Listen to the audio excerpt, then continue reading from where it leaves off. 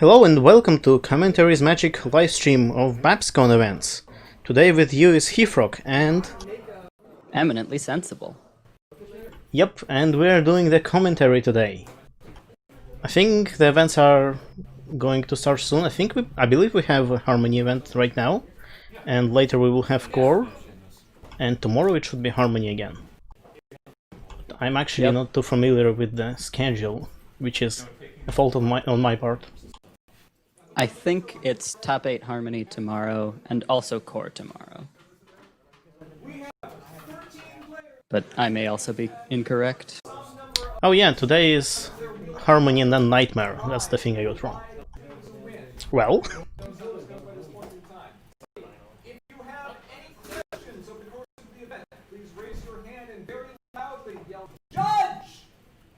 will be able to answer. If you are playing against one of the commentary members who will be serving as judges in this event, the person who you are playing will not give a ruling for that. Judge! Just ask one of the other individuals, we'll get all set. Does anyone have any questions before we get started? Yes. I believe we have planned. Yes. But it may be four. Can we? I think we're going to do 4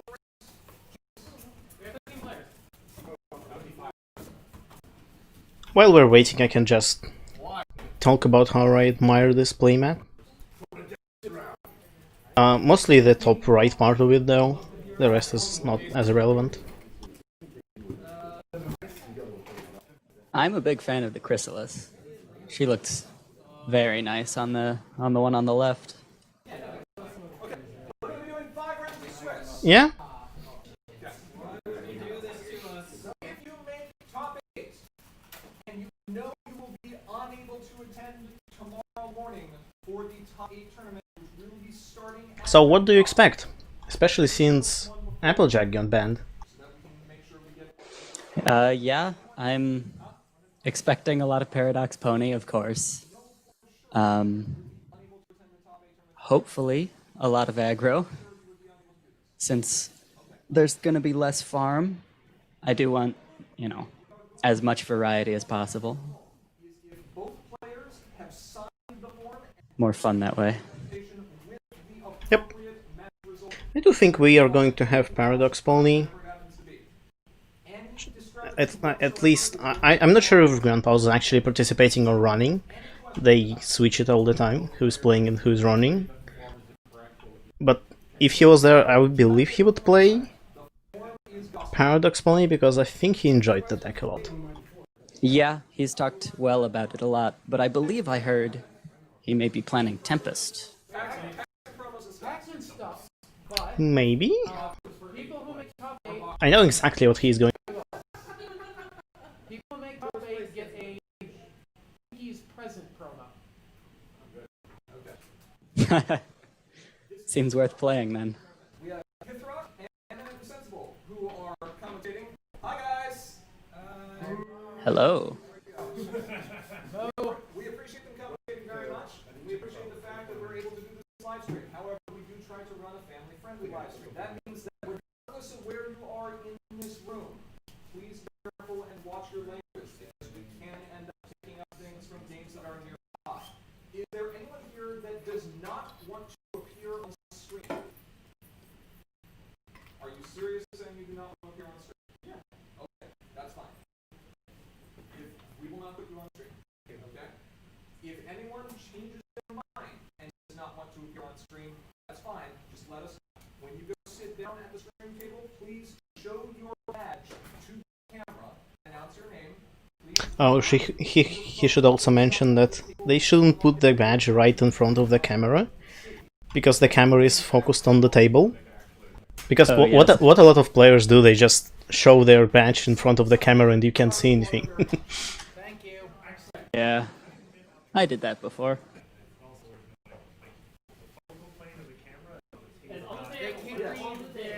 Oh, yes. Actually, this is a good point. Sure.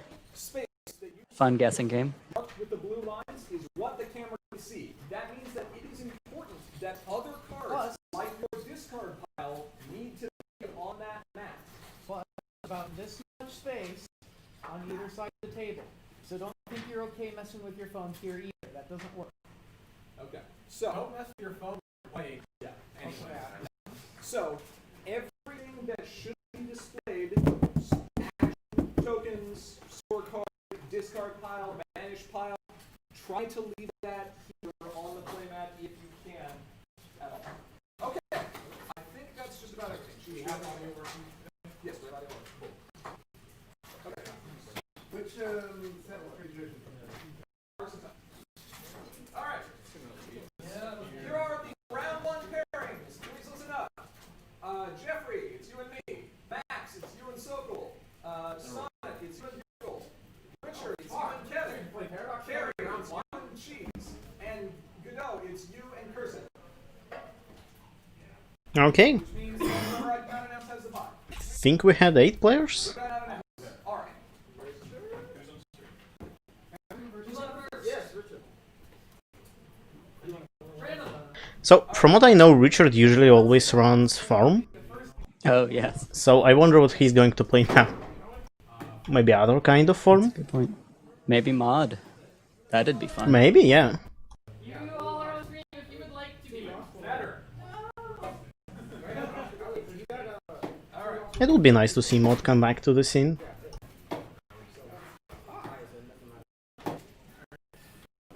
That's a good playmat. Oh, is there something changing on the thing? Because I can't see it. Oh, yes, they have put new playmats up. Okay, Got a Chrysalis and a Luna. I'll try to reconnect then. Yeah, I just realized my picture was frozen for a while there. I was only hearing the sound. Okay. Going once. Going twice. All right. And I reconnected, nothing changed, so I guess I'll have to restart the whole thing. Okay.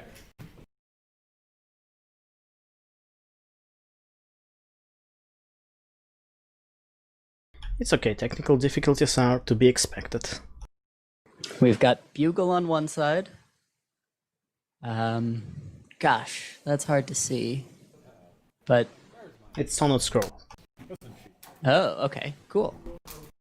No, sorry, quiet, yeah. Paradox Pony and Vinyl. Yes. Course for a swim. Oh! I can lose every game? No, that's the end of round. Oh. Not for beginning game. Oh, okay. I thought we were just playing super close. Oh, the first 5 just don't matter. Or It's 35. just setting up 35. Yeah. It's just setting up to make sure that your opponent can't score. Right. I mean, unless you can win. I wonder what Bugle is playing. Probably his Fireworks deck? That's what I would Yeah. expect him to play. He's signaled that intent a while ago, so unless it changed. Yeah, I suppose they've seen for long enough. Already shaping up to be a pretty interesting match. Mm-hmm. I like both mains a lot. Okay, is everyone like Who doesn't like Vinyl? starting 1 minute for game? People who play against Vinyl, because they always lose. That's fair. Hello, Anamoy.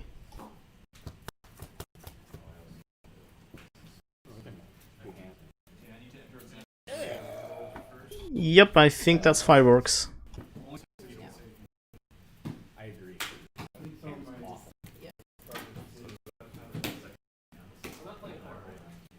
We should totally start 2 friendships.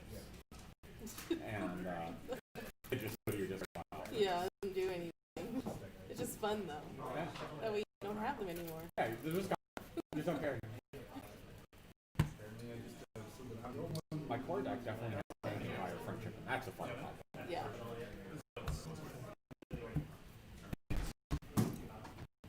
Doesn't line up very often, but when it does, It's fun when it's fun. Wow, the sand Seems like Bugle decided to mulligan. cannot. Can we start now? Yeah. Say two? You. but this turn gets to be fun. Pay 2, draw. Well, actually, you know what? Pay 1, draw 1. Yeah, did not. Oh, perfect. Okay. Pay 1. Magic 60 cards. Flip. Shuffle. Draw a card. White. Pretty standard vinyl open here. Oh, Yep, with 2 fire friendships. very nice. For Starlight. So purple here. And these are both ice. I wish I was Starlight. I will too. Select 1. and Wow. Can't do anything. Very rude. Starlit Glimmer and Cover to Cover opener is pretty good too. Draw a card. Yeah, strong starts. It's off. Card I want this time. Gonna make for a more high octane game, so I'm all for it. The problem for Paradox pony against Fireworks combo is that Fireworks combo doesn't usually score points early. This hard. Yeah, Because makes flipping much more difficult. From what I've seen, Beagle usually plays it. He mills the opponent first and then he can score points. That's a reasonable way to go, yeah. Okay. Ha! Now you're speaking. Oh, so much Reaction ET. generators. Go to score face. Sure. That's the first counter on Twilight. Very strong very strong start. It is. I feel bad for reminding you. King 2. Hey, card. That's not what I want. Boss. Well, it's a very nice 20-sided die. Mm-hmm. Well, I'm gonna play it. Aha! Matches the deck color. It's also an emulator. Oh yeah. It does.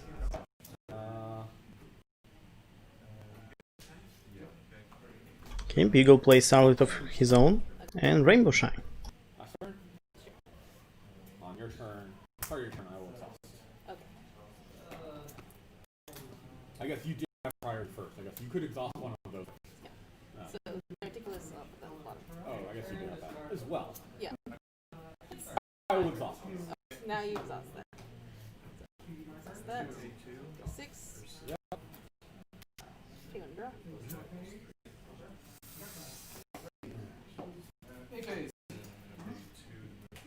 So what Summit probably wants here is backup vocals. But would you draw for backup vocals against a mill deck?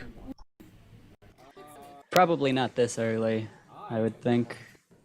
If you draw for it, you probably can't play it the same turn. Banish all cards in your card pile and draw.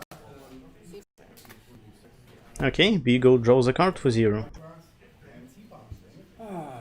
I get game 3. Call AT this turn. Oh, I should keep track of the score. It's fine. Draw my card. Finally! Gosh! Did Summit score a point that turn? I believe so. That was her second. It just doesn't. She doesn't really have that on her slider. Oh well. Ah, well, she has the second Paradox pony counter, which at the moment Yeah, that's is just fair. as good. Oh,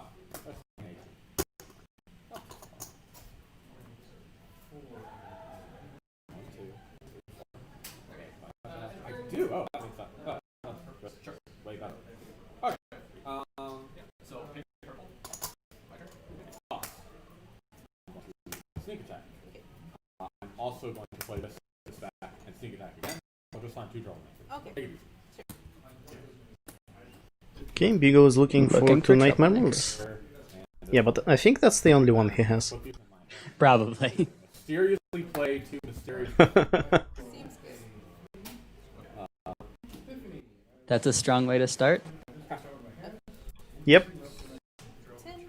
2 truly mysterious troublemakers. Shortcut if you would like. I can't Which- guess what they would be. Would you move Starlights away? I guess there's no point. You can just unfrighten Gosh. them. Yeah, unless she needed it very urgently, like during Bugle's next turn, but that seems very unlikely at this stage of the game. Mm-hmm. Oh, a Oh, double. she wants to double myself. That's a much faster way to do it. Discard. Very clever. Yeah, Beagle has a body flop though. And I then redeem think. all I the think I many saw one. And banish Fusion. Oh, yes, the Rainbow Shine action. Denies him a Joe.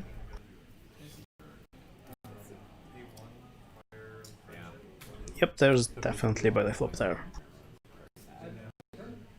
Doesn't normally take. That's long. Okay, I'll just go to face for both. Sure. That's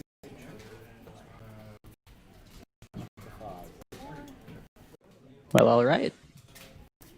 Okay, that brings Sonnet up to 5. And she should put a counter on her Twilight. no. It's Yes. And you have home on it. yeah.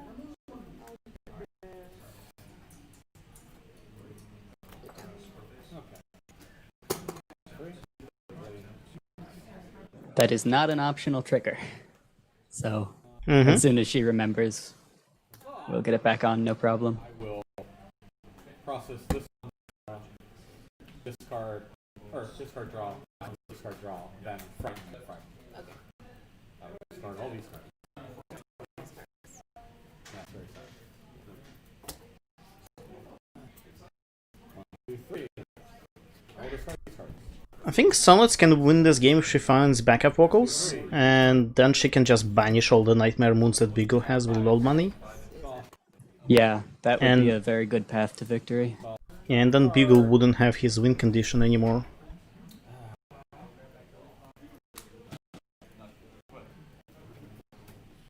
Banish would hurt quite a bit. Does Paradox Pony usually play Interdimensional Portal? I think it We'll does. find out. I guess so. That would also be very worthwhile here. There. Why not?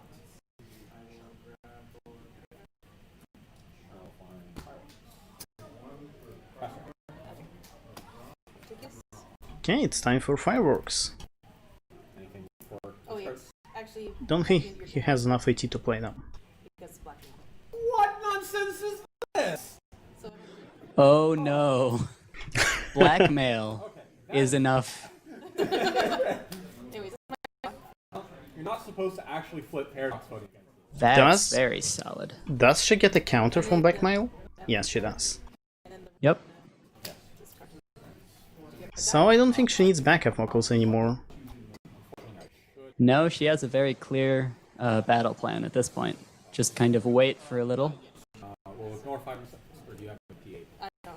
You have a D12. Though. Okay. 1, 2, 3, 4, 5, 6, 7, 8, 9, 10, 11, 12. Sure. So that's this one. And then 1, 2, 3, 4, 5, 6. Actually, no, I want to keep that. Oh, hold on. Okay. Judge, Yes. my opponent is processing a fire of friendship. But has already agreed to randomly discard tonight. Yes. So I have to just go through the first discard, and then Yeah. I'll fire in front of this Okay. one. Wait. You mean you already agreed? We already agreed, so I'm just gonna kill him. You were going to discard a specific card? Yes, we already chose the card. The We card was chose already- the card to random nightmare. and I already agreed to discard the card. So I You've was- already agreed to discard a random card. No, that's not the thing. Yeah. You randomly choose a card. Yeah. And then fire friendship. That's not Oh, that's not what I was told before. Yeah, but I, your replacement modifier. but I don't have to do it, right? No, Just it's if your you choice. discard a card. It's your choice. So why? Okay, yeah, that's fine. Yeah. So I will discard that one, and I'll use fire friendship on the next. No, you can use fire first. That's what there's. That's what. Yeah, the but I'm judges say. choosing to use it for the second discard. You choose Oh, you choose a card. without. Each. But you, I still get to. Okay, you still get to know what. No, I don't get to know because I don't get to know. Oh, you don't get to know. Okay. I will Does she get to know which card is chosen? fire Sure. friendship. That'll be It seems like she has said yes. Yeah. That's what I would think as well. I'll choose yellow. Okay. And because you have to make the decision before the discard happens, and you get to replace the action of discarding. Or three. Mm-hmm.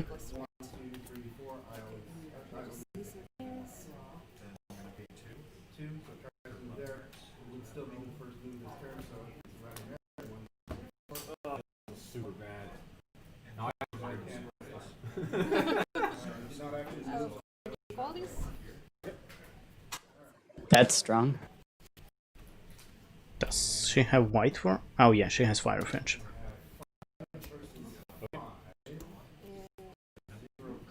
I'll play back at vocals to home. Okay, now And Nightmare backup Moons. vocals. Putting her up. Exhaust 4 counters. Well, Nightmare Moons don't frighten anything. I will exhaust these 3 to go to 7. Yep. And pass turn, which will tile money. I'll save her with Twilight. Well, that Oh, was a good turn for Sonnet. And banish. Okay. 5. I would maybe banish Nightmare Moon here, just so he couldn't use fireworks. Or at least That's fair. fireworks would be not as useful, but I think getting rid of his AT advantage is fine too. Though now, I think Bugle is mostly out of purple. His Fire Friendship. That's true. I thought they were both white, but I may have misheard. They might be both white. But he played that Starlight somehow, right? Okay. That's true. Oh, he might have played it off Trading Traditions. I don't think I can win this game anymore. For the stream. That's quite a claim from Bugle. Interesting is the Oh, problem. okay. If it's not gonna be interesting, then maybe we should just play another game for practice. Try. Okay. Okay, I know what I have to do. I'm actually not in as well as. Okay. A3 matters. A4 mismatch. Sure. I will choose. I'm actually in a much better spot than I thought I was. I'll choose. Okay. What card would you like to choose? Party of One is a strong card. It is. Choose. And he has enough AT to play it. Mismatch. Let's see. We're about to have a friend. Yeah, I'm about to have friends. That's right. I will choose Magical Mist. Fair enough. And then on the next priority, I will play Magical Mist. Okay. This is vanished. That's going to make things interesting. Wait, you I think I have to concede now. I didn't realize you had that. Magical Misfire was a good call to take from discard. Both discards are very large right now. I'm going to go out though. So this is vanished. Draw your card Wait, card? What? from Misfire. I did draw. Oh. Sorry. I'm up to 2 points. We will party one this thing. Okay. I can't win this game, but Professor. I will score. Yep. So I will discard both of these. Yeah. Yeah, I wouldn't be so sure that he can't win it. What nonsense is this? I'm losing against this. Sonnet has no cards in hand. Well, that's what Nightmare Moons do for you. Yeah, so that will make things difficult. Okay. I will draw more. Sure. I can't stop you. I think she needs to find something like old money. I will use Paradox Pony to play Old Knight. Okay, there it is. Wow, that was quick. Yeah, that's lucky. And a turn that goes back to my hand. Yep. I should have not picked your. She's going to discard it next turn though. Yeah, that's annoying. Draw first. Well, she could discard the card she draws and the other card instead. So she has a chance to keep it. Yeah, but it's kind of low. Yeah, it is unfortunate, but it didn't seem like there was anything she could do. Boy. Yeah, toss draw. No, Spectacle. Yep. Like I said, I can't win anymore. Blackmail. definitely turned this stalemate into a win condition for Sonnet. That's top. I will draw that. And then That's perfect. 1, 2, starting at 1. Sure. That's 6. That is fire friendship. Ooh, fire friendship. And odd, even. Even. Oh no, it's old money. Ah, that is unfortunate. If she hadn't had to discard Fire of Friendship, she could have replaced that. Mm-hmm. Losing against the deck, I have a 90% win rate, alright. She might find the redeeming qualities. Okay, I will just make. Yeah, there are still plenty of outs. On the side, at least one. Especially with such a stringent time limit. Really, she doesn't even need to start scoring points. She only needs to prevent Bugle from doing so, and she's got this game in the bag. Mm-hmm. Discard 2 of these random cards, I don't care. 1, 3. Yeah, because now it's like Nightmare Moon's actually hard Bugle because he has to confront something. Yeah, which is quite difficult at this juncture. Plus draw. Yep. I'm not sure what his problem is though. I think it's Daring Dive? It still doesn't matter.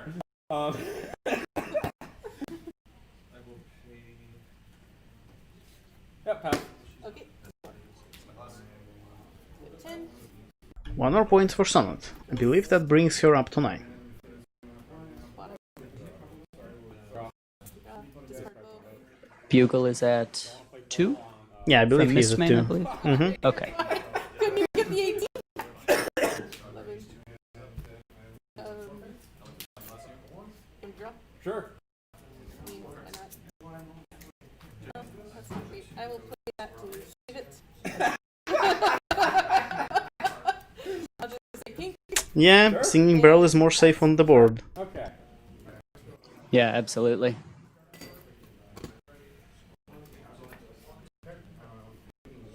I will randomly discard this first. Okay. No. If I don't have to do it that way, then yeah, I will absolutely do this. 4. Yes, I will say.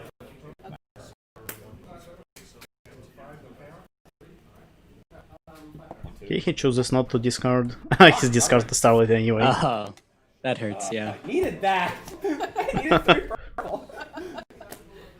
Self draw. Can I even? I think that's a juggling routine.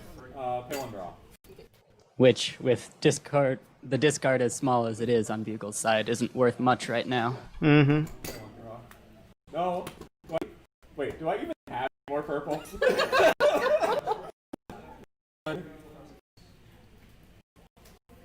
I do. Okay. Pay 1 draw. Stop that! Like all these cards have to be the purple entry rating in the deck, so I knew that one wasn't. Wait. Could play Mist Main and bring No, back that's a Starlight. bad idea. Don't do it. Pay 1 draw. There we go.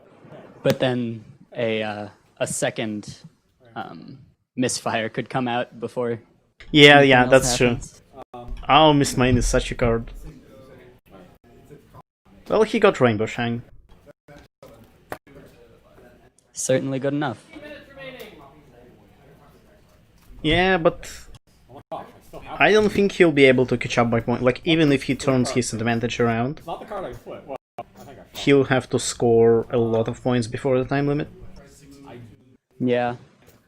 It could still be possible if he finds a way to confront Nightmare Moon, but that doesn't seem very easy with his deck.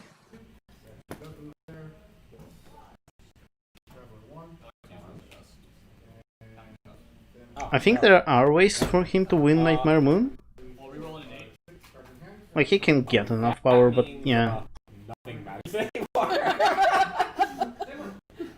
Paradox Pony just gives a lot of options to mess with the opponent to the point where even if Sonnet had nothing on her board, she could still draw into useful tech that could prevent Bugle from getting anything done.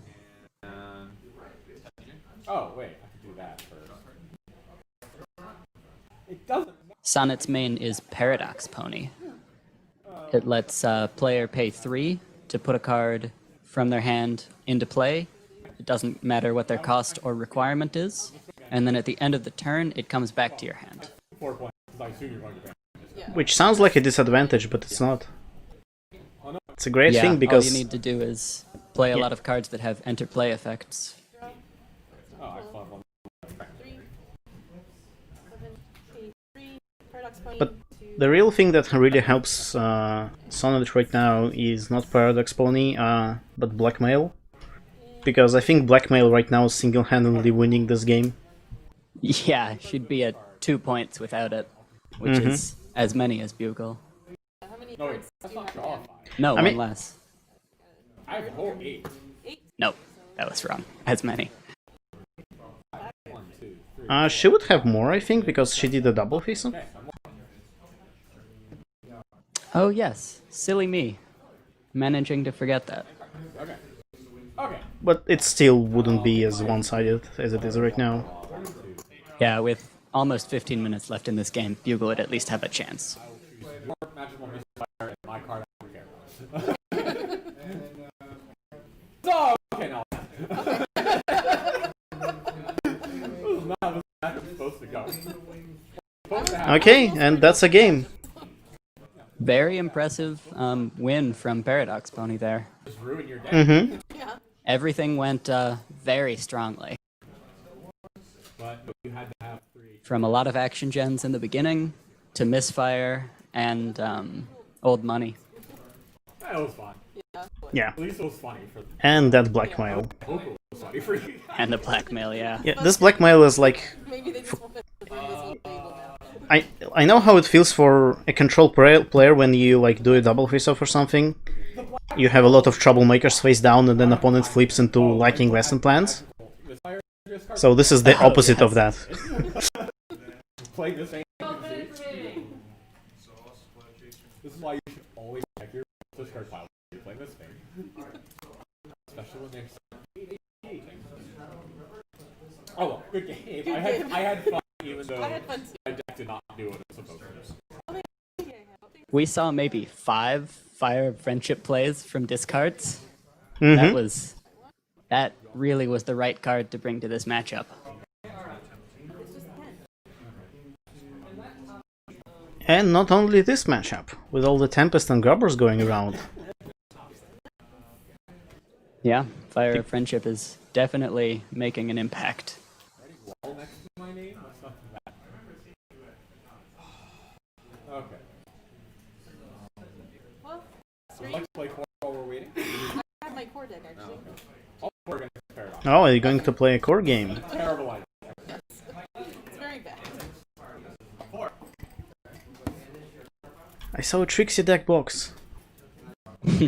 Bugle is a fan of Trixie confirmed. We knew it all along. He was just hiding it.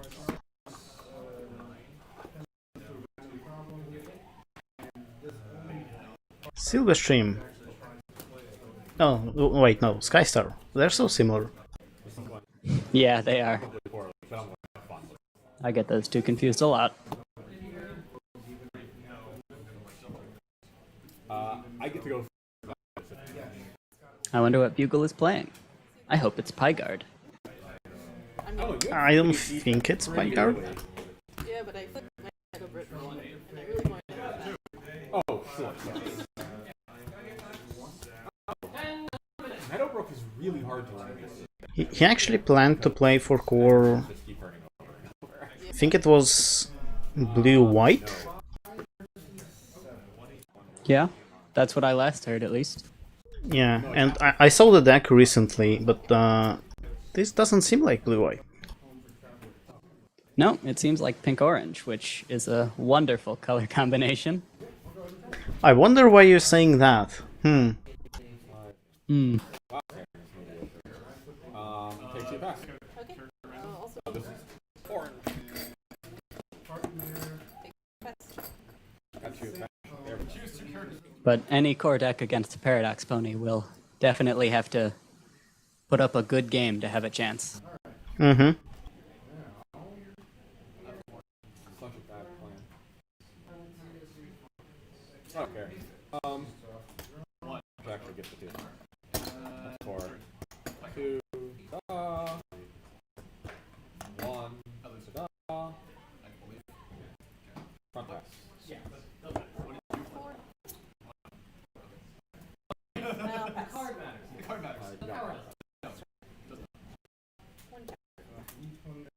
You're probably going to get 1 turn. I mean, I guess I could retire this for no effect, just to prevent you from And scoring. also to banish a card, That sounds terrible. in case you want to banish a card. Well, I have to do that too, yeah.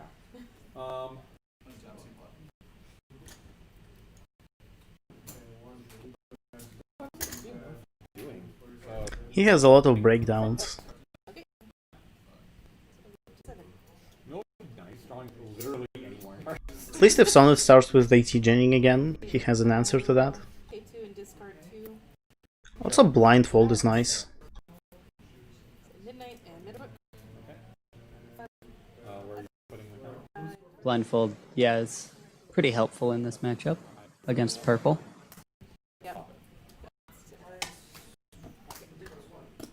The true thing that everyone should run against Paradox Pony is Bedtime, because it's just hilarious. That is the perfect card for that matchup. 1, Haven Bay. 1, Irish Ship. 1, Oh, I like this deck a lot. draw a card. Front. Pass. Okay. Go up to 3. Yeah, I'm having a deja vu. Deal with the Paradox Pony, but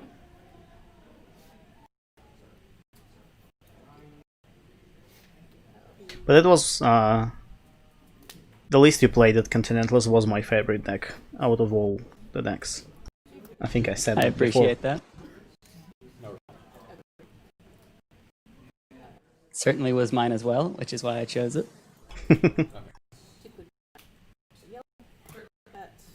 Ooh, early backhand pockets. Good start.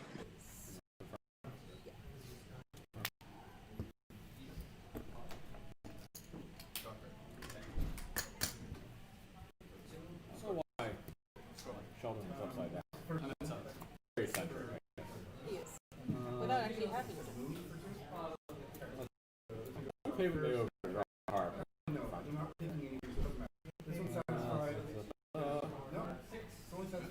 Yeah, I don't think Beagle can do much with his hand. His hand isn't the best right now. That's fair. Not a lot of actions either. I am, however, going to play 2 Somnambulas wide. Oh, Oh, no, she's unique. Never mind. I'll play once. you can play the other and you can just discard it. Uniqueness violation. What's the best play? And I want front forward. Hold on. Yeah, I'll just do front forward. Okay. 4. Pass. So.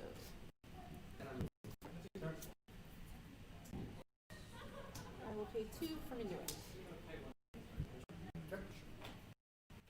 That's fun. Ooh, Minuet. Minuet can do a lot here. I'll use it.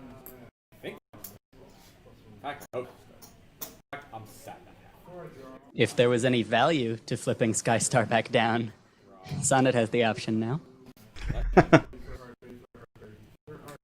She could also bounce things like Blindfold, which is True. like, not the best value, but Everything on Bugle's board costs 1. except the token, that costs 0. Those would be gone for good, but at this point, that doesn't do too much. A lot of characters. Probably I think every single one. I'll pay 2 for. Oh, Okay, Minuet goes Breakdown away. helps.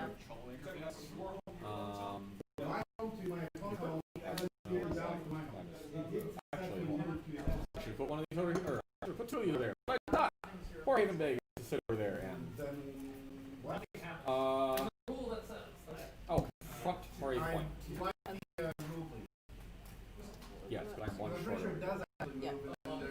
Yeah, if I could do both. Man, I'm bad at Do you this. want to do something else? You know what? Practice yeah. games. Let's just do something else. We'll put these 2 over here. Okay. And we will Haven Bay. Seems Bugle may be just learning this deck. So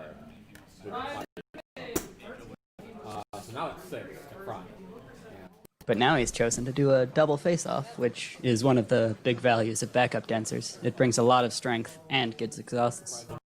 Mm-hmm. tossing It's 3 for 4, right? No, wait. That sounds similar to the loadout, but I can't remember. I remember that it puts 2 tokens into play, You had 2 counters. We were trying to earth. and it costs 3 probably. I'll look up. This might affect decisions. I will retire no more cards. I don't have to. Oh, it's 3 for 3 and 2 tokens. Okay, so Which is great. functionally 3 for 5, which is a very aggressive loadout. And arguably tokens are better than just straight power in some cases. Should, but I think Yeah, because you get to move them and they're less vulnerable to removal. Mm-hmm. Only if you plan to double face off very often does having a 5 strength character really help. Because then you can move it back more cheaply. That's why Heaven Bay is there. They? and then Oh, did you actually? Oh. finish it and then just copy it. That ended Or Haven. Okay. Okay. That makes things. That was a fair call. Though, Yep. if she had taken Breakdown instead, she could have gotten a second dismiss. 4. Yeah, I got a whole 4. Oh yeah! I didn't even think of that. It's too clever for me. As soon as you can steal opponents' characters, the computations of what's the best call get a lot harder. Mm-hmm. That sounds awesome. Let's not do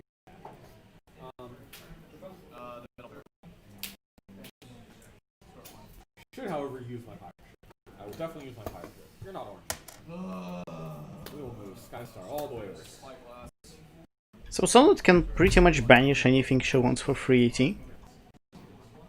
Which is pretty solid. Yep. I believe she'd However- also need a way to confront problems at the same time. Bugle can keep scoring through all of that. Because 3 AT is not enough to get rid of his whole board. It's just too expensive.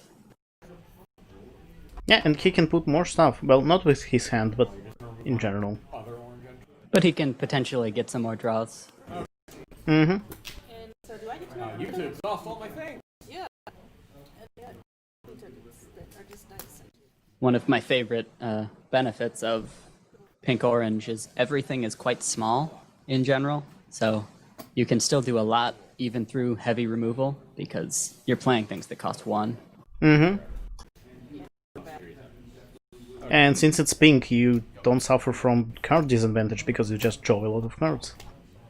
Yep. Though Bugle has opted to go with a main that does not draw any cards, which is slightly less common. I've seen both Silverstream and Lyra loadouts for Pink-Orange before. Mm-hmm. That's my experience as well.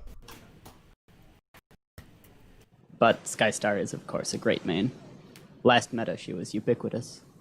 I want to drop 2 cards and just. Is that a bear punch? I think it is. Oh, I can't. Front over there. Yes, I'll do it. Very fun. Very strong card. Large, Yep. but it's nice to have. For one turn. Because I think that's what's gonna happen, and Sonnet might actually confront a problem with that. Oh, that'd be nice, and get a draw. Oh, however, she would need to find a new Chrysalis. Bugle Belly flopped the last one, Oh, so it wouldn't return to hand. that's fair. Discard that and see. I missed that. My opponent is banking lots of AT. Not this bank. Ready, card, name tag, toss, card. Berry Punch is a very fun card because It is. she's quite good in general, but also that chaotic just is very fun. 3 for cover. She's one of the few cards in the game that will regularly flip for 8, because in a pink deck you almost always have a full hand. Mm-hmm. A 1. Move, very punch all the way over here. 3, 4, 5, 6, 7, 8. Up to this problem first. Draw. Oh, card. Well, we almost got to see 2 full games in these 35 minutes. It looks like the pink-orange is actually holding its own against Paradox Pony, which is impressive. It'd be hard to Yep. say for sure who comes out of this winning. And unfortunately, we won't have time to see that. Bugle isn't that far from winning though, like he's at 11 points right now. Yep, Sonnet would have to get a really strong control game up. Mm-hmm. Which And- Paradox is fine at doing that, but not really strong generally. She was banking a lot of AT for the last couple of turns though, so... Yeah. But she also did get an early flip. Midnight really does help though. Oh because yeah. Bugle's friends are all at home.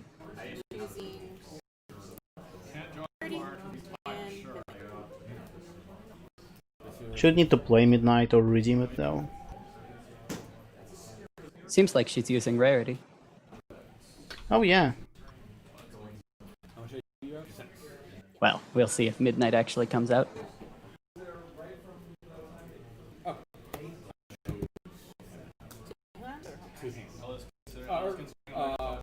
Wait. Alright, one goes in hand, one goes back. Yeah. Oh, one goes home and one goes hand. So, Yeah, so we'll put this in your hand. the play. Oh, actually, that. So it's always at home. A Rarity is one of the fewest cards that are triggered, like that can bring back things from your discard pile and enters play. What an amazing card. Getting to choose either the card I want or another Rarity. That's nasty.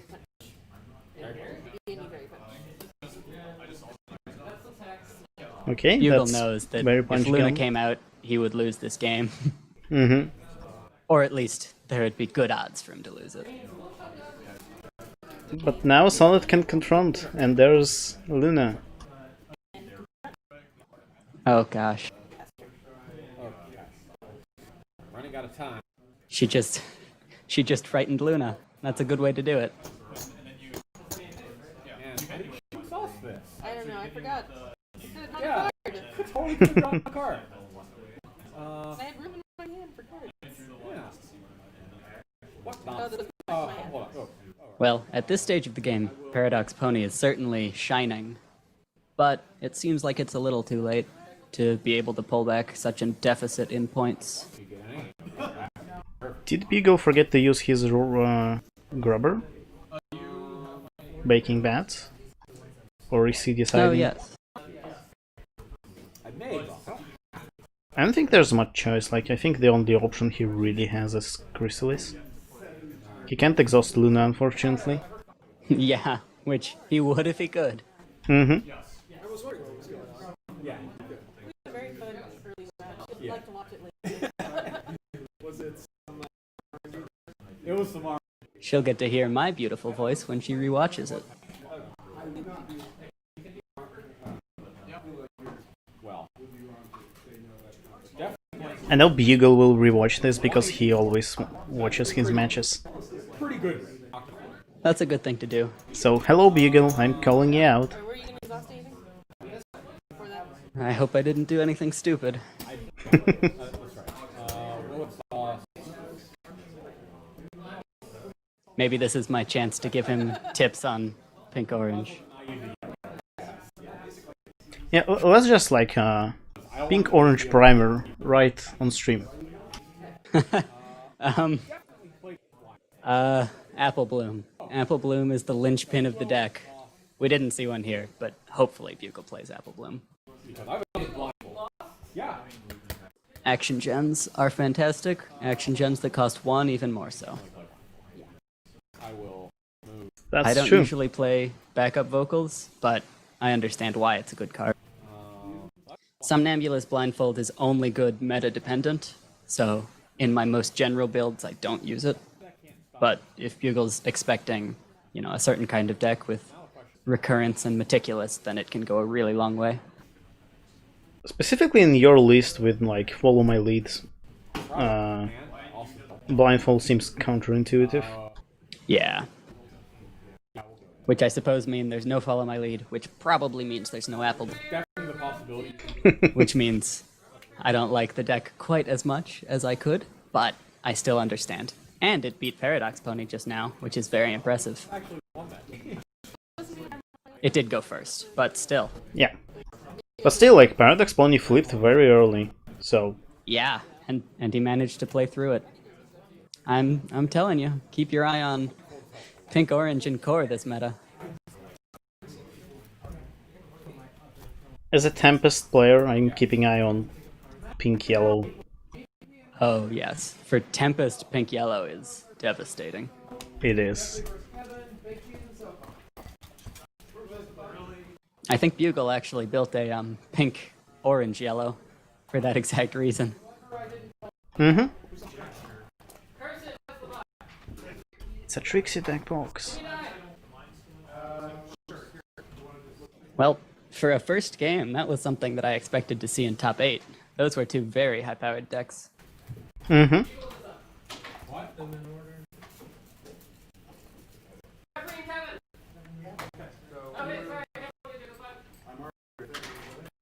Was a very interesting match nonetheless. I thought Fireworks would win, but they didn't. Yeah, I think there's been a lot of practice, and Fireworks generally wins the matchup, but Sonnet pulled it out, and that's quite impressive. Mm-hmm. Hey, it's Grandpa's. On screen. There's no way that match is not. Very cool. Yes.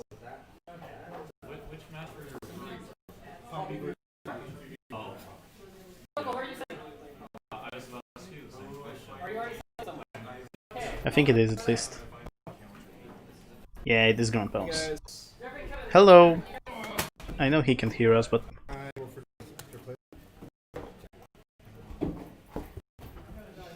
Who's he up against? I'm Richard Owens. Against Richard.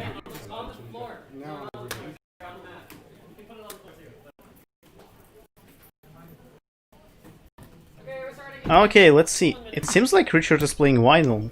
Is it Vinyl Farm? Haven't heard of that.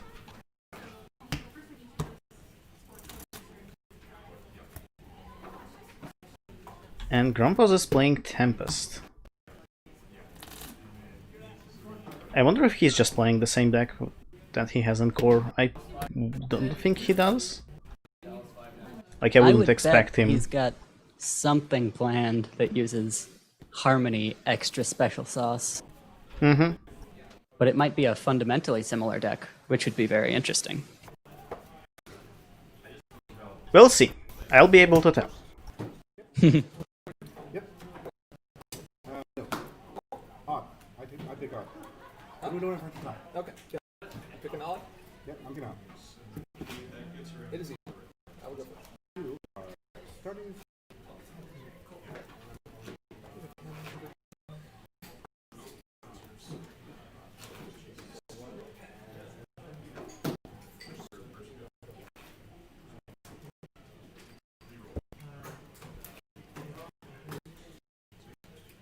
Trading Magicians, not a surprise there. Very good starting problem.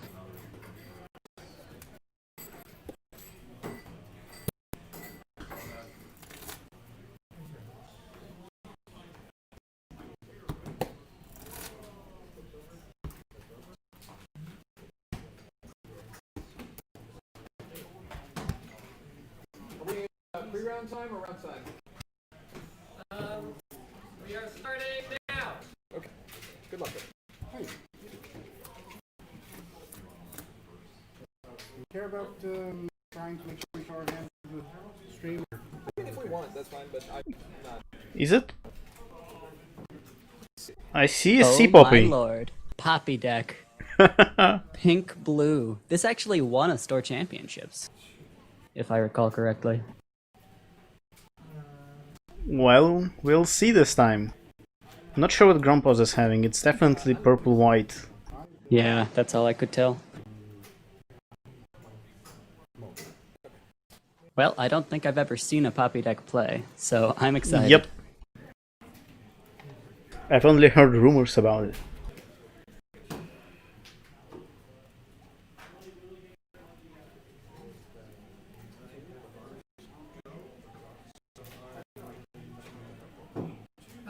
What if it's a poppy deck with a pile mixed in? Because you can mix in pile there.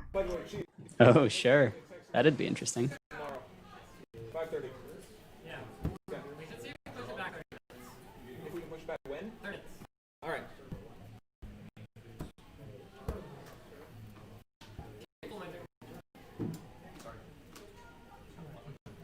See, rest in pieces. Think that's missed main. Portal cover to cover. Turn one. Exposed, I think. To bank and pass. Okay, Grandpa's is passing. I think No that's a cover, good play just game. against... Yeah, it's a good play against Vinyl, because if Vinyl wants to flip, they will draw more cards. Yeah.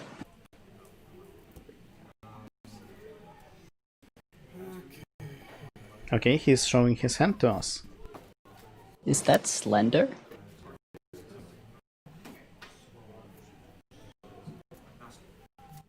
Oh, of course. It's Miss Main RR.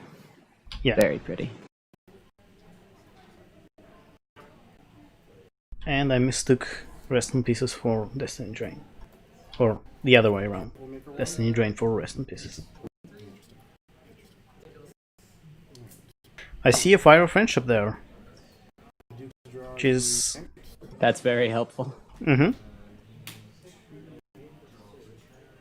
I wonder if he will discard it to his hand limit now, or he will keep it so Grandpa's doesn't have a choice. Good question. Or playing Angel Wings, or 2 Angel Wings works too. And move Scorpions. I do not confront here, but I do confront here. Hey! Scorpion, your turn. Well, that's a fun start.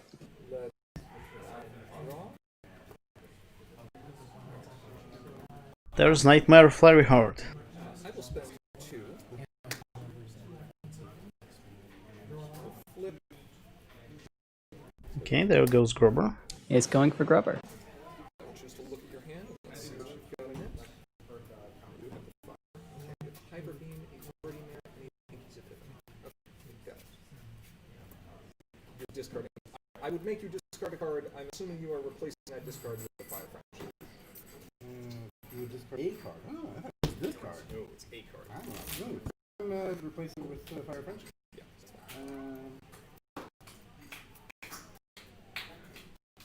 It's not optional at all, right? Conventional start from Tempest. See just about that every time. But an extra special start from Vinyl there. And Angel Wings is great to start and Fire of Friendship. That's going to give a real advantage in the rest of this game. And then to Flurry Heart, which you don't see that often. Nope. But she's somewhat a linchpin in the deck. Yep. Okay, that's a cover to cover. Now she can, or the cover to cover can help defend that Grubber, which is very nice. No, that's another C-Poppy, I believe.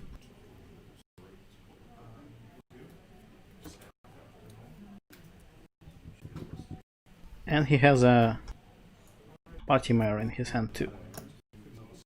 Well, he's got a game plan. Let the Patimire and Flurry Heart rules question commence. Except, well, we have Grandpa's here. He'll answer any questions. Yeah, that is convenient. Having one problem open and almost entirely confronting it is pretty nice. This Vinyl deck has a good direction to play right now. There are a lot of points available for it before Tempest really gets into gear. Though losing that face-off does hurt, because Grandpa's gets the prepared point. Action. Yep, and he also have to move away his Angel Wings. And he can't just move her back, because he might actually it's not very move her at all. complicated now.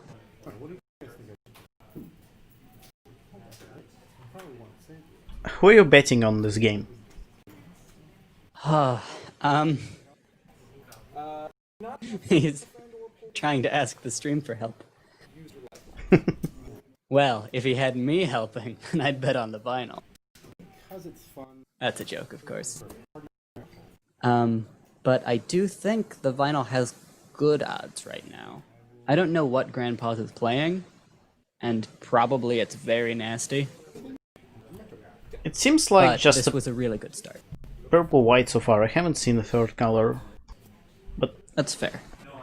the thing is that purple-white is great for walling off people with problems. But Poppy is an alternative way to score points, which can be handy.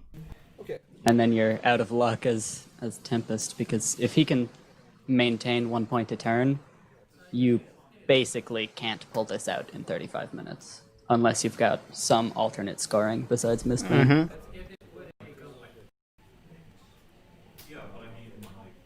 A second cover to cover helps, though. I will absolutely concede that that is going to give him a chance here. He might play Chrysalis on cover to cover just to have 3 prepared. Party Mare would move to a random location. Either one of those locations would become valid and be replaced, so let's forgo that. For the case of speed, see why? So, Yeah, that's fine. You can just Okay, so we'll go moving which location gets replaced, and then this goes to a random location. 1, 2, 3, 4. okay. yeah, so what from I That is remember nice. what happens. First they decide where Fatimar moves, and then how it is replaced. I think. Yeah, but they decided to skip the replacement because it ends up being just as random. 4 versus 5. Sure, you want cover. Right. I mean, That's only But now the replacement has gotten pushed out of the way, so he can move Angel Wings back up if he wants. Probably it would be better to move to the other problem with that much prepared around. Just take the easy points at Trading Traditions. Oh my lord. Ooh, that hurts.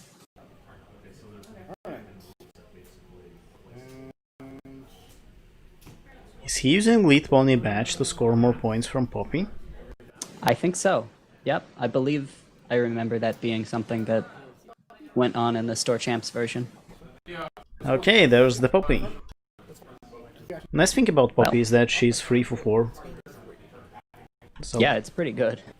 even if you don't score any points from her, she is still a good friend. how are we up to 3? I'm curious. Oh, because you confronted the first one. That's right. With the 2. Okay. Meticulous. Well, giving those free actions to Grandpa's is probably going to give him options to make this next turn very strong.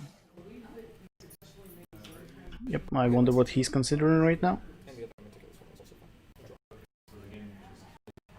is also fine. Okay. Go to the main phase. Sauce gain 1. Sauce to gain 1. 2 digits of actions is always scary. Step 1 and draw. It's not. I'm telling you that as a purple player. Just I play don't. purple myself on occasion. Oh, that's a mimics. That's something. Given that Richard can't really go through Grubber, mimics are going to be a problem. Yeah, that's true. What Grumpouse could do is to copy Poppy and score points too. Oh wow, that'd be funny. It's considerably more difficult for him though, without the extra infrastructure of the deck. Though I suppose Why he not? gets Like to for guess. every choice Richard, like for every random choice Richard makes, Grumpouse Yeah. gets to guess as well. So there will be on equal ground there. That's a good point. Unless Richard has mastered his guessing skills in preparation for this deck. Yeah, but Grumpouse can just name the same thing that Richard names, and Yeah. a random problem. This will be Well, we can shorten that because you've got the floor. nope. I'm gonna pick on for C. Oh, I see what you're saying. Okay. It is not odd. Attempt to move here. For replaces 1, 2, 3, 4, 5. in all random cases. That's very cool. He gets 2 guesses now. Mm-hmm. It's 4, so it tries to move here. It does. And get traveler. 1 more. Alright. Didn't score a point from Poppy though. Shame. But that's the risk. Mm-hmm. Minuet is very interesting.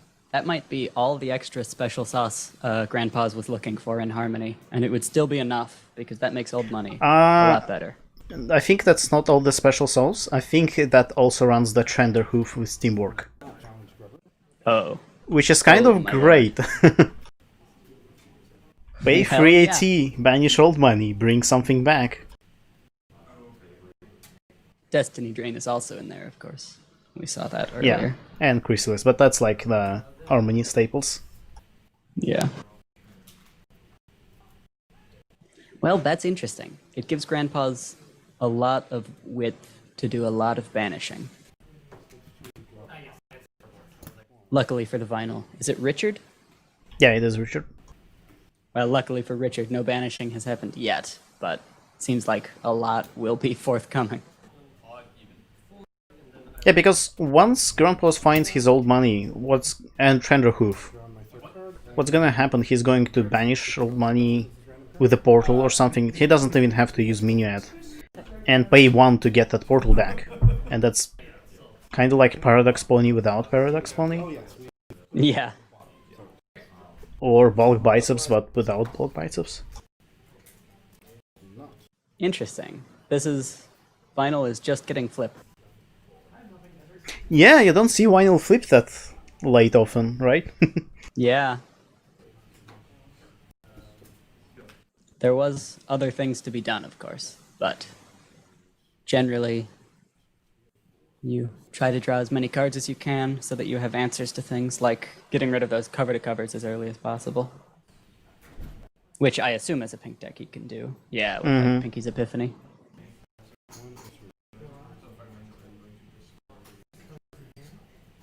Or maybe, just maybe, he runs Flitter. That'd be something. Maining pink, it would be unlikely, since Flitter's also pink entry. But you could.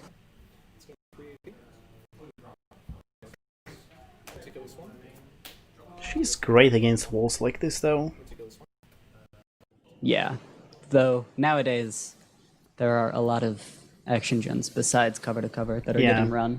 Starlight Glimmer is very popular. Before we go main base, I have a Troublemaker backup. Okay, that's a Mimix. But what do you name here? Probably Almost events? certainly event. To interrupt at the start of my main Pink events are the one thing that could wreck Grandpa's plans here. We'll go ahead and pay 1 to belly But my angel wings into your main. okay, he uses Belly Flop before he gets taxed by Mimix. Yeah, that makes a lot of sense. And gets rid of Minuet, which makes a lot of sense too. go.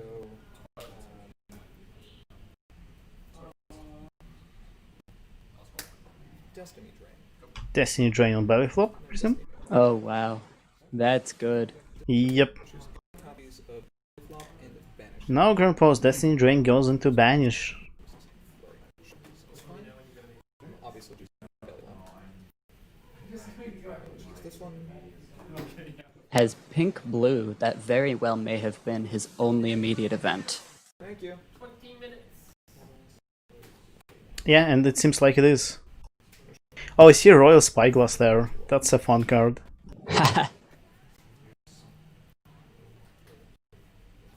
The thing I always like the most about Destiny Drain, well, beside the thing that it's basically remove any card, that you get to see opponent's deck and hand, so you have like the full information of what they're running. Yeah, that can be very helpful.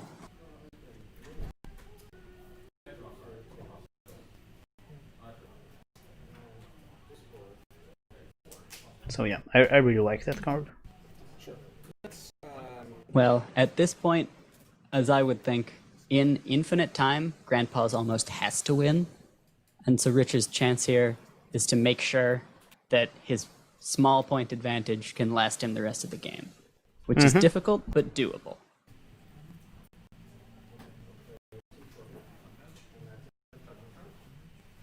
And I think he has a good chance defeating Mimics this turn. That's If true. That would Muffin, go a long way. if not Muffin, but Party Mayor stays there.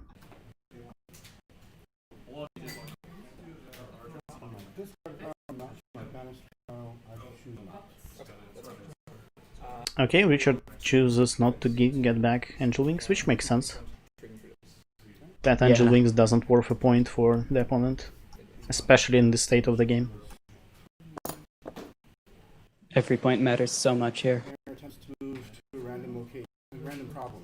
This will be odd, even. I will guess that the outcome is odd. Okay. It is not. Attempts to move here. Does first move this turn. It tries to move to random location. 1, 2, 3, 4. I will always choose 1. It is 2. So it does move here. And at the start of your turn, I will name resources. Missed the guesses again. That's very unfortunate. But I would like to have that left on resources unless stated otherwise. Are you okay with this shortcut? Okay, Grandpa's names resources until he says otherwise. Interesting. I suppose he's worried about maybe just clowning around or T-Rex Reign of Terror. Yeah, there's also like Lead Pony Badge and other resources in there. That's Like true. Grandpa's just got rid of Bellyflop permanently, and so his entire deck. Yeah. Pinky's Epiphany is helpful, but perhaps not game-winning. You have 2 infusions of Parrot over there. You don't have any. Especially since if Grandpa's gets Stranderhoof, he basically doesn't care if any of his cards gets removed. Only change the mimics. Because as that leaves play, he can just pay 1 to get something else back. Yeah.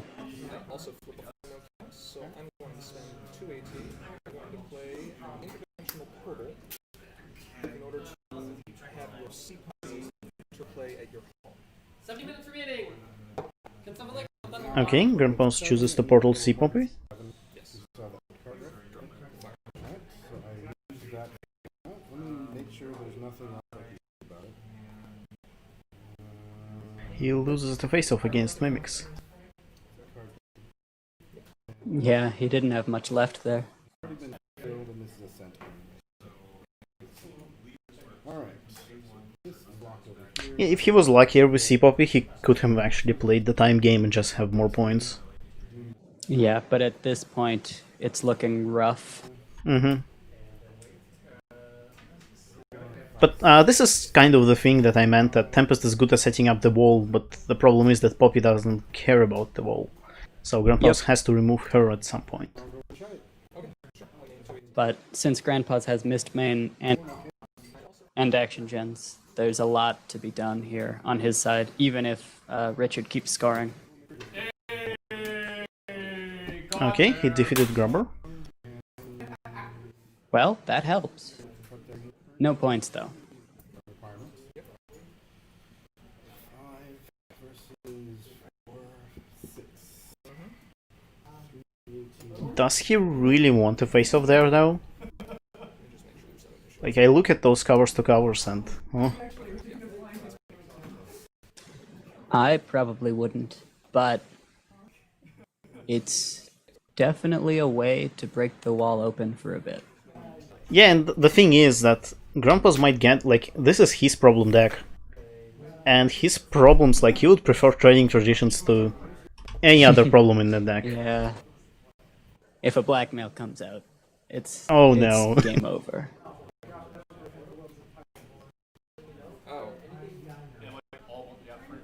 But then even something like being able to exhaust Tempest to gain actions, or halfway across Equestria where you can move opposing characters, there's a lot that a control problem deck can do that you don't want to see.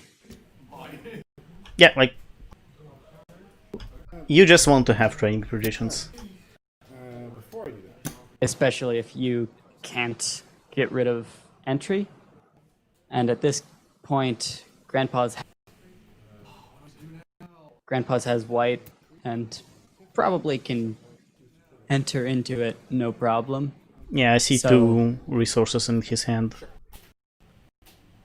So getting rid of the white doesn't really go very far. Mm-hmm. I will pay 2 less for angel wings here. Grandpa's does have a very nice playmat. It's obviously custom. How did you guess? For 1. Single problem face off. 3, 4, 5, 6, 7, 8, 9, 10, 11. Minus 1. Okay, so he won the face-off. Points are points, so that does help.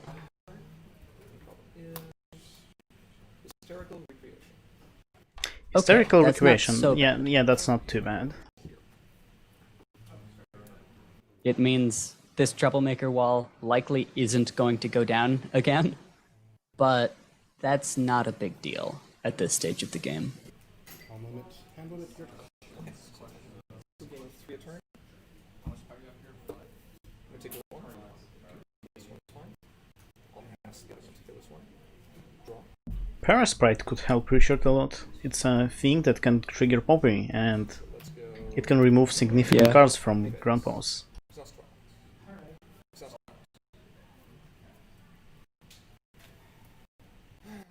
While Grandpa's could get rid of it somewhat easily, it would have to be through old money, and using an old money banish on that rather than a friend is always nice.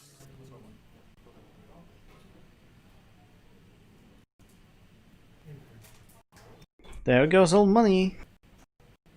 Yuck. I will choose to banish your Yep, banishes Sea Poppy, makes sense. That makes things difficult. Yep, exposed to bring back Grubber. Twilight Sparkle and Rarity. If Richard got rid of Mistmane, From my discard pile, I'm gonna play this up. Grubber. Trigger Grubber. I mean, he wouldn't really stop all that, because I know Grandpa's has some resources in his hand, but Richard doesn't. Doesn't know about them. Yeah. Getting rid of Mistmane with, like, the Pinky's Epiphany would have made sense, though it would have prevented the double from happening, which is kind of self-defeating. Or the single. There goes Minuet. Well, now Grandpa's has his lock set up. It's gonna be really hard. Basically impossible to get through this. location. I don't have C-pop anymore, so we'll forgo random problem. And 1, 2, 3, 4 for the second break for going this first one. Okay, sure.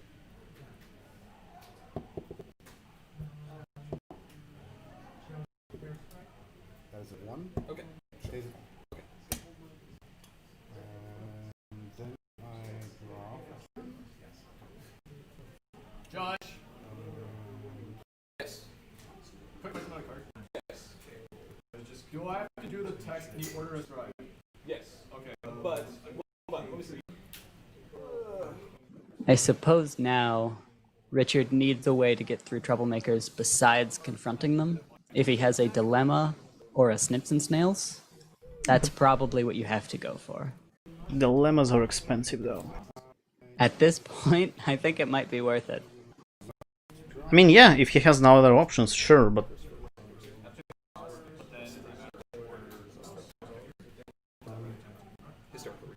Grandpa's has a really scary lock here that's only going to get better.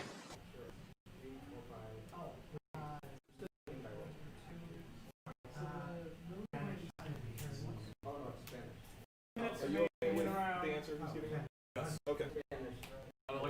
A Chrysalis would help a lot, though. That basically undoes most of Grandpa's work, at least for a short time. This is why it matters. I would like the process. But the question is, do you get rid of mimics, or do you try to frighten Grandpa's friends?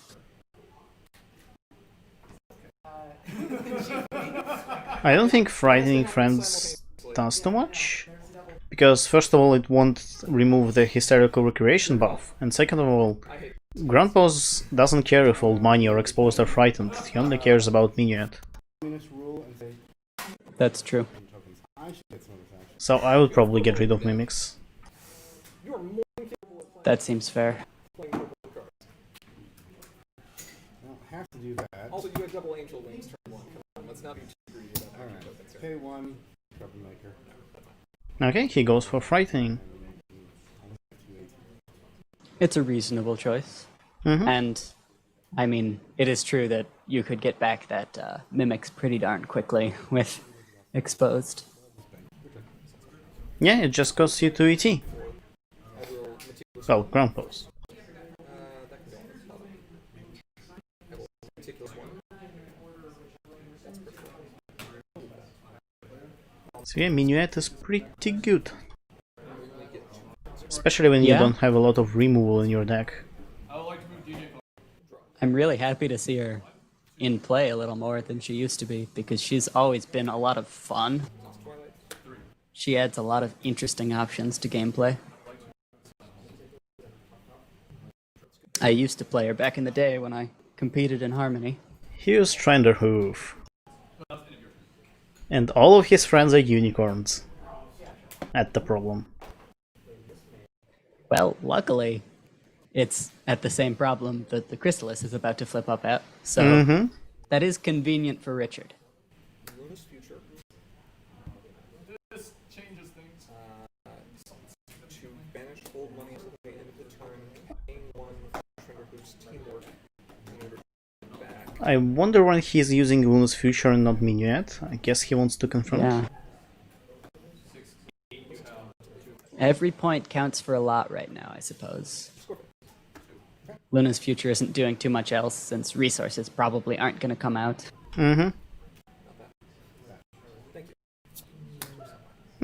You could remove Fire Friendship to disable blue. Fire Friendship is on purple, I think. Richard does have purple in the deck, surprisingly enough.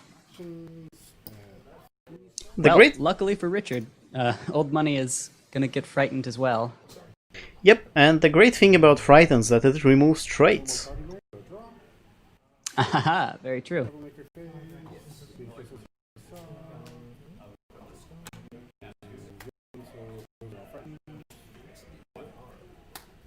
I do wonder why Grandpa's decided to keep everything there. I suppose he assumed it was a Paris Bright and was just getting ready to beat it. But now it does make things a little more difficult for him. He's still favored to win this. Yeah, because he has the control of the game right now. But in a slightly less favorable position, that Chrysalis would have been devastating. Because that's the entire strategy of the deck. All 3 cards just got frightened.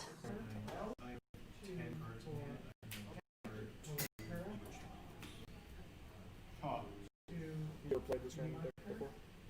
Like 3 times before.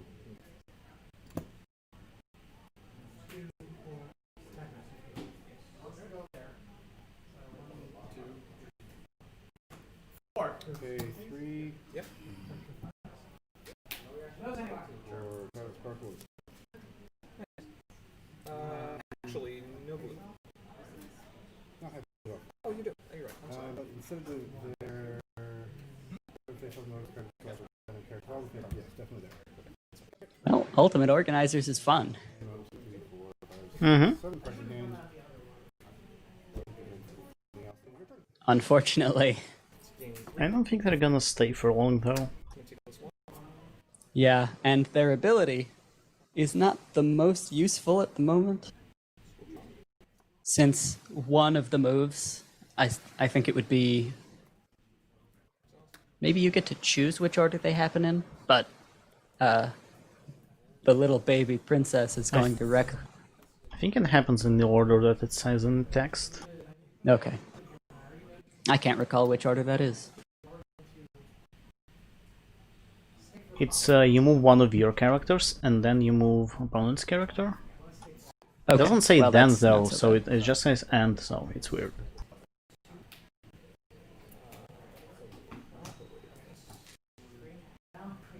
Flurry Heart is weird everywhere. Absolutely weird.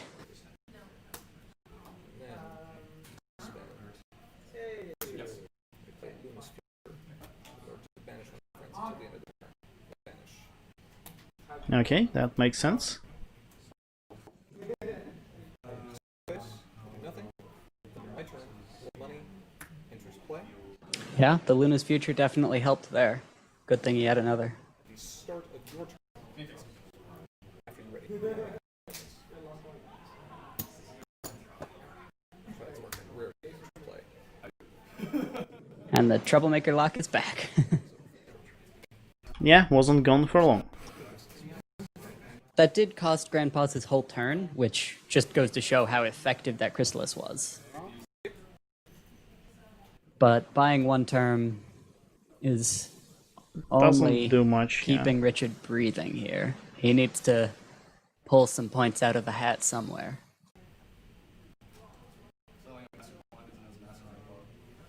Time, please.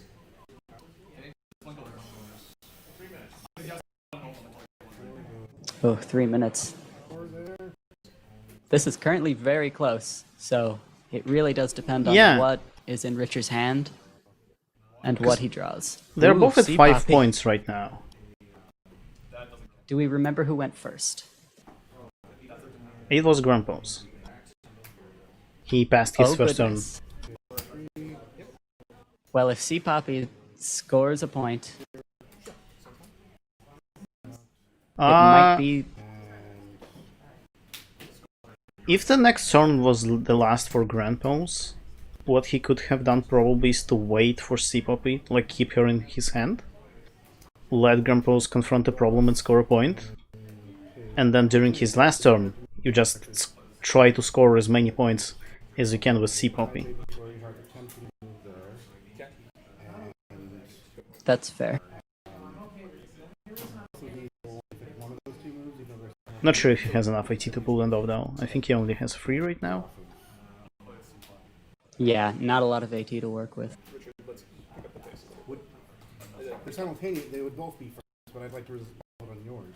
How did you guys resolve your thing? With the They have to work out this ruling. Yeah. Okay, so They happen one at a time, so I assume the controller chooses. all right, so this one, I guess. All right, Richard gets to choose. That helps a lot. Location. I always pick one to be my home, and it moved to 3, 1, 2, 3 stays where it's at. 1, 2, 3. Yeah, moves to your home, and this one is to mine. That move actually does help. Sorry, Sea Poppy doesn't get the. Flurry Baby, Flurry Heart then goes into effect. it's not the first time. Oh, it didn't move to your home. You're right. Okay. No. What do you mean it didn't? I picked 3. Sorry, I picked 1. We rolled 3. We would move your home. So before it can move to your home, because it would move the other Flurry Heart. It does a random effect, and I pick again. The rules nightmare commences. Again, is a 6, Also, which is a a reroll, Dota champion. and it is a 5, which is a reroll, and it's a 3. So, Still a 3. and then this one does move there, and as far as the pace, 218. Man. See Patimer, I Richard- see the Pinkie Pie Rambo Dash, which is also a random move. Oh, that's true. Richard still has a chance here. He's gotten really unlucky with his guesses, which there's nothing Yeah. he can do about that. And my I think he, like, if he would guess correctly, he would be 3 points ahead right now. Which would be all he A needs. lot, yeah. But those 2 party mares, well, Yeah, but the Sea he- Poppy's not going to last, and that's the real problem. yes, and even if she does, he will score only 1 point of her, which is not enough. We've done the meticulous. That's fine. Because Grandpa's probably going to confront now. Though he doesn't have a lot of IT to work with either. 5 AT is enough to score the point, but he might not get to do a vanish. Which means if Richard does get another turn, Grandpa's might be looking at a tie, which nobody wants a tie in this game. It's a very interesting game right now. very interesting. Okay, I think the time was just called, so this is probably his last turn. Yep, we've hit hard time, which means Grandpa's plays, and then either Richard gets a turn or not, depending on who went first. I'm fairly sure it's Grandpa's who went first. Because he skipped his first turn, and then Richard did his Angel Wings thing. Oh yeah, that's true. Oh, Mist Main, eh? Well, Mist that's a Main way to helps. score points. It's a way to score 2 points, in fact. I think he'll Which score is- only one, Richard. Yeah. Yes, but then the Mist Main also has the benefit of confronting, which means Grandpa's is 2 points ahead, which is likely more than Richard can make up.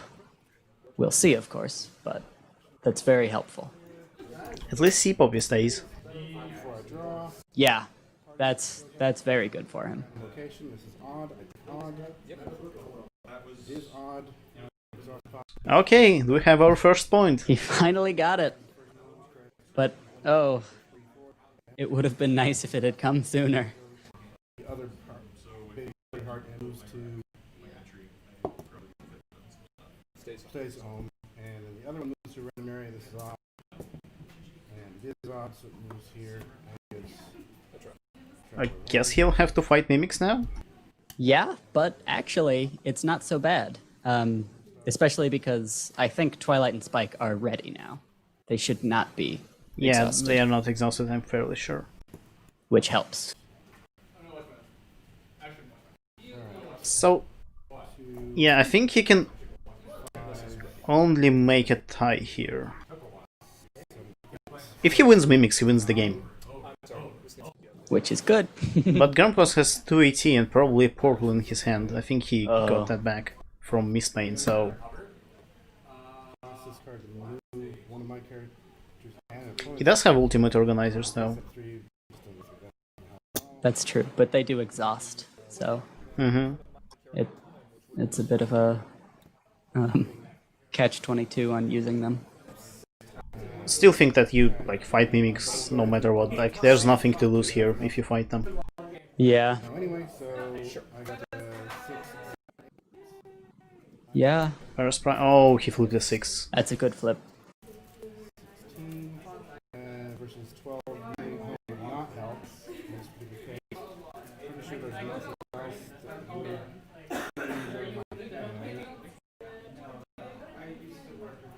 So I just lose that face off. Okay, he lost the face-off. Home.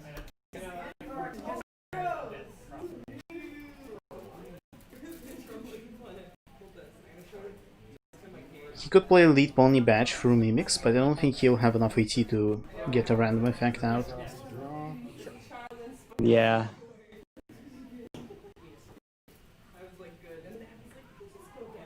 And even he does, that will only make a tie. what he needs is Snips and Snails. I don't know if he has Snips and Snails, or if he could confront in 2 actions or so. Nightmare Moon, that would be helpful earlier. That would have made this game look very different. Yep. But I feel like he has only like one in his deck, probably. That would be fair. Okay. This was a good game. Very exciting to Very watch. good game. Surprisingly close. I Mm-hmm. started betting on Richard, then Grandpa's, and in the end it turned out like knife's edge. Could have been either. Mm-hmm. Yeah, I feel like if Richard was a little bit luckier with his guesses, he might as well have won, but would have won. 10.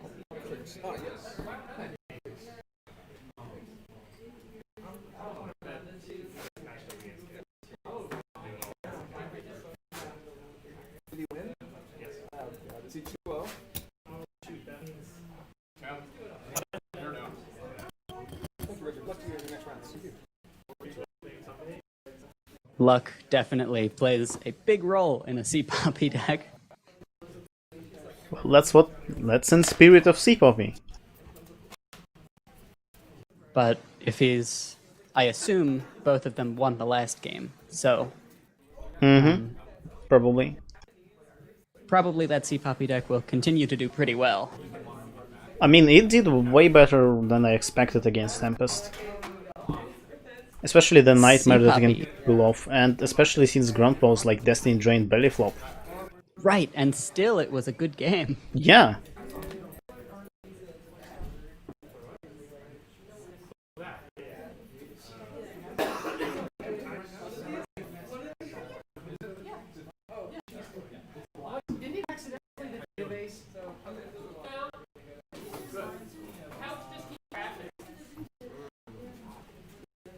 JS hipster. I think Sea Poppy might be better than any of us expected. I certainly did not see that card come out and think, I should build a competitive level deck around it. Yeah, I should bring a deck that I will bring to a tournament. Like, I would play Sipopi deck in Coco or something, but not in a tournament. Not in a Harmony tournament. Yeah, I would not have thought to do that. So yeah, big props to Richard to building something great.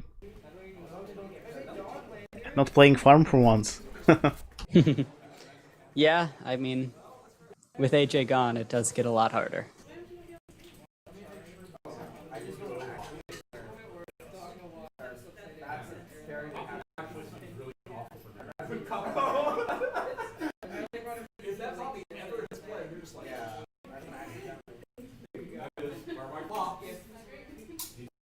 Oh well.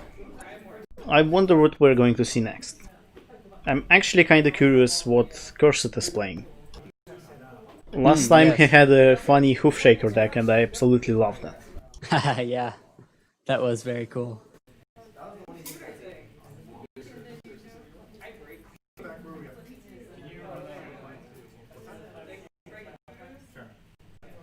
So far, we've seen 4 very strong decks, and they've all been different, so we've been pretty lucky. 2 of them were kinda expected ones. I guess Fireworks is also kinda expected one. And Sea Poppy, something you don't see very often. Yeah, like, the community has known about it, but I wouldn't say anyone was betting on seeing Sea Poppy today. Oh, it would be so great if Sea Poppy actually won the thing, but alas. That would be fantastic.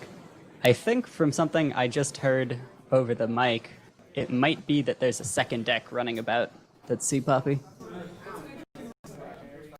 Now, So- that's a hopeful interpretation, but I certainly hope it to be true. If So- if there were as many Sea Poppies here as Paradox Ponies, I'd be a happy boy. So that's what happens when we ban a J. People start playing Sea Pony instead. Sea Poppy. I wanted to remain easily with this deck because this deck is good against a certain type of deck.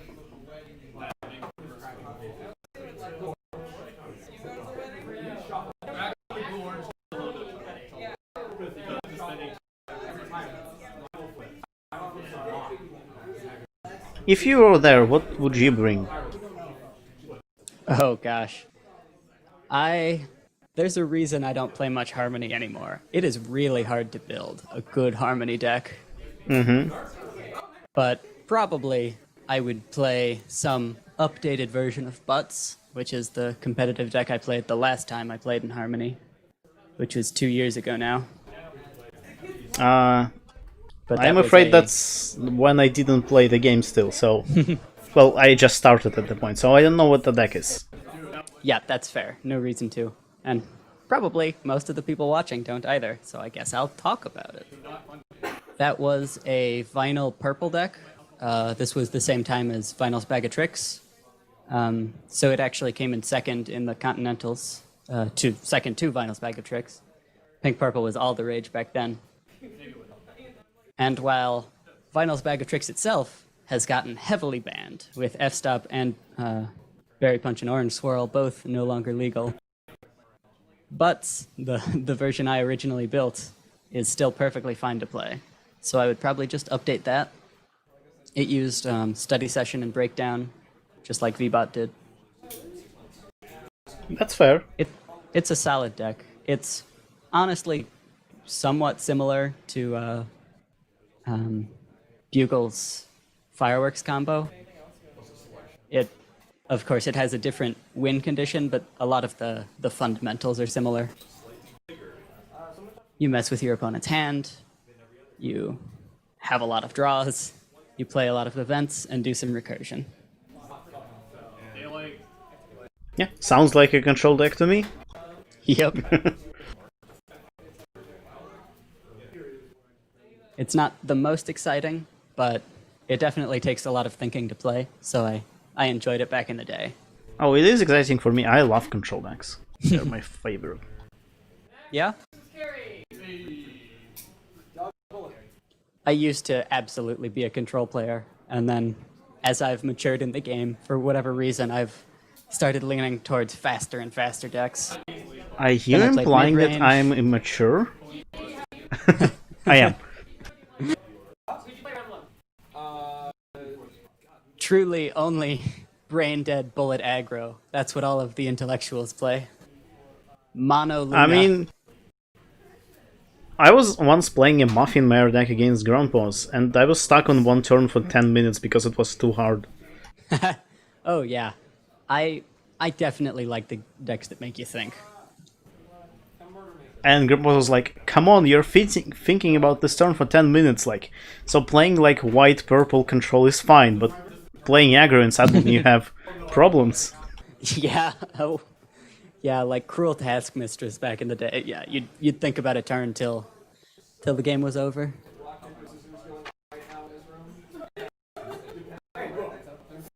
Scissors beats rock, okay?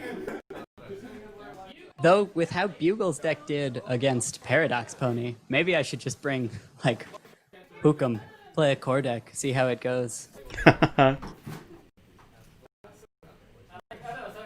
I don't know what I would play Harmony myself. But I'm not that experienced in Harmony. I played a lot more core. Because when Yeah. when I got really into the game, it was all about core already. I'm definitely a core player now.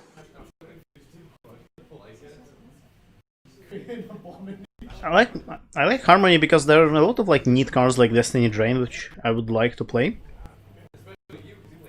But yeah, I do prefer core more. But I think my Harmony's preference hard. mostly comes from the fact that I just know core better and it's easier to build for. I agree. I have a really good feel for how core is. The thing about Harmony cards, the secret is most cards from Absolute Discord and earlier are garbage, but like 20% of them are incredible. And it's all about, in modern Harmony, it's coming up with mostly a core deck and figuring out what incredible cards to build around from old Harmony cards. And I just don't have as good a feeling as I would like about what's good and what isn't in those. Because it's very complicated. Yep, that's kind of what Grumpus' deck right now is. It's basically a core list with some cards and neat shenanigans from Yep, Harmony. exactly. I would probably play Silver String Combo if I was at a Harmony tournament. I enjoy that deck. Yeah, that certainly requires Harmony. I only need one card from there. Can we reprint it? Oh my goodness, I would love that. I think I'm like the only person, maybe out of anyone, who thinks that Fire When Ready is a great control card. It is a great control card. Like, when it comes down, any move you make makes everything replace, so your opponent can't really, like, either they have to spend resources to get it away, or there's this thing that you can trigger at any time. Yep, it's fantastic. Like, it is, yes. And then it just means that really you've only got 8 problem cards, because those 2 just immediately go away. And so you get to your blackmails faster. Yep. A pony. It's a plush. That's how I saw Fire and Rage at first, and I first time saw it. That, oh, Is this this Bugle thing again? thins my problem deck. I don't know. I mean, the plush is definitely not Bugle. You put it this way. So I've never seen Bugle, so maybe. If I recall, that's a plush that Bugle brings to competition. Well, this is a treat. There's no Trixie out of 10.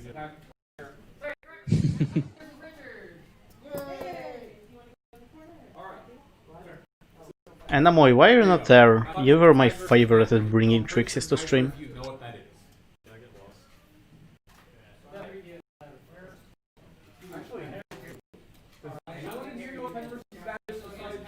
It was 2015. Yeah. Oh, so old. It's almost 4 years old now. Yeah.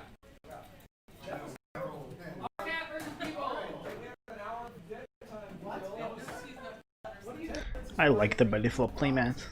Maybe I'll get my hands on it someday. Belly Flop has great art. One of the few cards that isn't card art, or show art. And it's great.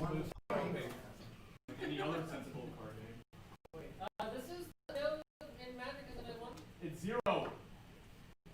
ties are 1. Was Drinking Buddies show art, or was that also I fan-made? think it's show art. Okay. Let me Well. check.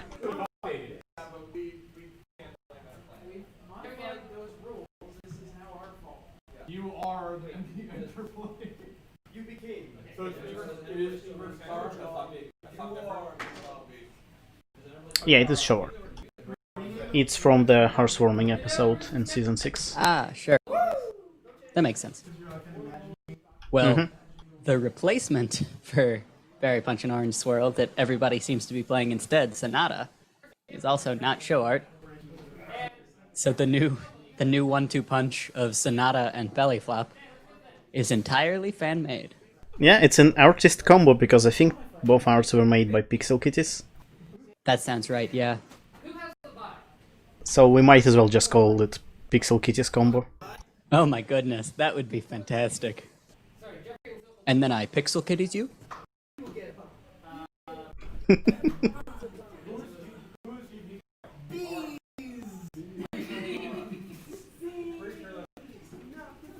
What's this? A handsome family picnic? I mean, I Pixel Kitties you sounds way better than Sonata Flop. Belly Dusk. Belly Dusk.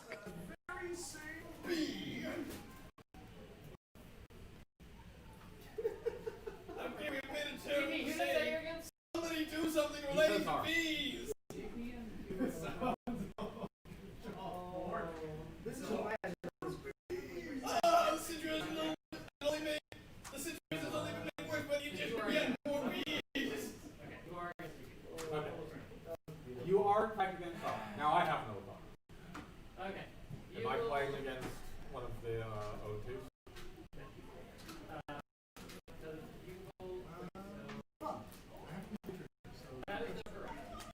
Did Bugle just imply that he was 0-2? That would be very sad. I bet on him to win. Oh. Did you? Well, I mean, only internally. Luckily, I don't have any money riding on this because I'm not a wonderful bettor.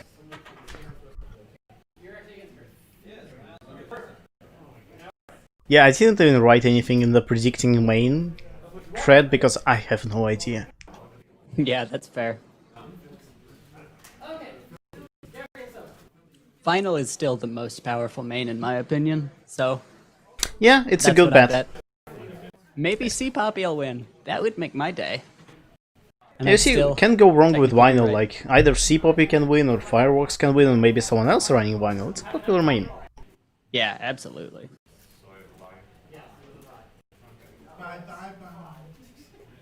You could play a pink orange with vinyl, no problem.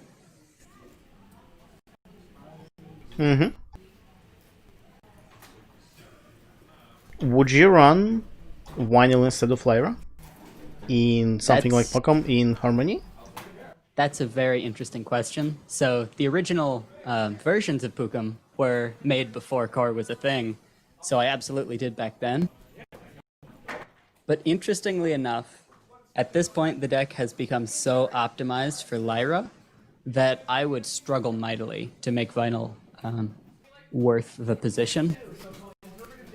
It still could happen, but at this point they're approximately as good as each other for that one deck. Not in general. In general, Vinyl's absolutely a superior main.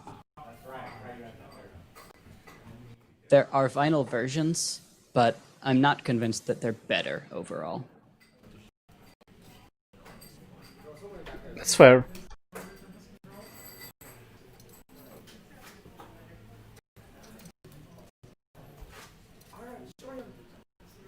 Okay, we see hands. I like hands. I play Lyra. Lyra.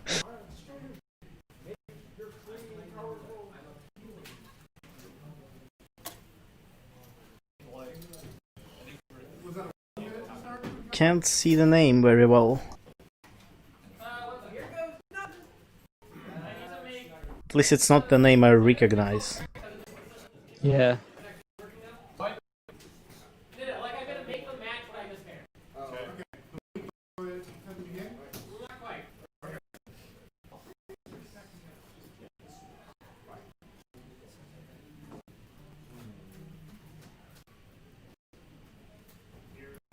Ooh.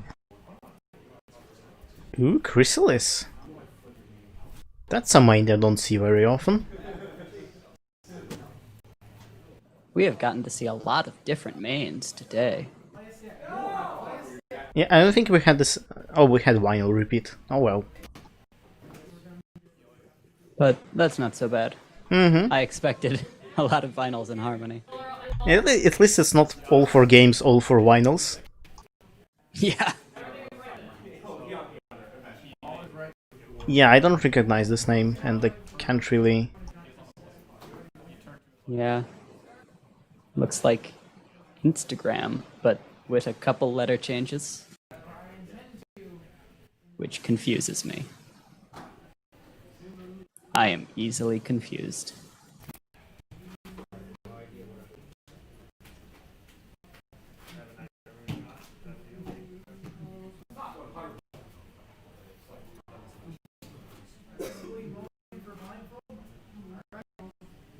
Discord sleeves, I'm not sure I've ever seen those before. It's a nice color. I've seen them in the store. I think you can buy them right now. Well, neat. Maybe I should. Okay, I think it's Instagram, but without N, so it's not Instagram, but Instagram, which is weird. Okay. Yeah. But that's fair. Well, a very cool main that he is bringing right now. Mm-hmm.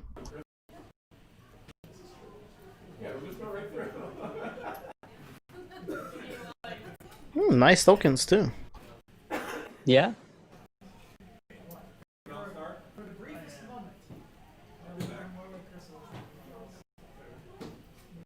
I wonder what he's up against, and what his second color is.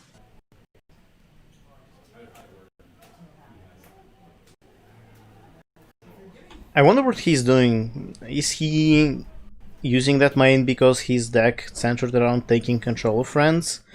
Or maybe he's using like Easy Spy or backup vocals to reflip her? Or like, there's a couple of ways you can go with this main. Yeah. Or it could just be a, like, somewhat slow white deck where you want to discourage your opponent from moving too quickly. Yeah.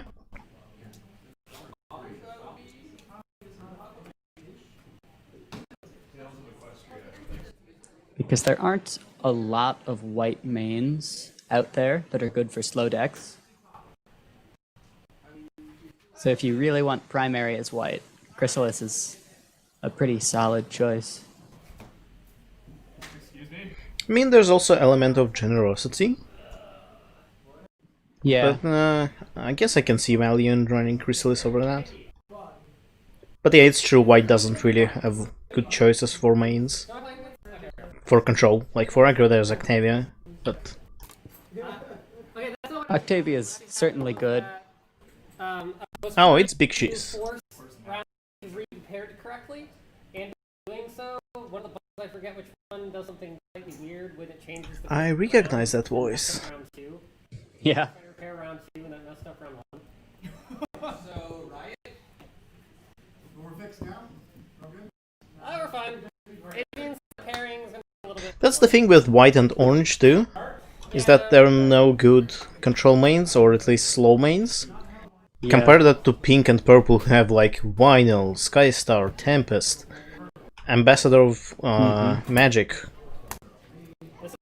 Oh, another Vinyl.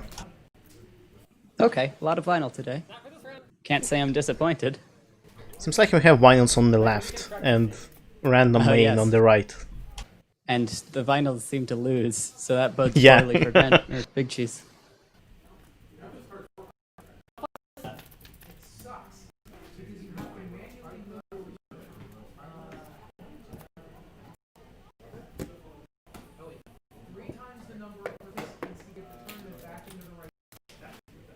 Oh yeah, dude, no. Challenge is worse than this. And Vinyl starts with Trading Traditions. Gasp. That's a pretty good opener, I will admit.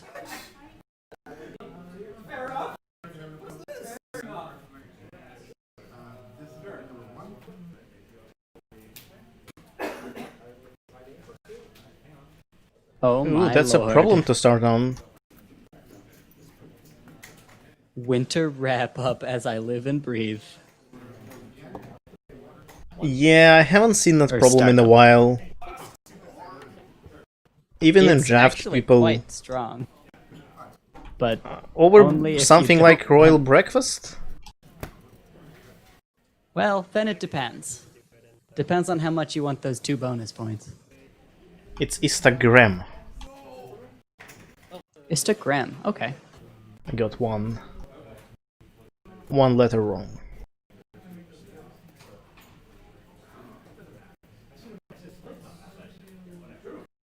Ooh, I see a white-pink control deck. Okay. Yeah, Yeah. absolutely. Chrysalis is a good choice for that. If you want a primary white, it is. It makes me wonder a bit about this starting problem. Since getting into pink becomes a little more difficult. Mm-hmm.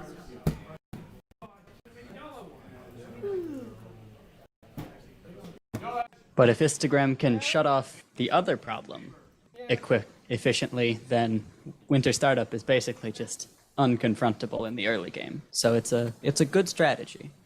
I think I will still go for Royal Breakfast instead of that, because 10 is not that Yeah. far from 8, and bonus 2 versus bonus 1 is a big thing. And the card draw is Yeah. nice too.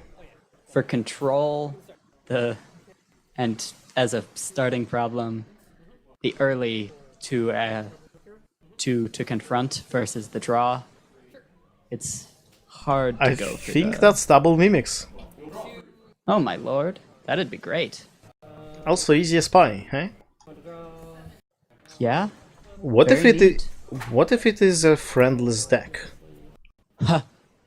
Oh, that would be very interesting, and it would 'Cause- not like to play against Meadowbrook. Yeah. But Vinyl is not Meadowbrook. I don't think that's pink yellow. Oh, it's Pile. She's playing as Oh, it's Pile, of course. Pile. Why would I expect Cheese to play anything else? Sure. Wow, we've seen a number of combo decks already. Harmony sure is a cesspit. Oh, and so this is perfect.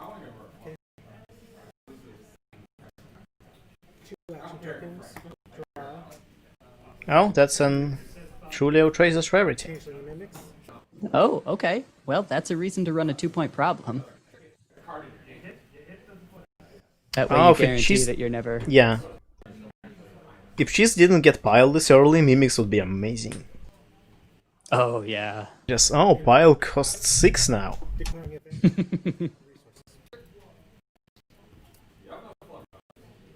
one on events, one on resources is a very nice way to go. It's hard to go wrong. So given that it is Pile, I would probably name just events. I don't think there are many resources that he can really play and are going to impact things. That's fair, though. Well, with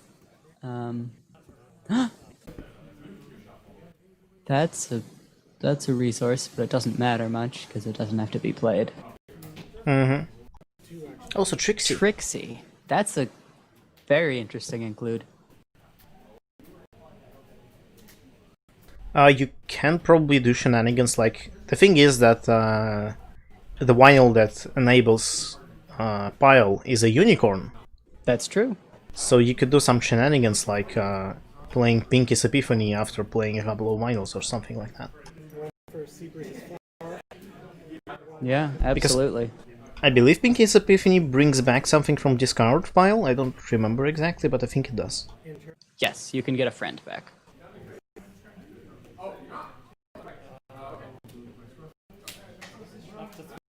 It's very powerful. I missed that from Harmony the most. Yeah, and all of those 2 cards are choose 2, not choose 1, which is the greatest thing about them too. Yeah, they're super cool.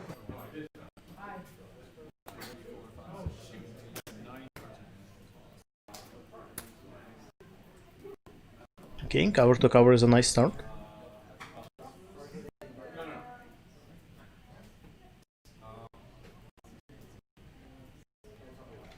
Wait, where did the pile go? Oh, he removed it. I completely missed that. Oh yeah, I did too.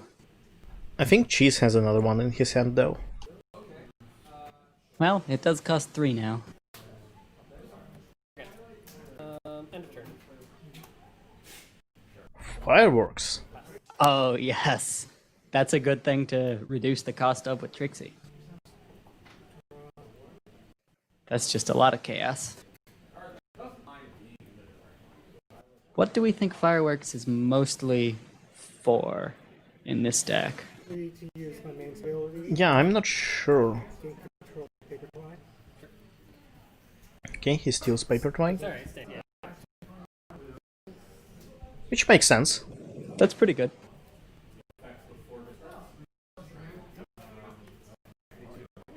Yeah, I have no idea what would she use Fireworks for in a pile deck. It's definitely interesting.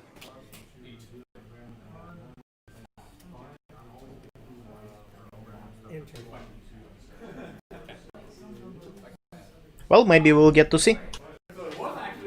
Yeah, I hope so.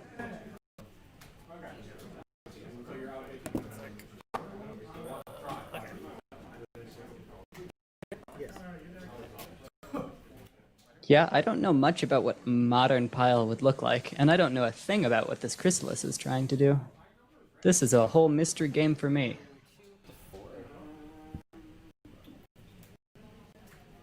Mm-hmm.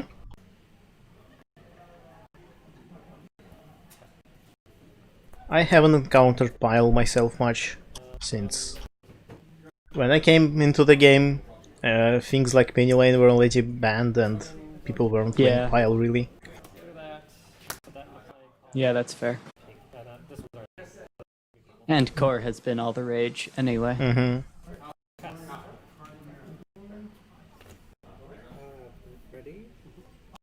See, that's why why Harmony somewhat enchants me, like it's a mysterious format, which is kind of unexplored for me. That's fair.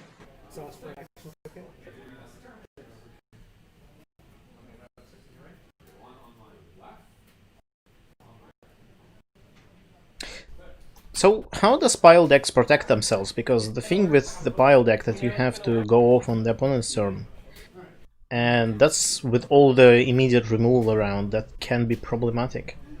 Especially with old money and things like that. So from my knowledge of modern Pile, you kind of grit your teeth and bear it, because Pile is such a strong engine that you can probably just like mess with your opponent enough that you can hope to muddle through whatever removal they have. But that's not a wonderful strategy. And Yeah. as you know, you played against me in Hacko once. Yeah. You ripped me to pieces when I tried to play Pile. I got really lucky. I still remember that game, and the thing is, you had 3 piles, and I had 2 mysterious disappearances. Yeah. And the problem with mysterious disappearance that I can't flip it to remove your file. That's too late. Yep.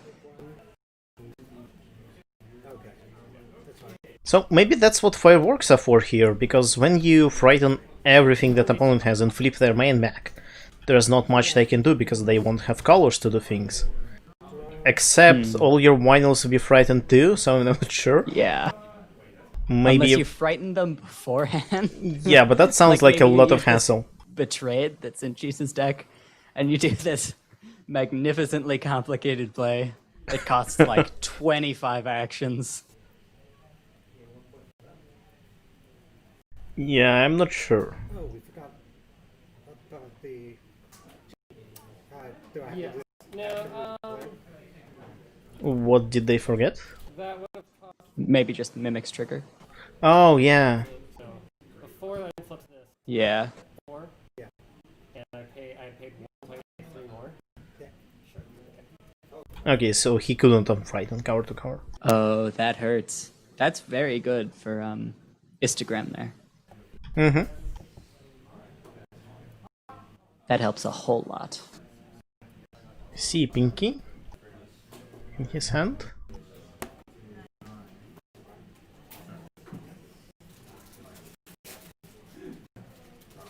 one for Pinkie Pie going up? He goes for Pinky. 2 Nice. beauty marker.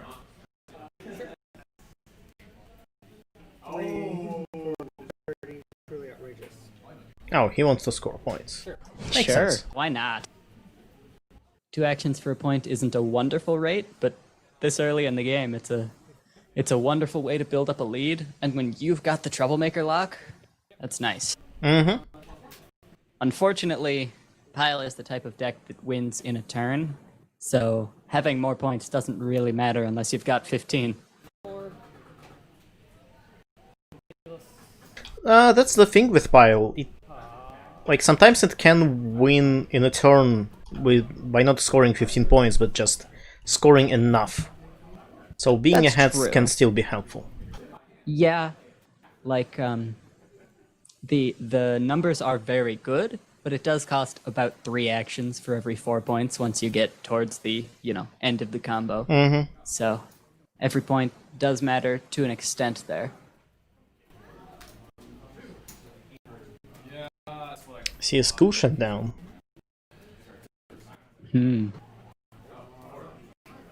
That can help before going off. Yeah, certainly. You don't need any colors other than pink to do it. So losing your entire board is fine. I'm still super confused about fireworks though.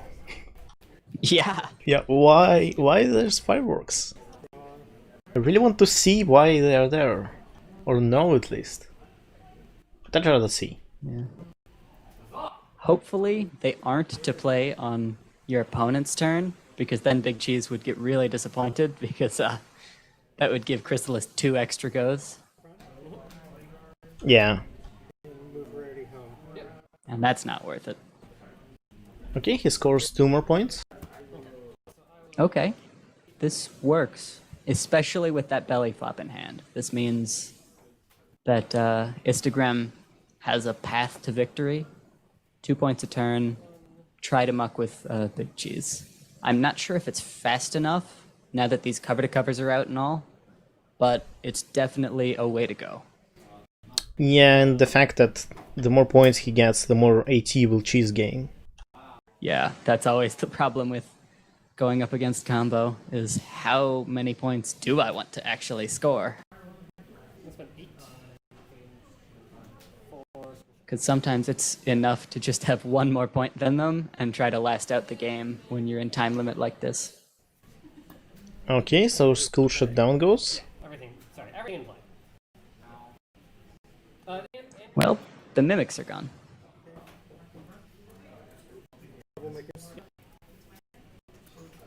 Which is, I think, why Cheese did it. Yeah, but if he gets them back, it'll be a problem. Because that cost 8. That was not easy to accomplish. Yeah, he spent almost all of his AT.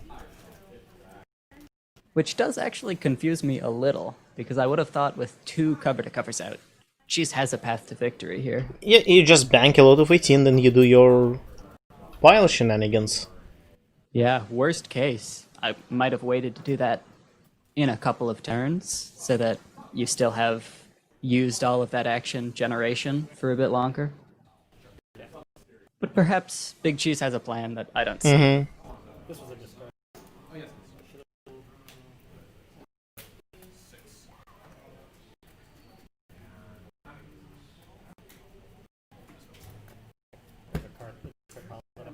Good thing that Instagram still has Easy Spy in his hand, so he could steal something that Cheese's plays first. Oh, yeah.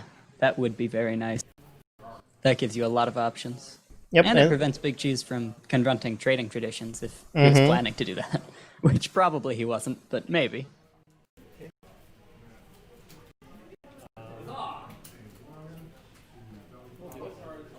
Okay, here's another pile, but Instagram has another Seabreeze's flower. How did he play that pile? Mimics is still active. He shouldn't have been able to do that. Alright. Judge. Should we tell I'll somebody call. about that? For a troublemaker,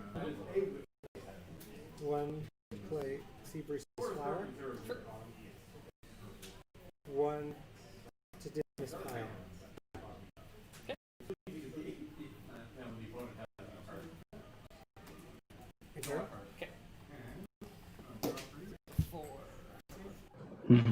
At this point, the pile has already been removed.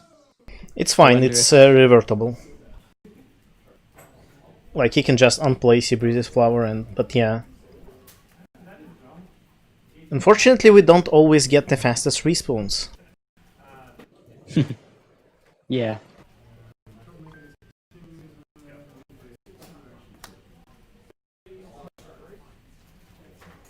Another pile. Well, This time it's legal. I suppose in the end it's not going to end up mattering so much.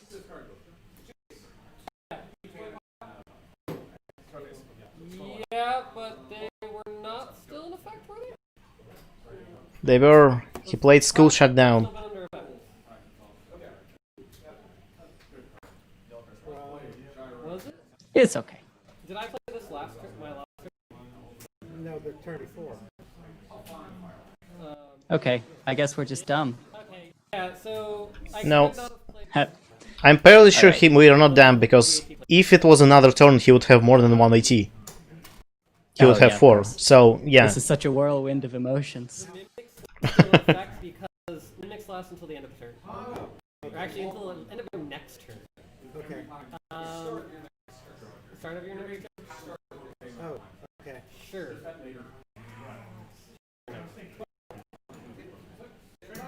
The thing is that it didn't end up having any effects and then got summarily dismissed. So I'm not sure how important this reversion is. I mean, he wasted a resource removal. That's true. Which he would still remove pile anyway, so I guess... That in hand, I didn't think of the next turn. Yeah. I replay. I just did it. I don't know, procedural error. Yeah. Yep. Okay. I'm fine. It's fine, everyone makes mistakes. Okay. I do a lot. We'll make the flips. Tempest. Okay, easy as pie. Unfortunately, Cheese hasn't played anything yet. So, all this does at the moment is remove some white from him. Game 3 for 7? but it might come in handy later, and it blocks training traditions. Yeah. Seems like they decided to not reverse it. Yeah, I think that's okay with how little of an effect it had. It's just more a warning. Don't forget your triggers on those mimics, because they're very easy to miss. Here goes the pile. And poor Instagram doesn't even have... like, he has a troublemaker and unflipped main. Yeah, no entry at the moment. Okay.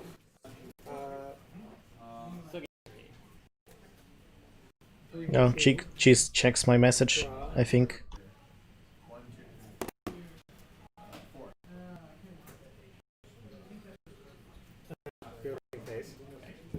Well, 2 aren't enough to score that many points. Yeah, it's 5 points, I believe. We shuffle, both players shuffle their hand That seems right. and then draw 4 cards. So Instagram is still looking fine. Yeah, especially since he has 4 points already. Yeah, it doesn't put him at much of a disadvantage. And maybe he'll find cards he likes. Like Rarity. So, very hard triggers. And it didn't. So do I decide to?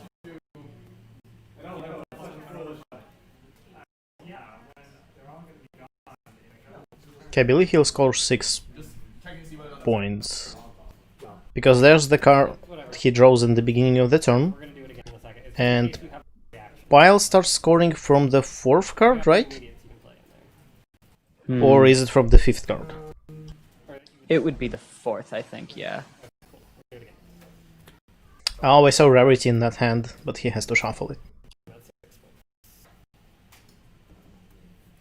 Which brings Cheese to 6 points. Now they're going to have more than 2 ET per turn.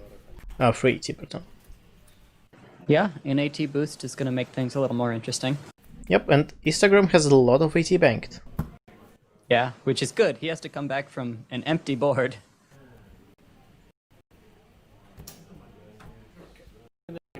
He doesn't even have any friends to steal. Yeah.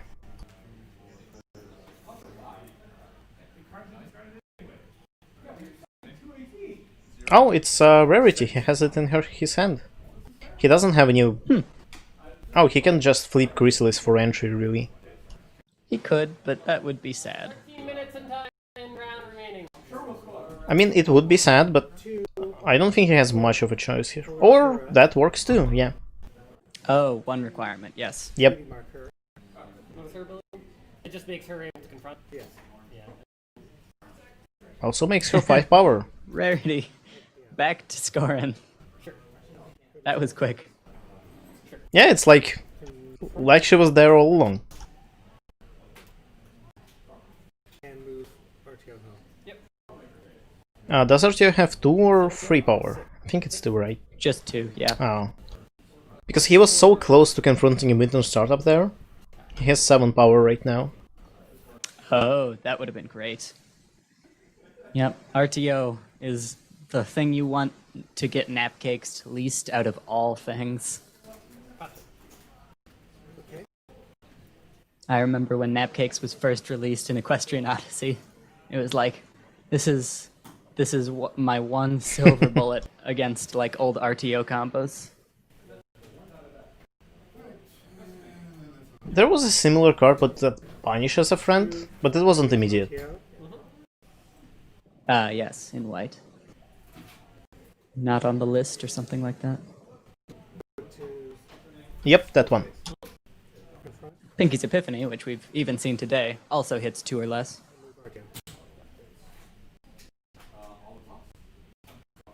Okay, Instagram at 8 right now. That's pretty good.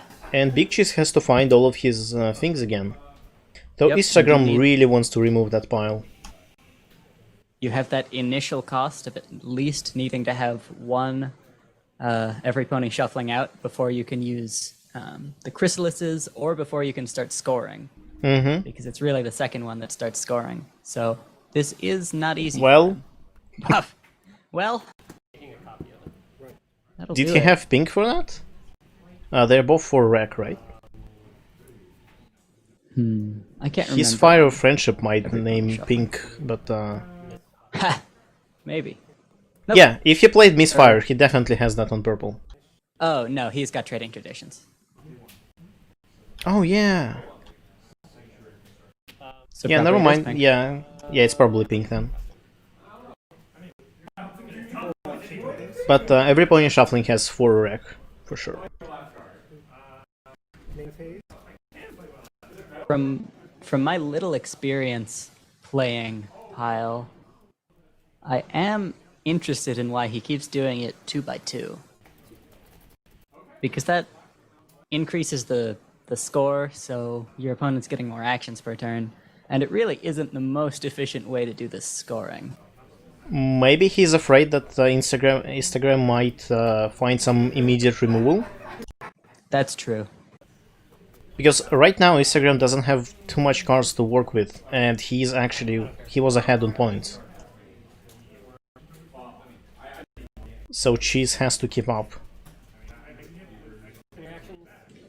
One of the problems is, like this is bad for Cheese. What he can do, okay, well, he didn't, but Instagram could have used that belly flop right then. Yeah. And if he did, Cheese would end up with 2 points from this whole endeavor. Yeah. Which would be basically, I mean, that's a wasted turn.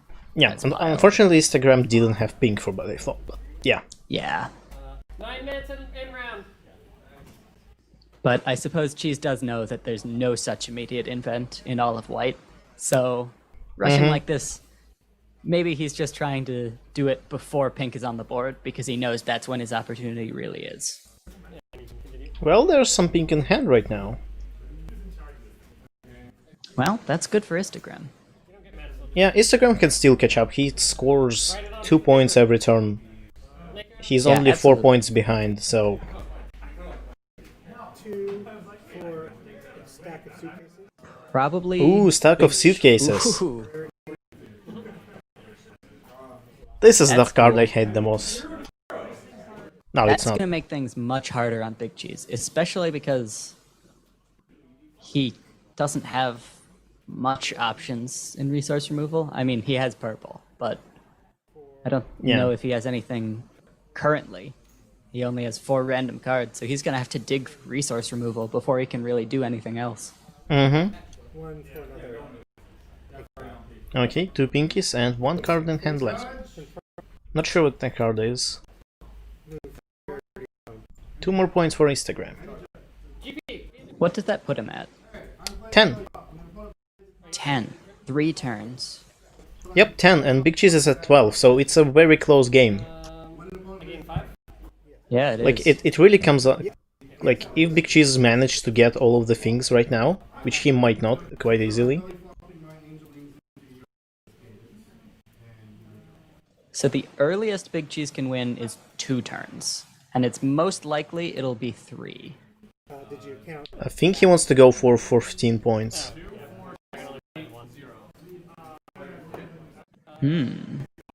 Why couldn't he play Trixie? 1 HP?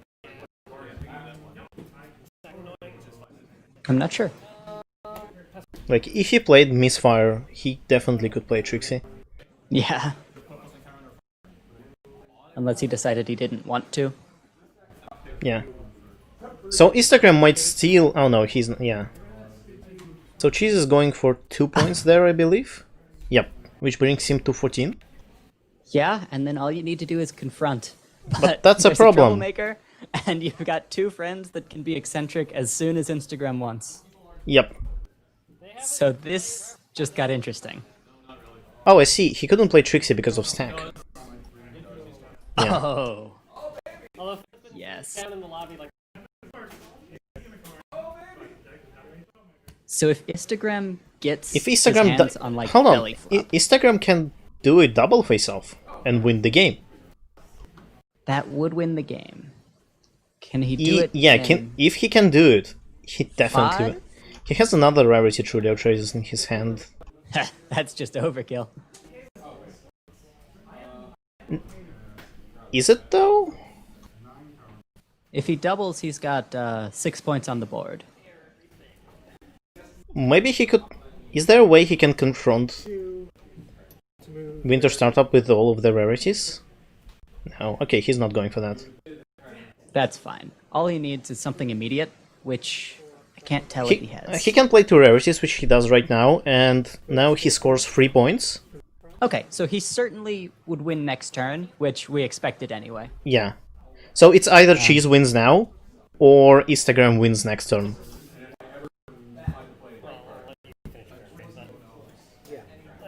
This really just depends on Cheese's draws. I have 2 cards in the field. If I move once, do they both trigger? I think he was 2 ET short to... No, they're not. Why are they? You know what? If he didn't play those pinkies, he could have won the game right now. Because he would have 2 more AT and he could move Colortura to the Winter Startup. Then play Rarity and move Rarity and that wins him the game, Yeah. but alas. And this is Chin's wins right here, unless... Dang! Yep, and Instagram did not have any immediate event. Yep. He drew cracking the case, but that doesn't help. Not quite, no. Like, Another close game, eh? Wow! Very close. And again, it was quite impressive. tense to watch, like, the who is going to win? Yeah, starting out, I would have bet on Pile, but then seeing how this endgame went, I was betting on Instagram. Yeah, It really just came down to drawing that every pony that shuffling, every yeah. pony shuffling.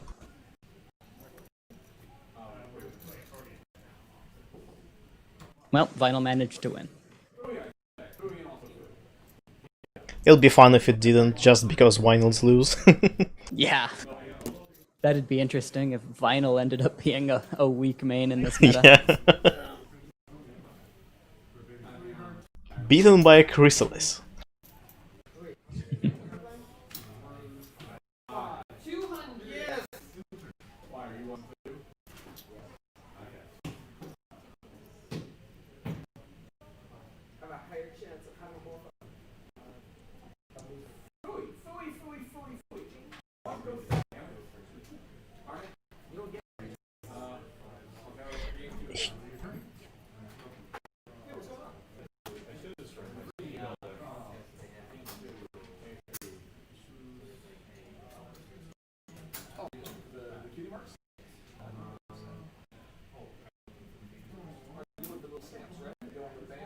But yeah, I think if he didn't play those pinkies, he would have won. Or maybe he was betting on drawing something immediate during his turn.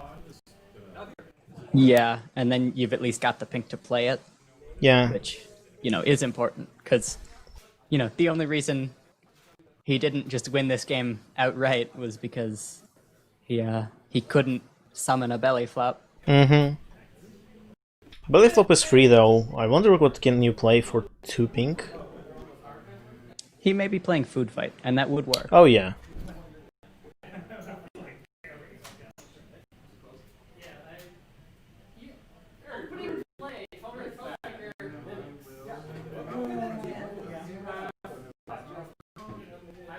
Yeah, I'm quite enjoying the games we've got so far. All of them were Yeah, these have been very one-sided and... Well, I guess Sonnet's one was... Like, Sonnet's versus Bugle was quite intense, and that was like the least intense one. good. Yeah, it was probably the most straightforward victory, which is saying something, because it was a huge upset victory. It's just we kind of all saw it coming as soon as that misfire came out.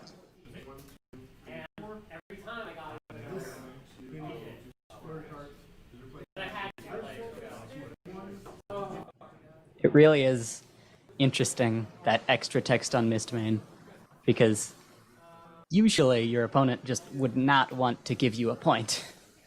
But the fact that you get to recur at, this really opportune time, you get to say, oh, I'd love an immediate event. It can really make for some interesting gameplay. Yep. 1 minute remaining. Yeah, I think it's an interesting design decision on missed main, and I think it's great. That your opponent gets to choose a card, but you might score a point. It's a tough Yep. choice, but sometimes it's worth it. Yeah, absolutely, it is sometimes.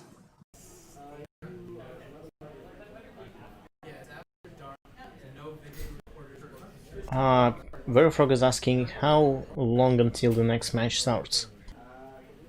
I'm not sure actually. Like They've the been time wasn't. taking maybe 10 minutes, and we're already a few minutes in. So I would expect it not to take long. We should be hearing Yeah. matches pretty soon. Mm-hmm.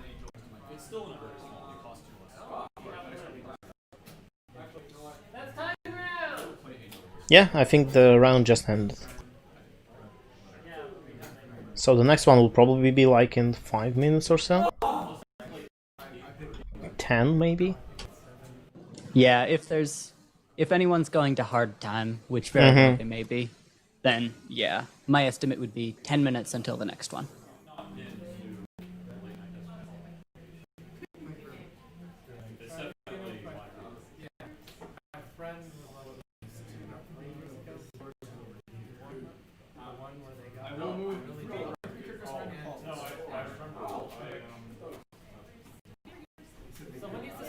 Not a single farming deck.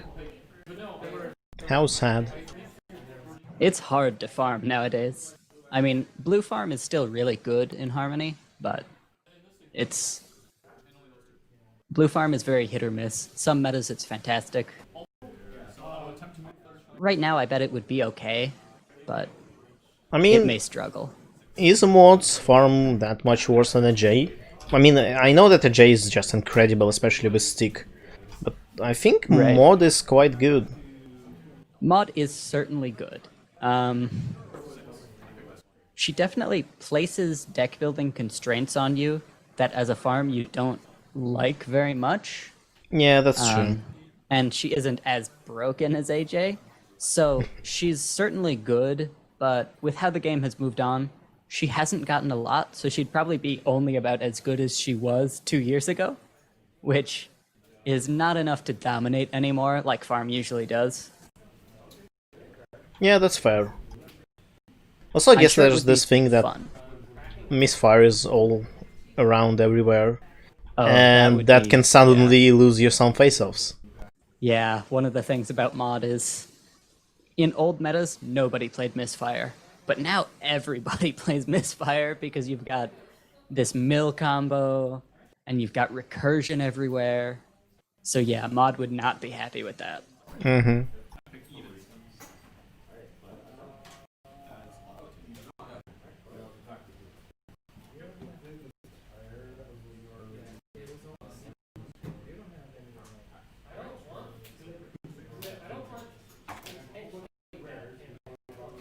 It's okay, we don't need another match, we can just enjoy Trixie. She's right there on the screen.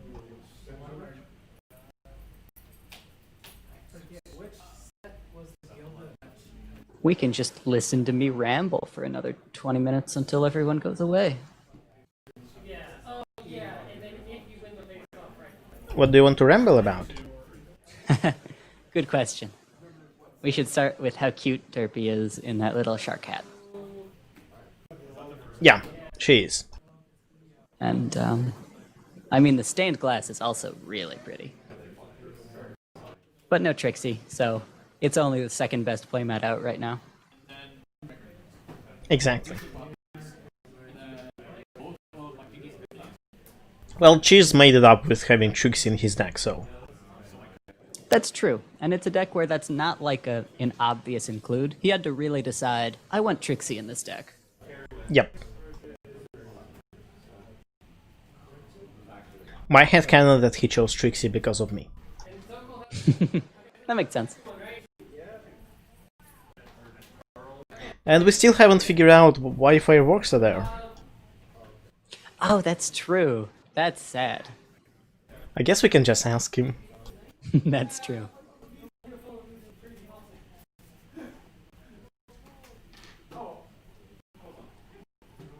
It's a pretty tight-knit community. We could get that answer within like a couple hours of this tournament ending. Or maybe even earlier. That's true. Maybe he'll You got reply him. right now. We can just pretend there's a rules question, but it's really a question about Cheese's deck. GP, what's your record? You're making look. He's 2-1.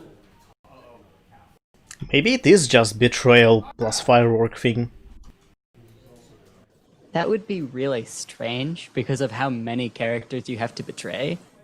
And He was playing only 2, so I guess only 2. Though you can't betray Deep in the Pool thing, you can't betray or Chrysalis. Chrysalis. Yeah. Oh my goodness. Yeah, so you'd never want to do fireworks when you're about to combo because you destroy most of your combo pieces doing that.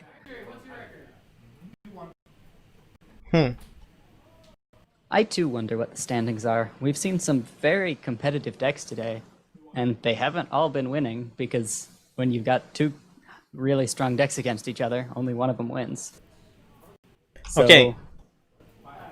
I know how you can play fireworks without playing a lot of betrayals. yeah. You play fireworks, then you play vinyls, Oh. then during yeah, your that would opponent's work, turn you wouldn't it? play fireworks. It costs a lot of AT, but it You works. have to play two. Oh man. It's like, what, 15 AT? That's fine.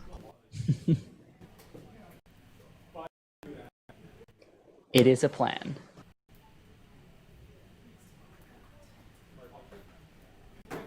Watching My Little Pony until the next match sounds fine. As long as the episode Oh, you're yeah. watching has Trixie. Well, there's a new one out today, isn't there? I Yeah? haven't seen it yet. I am unaware of if it has Trixie or not. It might have Trixie. I have seen it, but I won't spoil anything.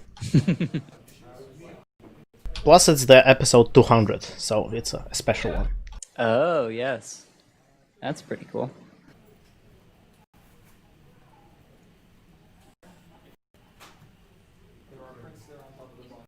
I see legs moving.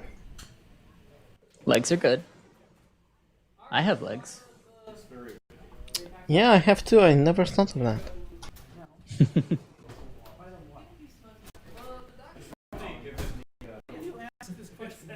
So Beagle says that Cheese has fireworks in his pile deck just to stall. Just to stall. It works for that pretty darn well, because if you play it at the start of your opponent's turn, they aren't getting anything done. But it's really an expensive way to stall. I think you don't play it when at the start of their turn. You wait for them to waste a lot of AT and then you frighten everything. You can do that. I know. It's very nice. So that, as far as I'm aware for how fireworks works, that boils down to, are you playing against aggro or are you playing against something slower like control? If it's aggro and they're about to try to double, fireworks is wonderful because you wait to the score phase and they don't score. It's single point.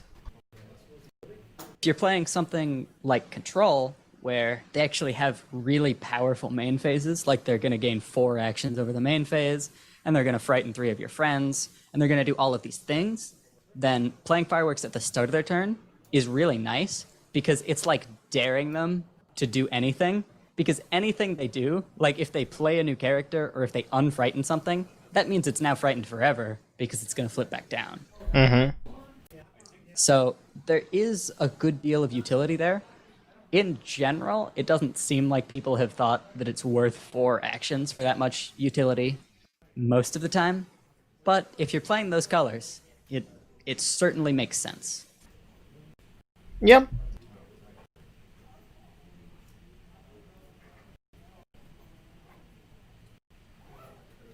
I would still generally lean towards like a food fight, just because I mean, it can prevent a Shutdown double. sounds better because it costs just 1 more AT, doesn't require you. Well, I guess you. Like, if you have purple, you have pink all the time, so it doesn't matter. So the colors don't matter, but the thing with Shutdown, it's a more hard reset of the game. That's true, though it seems like Cheese also has shutdown. Yeah, he does. What? Quick question here. there have been some delays that have obviously taken place. If we did 4 rounds of Swiss before we cut to top 8, that would mean tomorrow. Would anyone be opposed to that? I mean, I say no. More, but I say no. Okay, we'll do 5 rounds.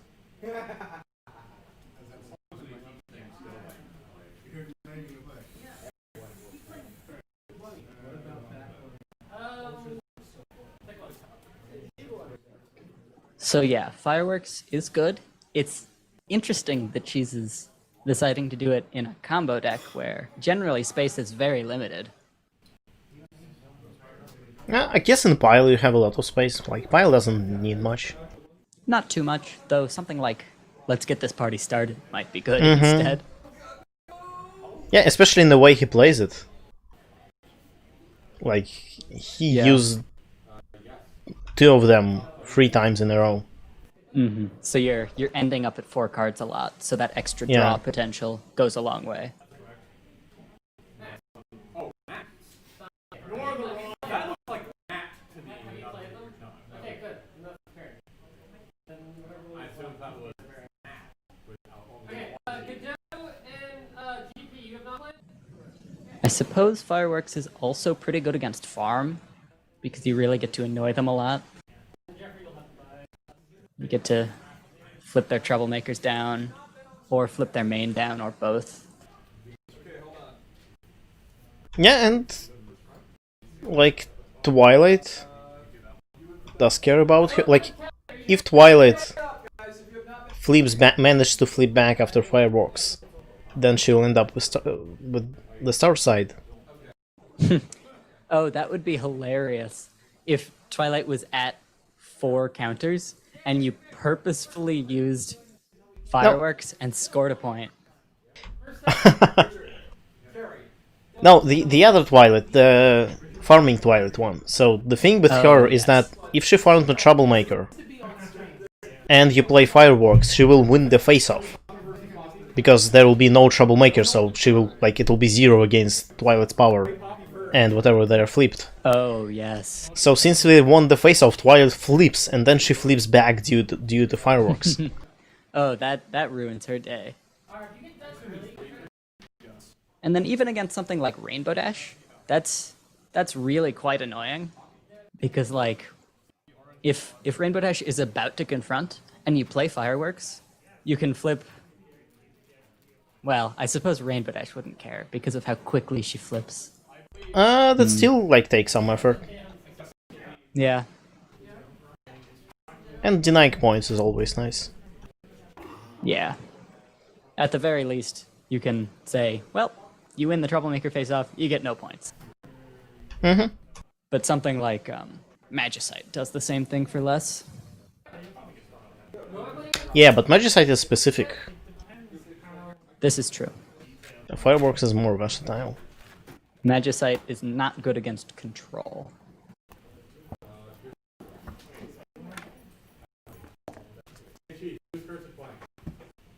Magicite will be good against Rarity, though. The truly outrageous one. Yep.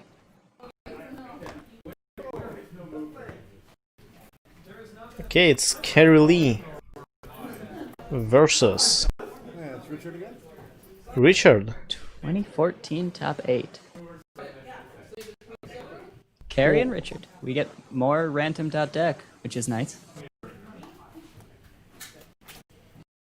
We didn't see this playmat before. I think Richard just left the default up, but it's nice to see 2014 top 8.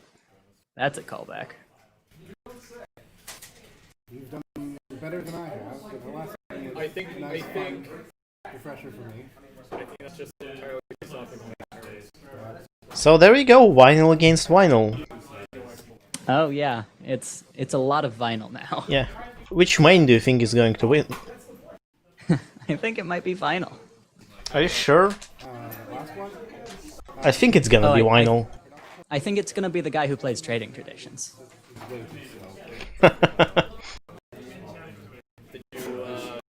Did you confront score like one a turn? I turn 1 confront with the double angel wings. And then I double nightmare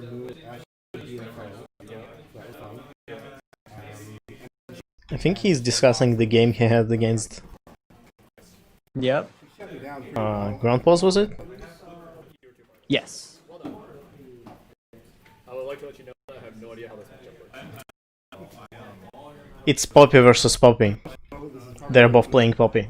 They're both Poppy? Yeah. Well, I'm glad that there was another Poppy, and I am absolutely thrilled to see this nonsense matchup occur. Yeah, we'll see a lot of Flurry Hard, I feel. Another night. Everybody's gonna guess everything. Like, Yeah. if they always just have Poppy out and guess the same thing as each other, then the game goes to stalemate. Yeah. I mean, I assume you wouldn't get like a literal tie at 15-15 because probably like first player resolves that first or something. Yeah. But I mean, one can just remove Poppy at some point. yeah, there's plenty of removal in this since they are vinyl pink. So it's like She did do that. Is Kerry playing blue as well? I'm not sure. I only know that he's playing Poppy. It's our inside information. Well, Poppy is at this point like a solidified deck list, so I assume he's playing like conventional Poppy, which is blue. Yeah, So, good game? I may be wrong. good luck. You're going first, so yeah. It's you. Come on. Yeah, but we'll see. Good. Good. This is the I wouldn't first be matchup surprised. without control. Starting yet? Oh wow, that's interesting. Shouldn't have asked because I wasn't ready.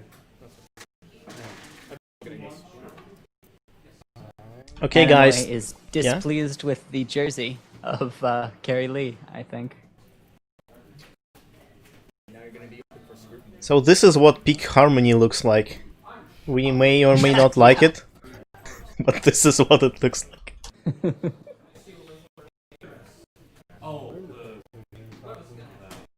Even the aggro in Harmony is mostly combo.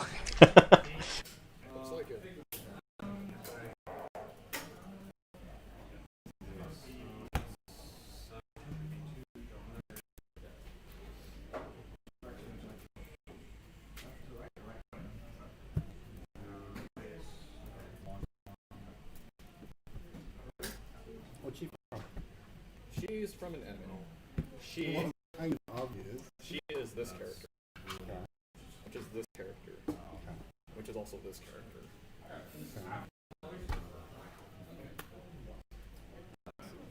You can think of it as like if you turn Glee into an anime. That's basically what it is. Teen Idol High School. Yes. Yes. That is correct. As you can see on this box. Alright, I have to start with it. I have to start with this. I think I see a hint of blue. Yeah, but being blue makes sense, because it has Rainbow Dash and Pinky. Yeah, and Mystery Mare? No. Weather Mare? Shocking? Yeah, it's Shocking Mare, but... Do you run that? Yes, Richard was. It's Yeah? it's a 50-50 chance one, which is quite good odds for your Sea Poppy. Most of the random moves are also 50-50. Well, the Flurry Heart is... Yeah, Flurry Hard is 25. 25, but like Party Mare or Rainbow Dash and Pinkie Pie, they're all That's fair. 50-50. Oh yeah, I see that Shocking Mare. She is entry, which helps. Yeah. It looks like Richard might be starting with purple Double on Angel trading Wings again. traditions. Oh no, it's not Double Angel Wings, never mind. It's only But one. one is still perfectly good.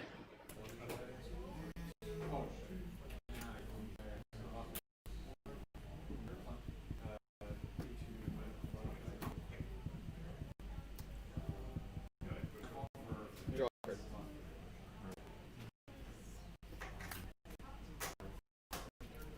Let's draw another card.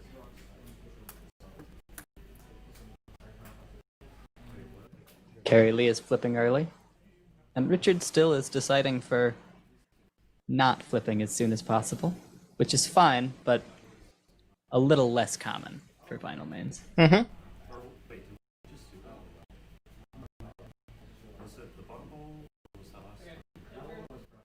I mean, he does have alternative entry into pink with those angel wings, so it's not important that he flips.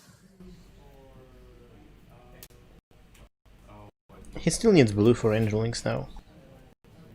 That's true, but he has that 1-for-1, which makes it easy. Score one. Okay, angel wings into Babby. Hope you're enjoying this. Or about to.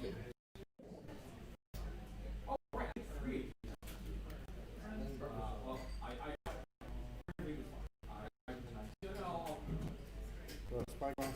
Sure. Spyglass. That's a fun start. Oh, maybe that's why he chose purple. Yeah, sure, that's reason. Well, he would have played it earlier, because isn't it free? Now he can play angel wings with shocking mare. Right, which is pretty good. Angel wings. Spyglass is a neat card, though when you don't have Sea Poppy, it's mostly just good for wearing down your opponent's hand, which almost doesn't help against a vinyl. It still gives you some information. That's true. Like if you reveal a belly flop, that's a useful information. Yeah. Flip my name. I will exhaust to look at a random card. I have 8 on my deck in my hand. I have 8 cards in hand. 8 cards in hand. 1. Sure. 1. It's a fire of friendship. Okay. I don't know why. Sorry. Because you can. Because you can. Yeah, but I've already been taking my time, so I should figure it out. Alright, I'll move to the score phase. I'll confront here for 1 point. Single problem face off. We get a nice face-off. I have 5 plus okay. I have 10. Okay, I'll go ahead and pay 1 to belly flop. Weathermere. Ah, belly flop. Baby Flurry Heart. Yeah, he wants to win this face-off. Yeah, that's totally reasonable. 5 before it's 9. Yep. 1 bonus. 3 actions per turn. Yep. 6 cards go to the bottom. What's left? Let's reset 2. No longer purple on my main. So maybe removing angel wings would be more helpful because she is blue after all. I know he still has trading traditions, but he might not have that at some point.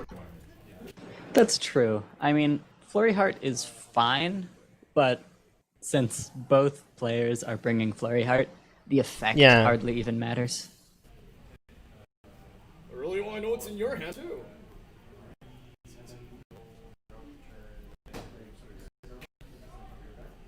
Hopefully Richard keeps his angel wings, because if that blue goes, he's going to have a lot of trouble.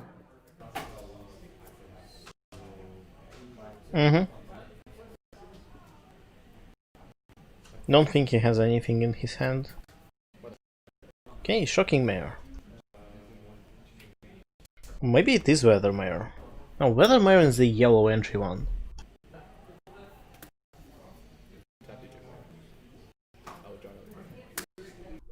No, it is Weathermare.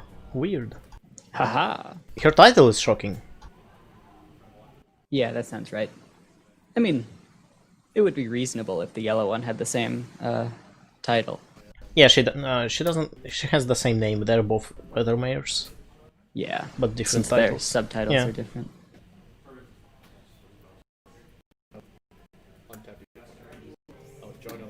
Oh yeah, that makes Lead Pony Badge make a lot of sense. Because even when you don't have Sea Poppy, it gets you free draws. Oh yeah. That is... Wow, this deck is doing a lot that I did not see coming. Go ahead. Ready. Action 3. Yes. Yeah, if we just called her Derpy, that would be a lot easier. But she's not Derpy, she is Weathermare. Or Muffins, if you believe episode 100. Yeah, I think Muffin's the canon one. which is really silly. Flip. Shuffle. You must shuffle. It's fine. Alright. But I really Richard is like now how flipping. MLPCCG is doing this whole thing with Mayor. It's really funny. It is pretty fun.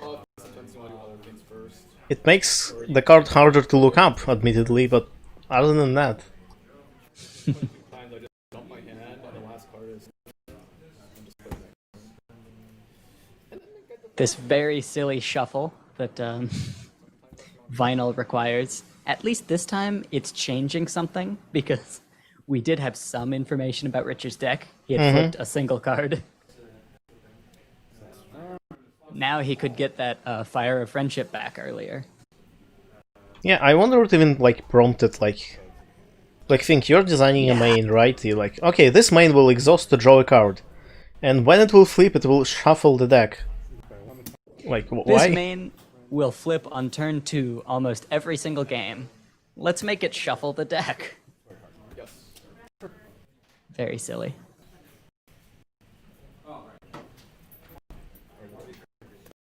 Ready to party.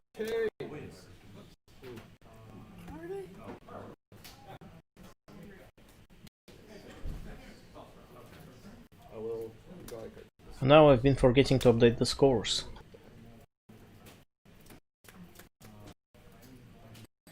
Ionic Karma does not want Carrie to lose. Carrie probably doesn't want Carrie to lose either. But since these two decks are the same, Carrie's probably going to win because he got to go first. And going first is a reasonable advantage. And in the mirror, where there are almost no other advantages, it can actually mean quite a bit. Oh, and he got the first C-Poppy too. C-Poppy and 2 lead pony badges. Yeah, And the I Weather think Mire. at this point, I might lean towards Carrie. Do we know how many points does he have? Card, Fire Friendship. And I just put it in. This one can be. Hmm. You know what's really confusing? Oh well. Yeah, it's fine. Alright, ready. Actions. 3. Start turn start yet. Draw. So, Frog, the thing with extra card is that actually Kerry has the card advantage right now because he flipped manually earlier.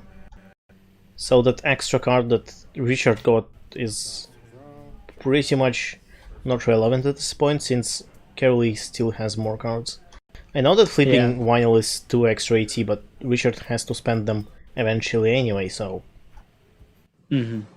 Yeah, so with vinyl, it makes cards actually a lot less valuable because vinyl gets you to 8 and past 8 so quickly that you have to start deciding not to draw anymore, or else you'll be discarding your whole hand. And the draws become not very helpful.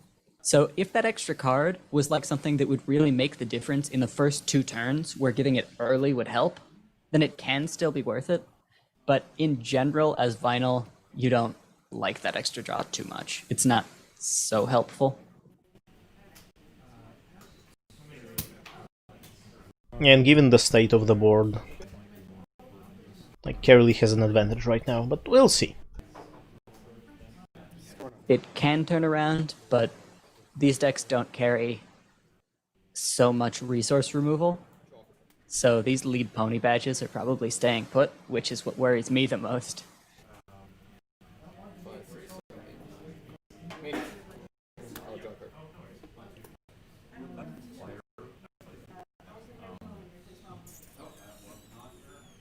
Now Kerry has at least 1 point because he scored. I think he has only 1 point. I'd believe it. To move. Yeah, belly flops could do it. However, with Berry Punch newly banned, the belly flop is not as good as it used to be. I don't think I have an opportunity to do And they have the Pinky's Epiphany, both of them. because you've announced the irrelevant. So This is a harmony game. The 2 decks that you're seeing here are using a lot of core cards, But Final, the main, is a Harmony only main. Lead Pony Bash is also Harmony, so is Weatherman. So we see a lot of Harmony cards here too. Yeah. I wouldn't go as far as saying these decks run probably the most Harmony cards. Either one of them will trigger. Well, except Paradox Pony, I think that one. Even that one runs a lot of core cards. A lot of core cards, but also, like, the element of generosity is in that, which is fantastic. That's like the only time ever that that's seen competitive play. So it didn't. So this doesn't. But it's great. And it's from, like, Canterlot Knights. And we have to do this trigger now. No. That's what I was told. Because so I was told, Judge. Yeah.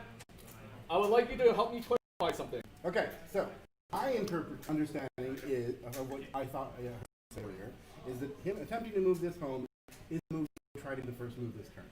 One of these would then override that move with a random move. The role of that random move was that it would try to move to this area because it would not actually move at all. The other one is then not triggered. That's my understanding.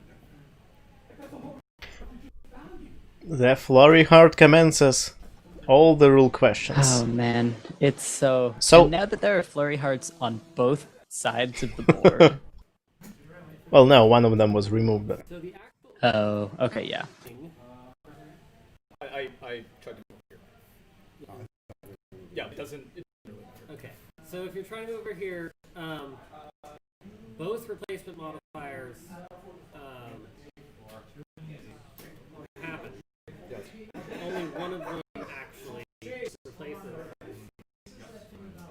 The Forever Crusader cards, they don't have any, like, explicit cooperation with Vinyl, especially because they aren't in pink, any of them. But when you've got, like, combinations that want several different cards, Vinyl in Harmony is, like, always a go-to choice. She's really good for that type of thing. That's why combo decks almost always play Vinyl Scratch. in Harmony. And it's one of the reasons that even though combo is pretty good in core, just the fact that you can't play Vinyl makes it so much harder. Mm-hmm. Same replacement modifier can only be replaced once. If there's So the thing with Flurry Heart, I don't think that's the actual interpretation of her. But after I dug into rules a lot, the way I interpret that is that two Flurry Hearts never work together. Moved over here. That's one in Because she says if a character would move the first time, and with stay here. if like, Staying here, you can't move where you already are. so if you move like a character and then Flurry Heart replaces it as something, Has not been a the second one should not replace it because it wouldn't be the first time when the character would be moved this turn, because it will be the second time it is trying to move. That's not what I was told. But that And- first move got replaced. Yeah, it got replaced, but it's not the first time it's trying to move, right? So that's my opinion on this. Okay, sure, the timing on the attempt... Oh my gosh. Yeah, The so thing yeah. about these rules is once you dig in deeply enough, they don't make very much sense. Oh yeah, I know. Tell me about it. I'm not sure what the current interpretation is though. I think it doesn't align with mine. So, I mean, it's fine. That's fair, yeah. Like, I'm not going against something that is like, people are saying like, this is how it should work. So it doesn't really matter what my interpretation is. Yeah.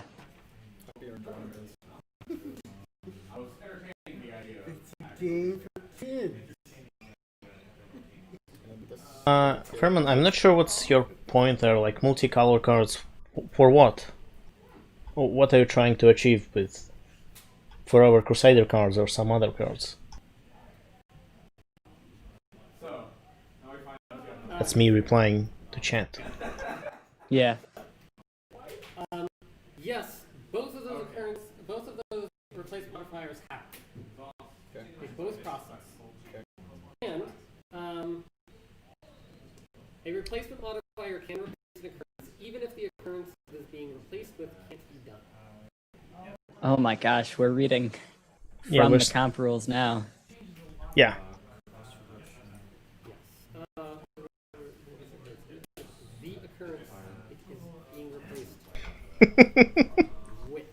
Yes.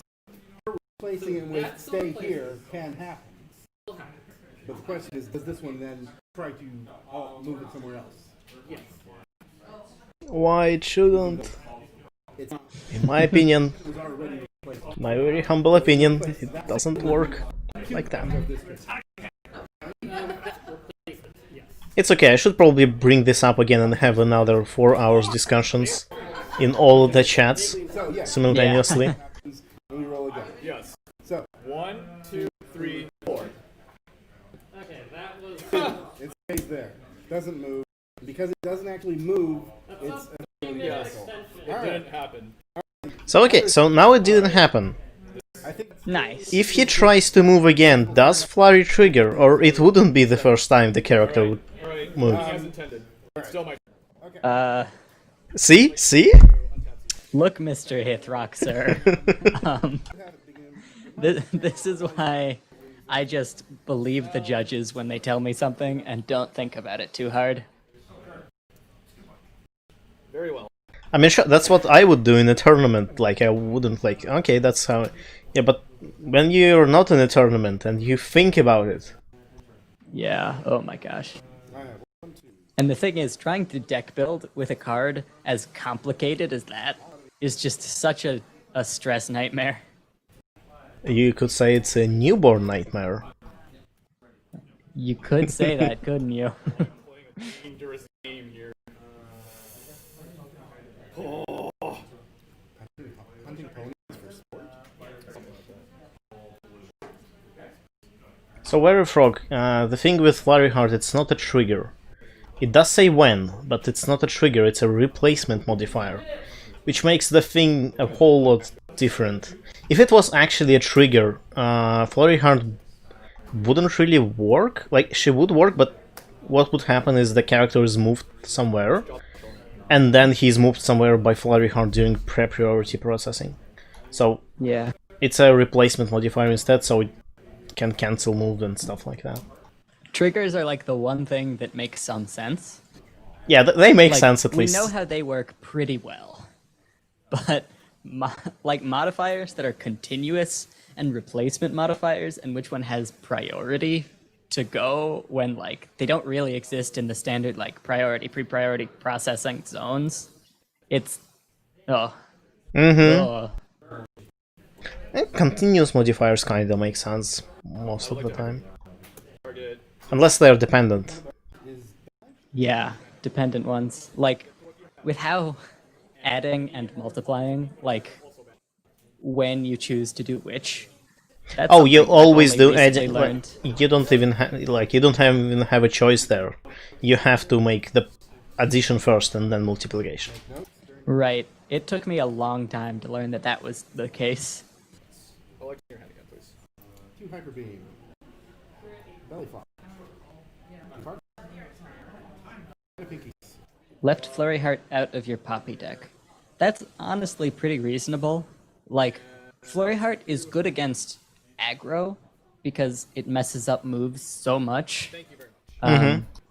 But the fact that the odds to guess correctly are 1/4 does make her a lot more difficult to be convinced about as an include in a deck like this where your goal is to guess correctly.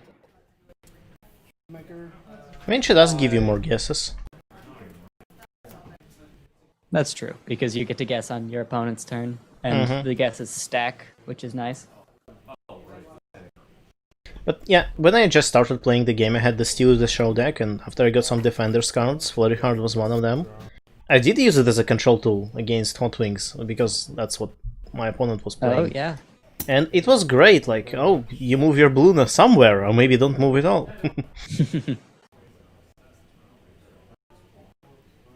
She's really nice against aggro. Yeah. Reduced by 1, pay 2, 4. Sea Okay, it's C-popping. And then I roll. Alright, now it's Richard's turn. Alright. I'm always picking 1 for sea poppies. Sure.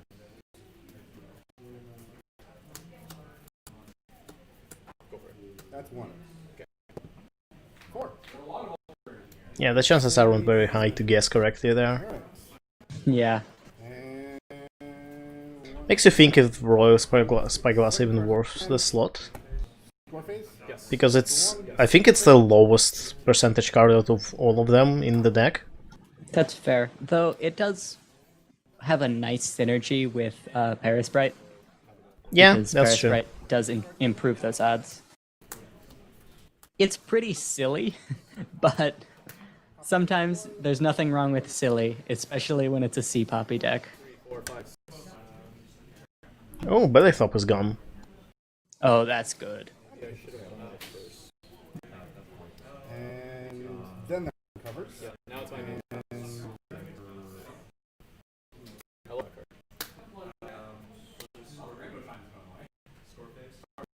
Carrie not having belly flop is very nice. Oh, but he can still get rid of Sea Poppy. No, I guess not, because the Epiphany only works on small characters, so Sea Poppy's safe. Yeah. Being able to keep Sea Poppy is enough to, like, win this game, because with how many random effects that your opponent is also triggering. And I believe the score so far is 3-1, so guessing on Sea Poppy correctly might matter a lot. Yeah. We're looking at like 4 or 5 random triggers every turn. Yeah. Sea Poppy's gotta be worth a point almost every single time. you kind of. I did that. Those are ready cards. Oh, yeah, you can use. Yes. Okay, I didn't remember that. We used to. I will say I'm surprised that Richard has been able to push into such a opportune position here. I'll It was not looking this good.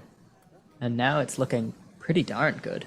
also drop some very hard. More Flurry Hearts. Fun. Oh my goodness.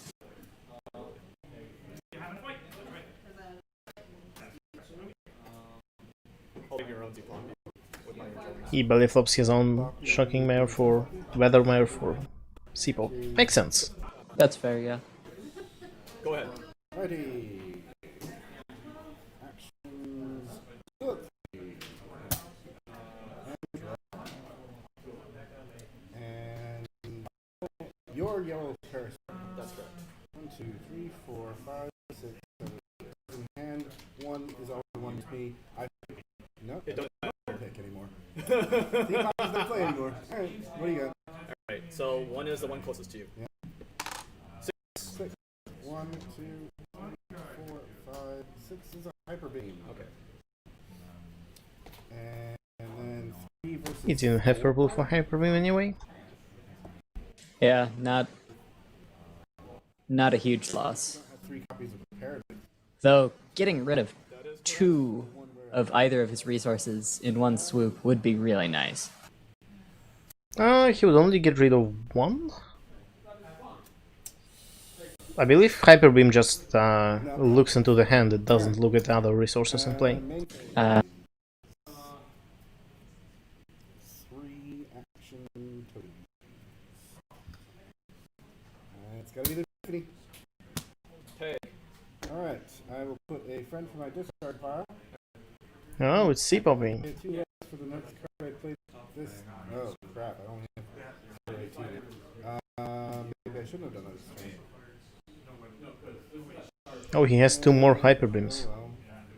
Crap. Can't really undo that, can I? Nothing's really changed. All you do is show me the card. Like to. I will unroll that back. I didn't realize that I would You know, put my guys. dismiss a friend.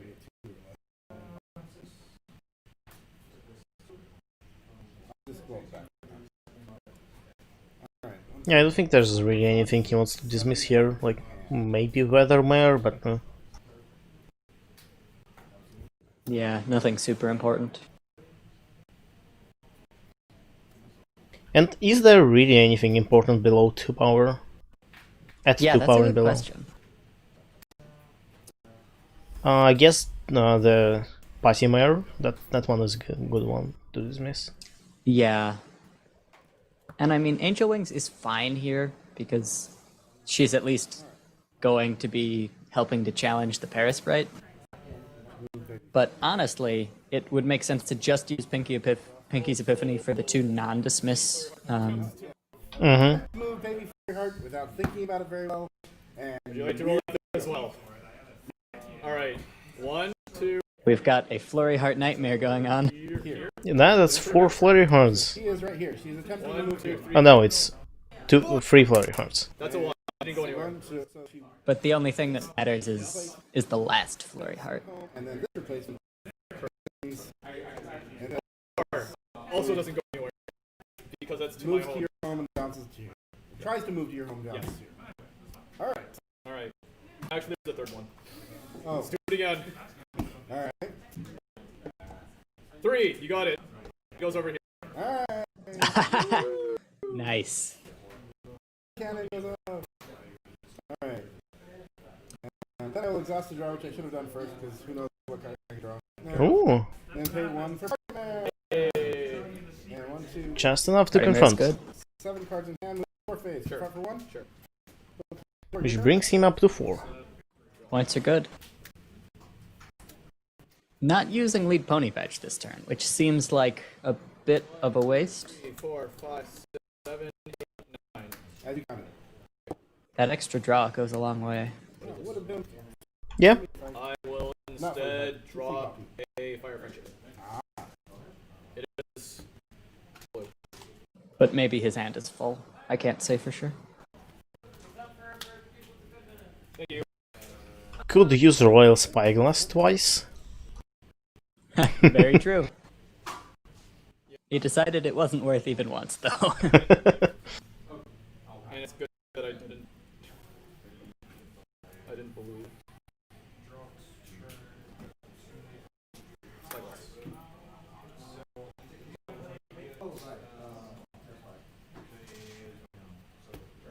I will try not.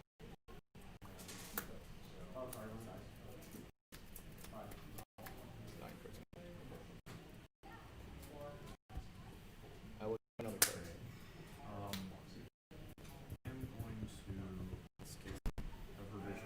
Excuse me? Excuse me.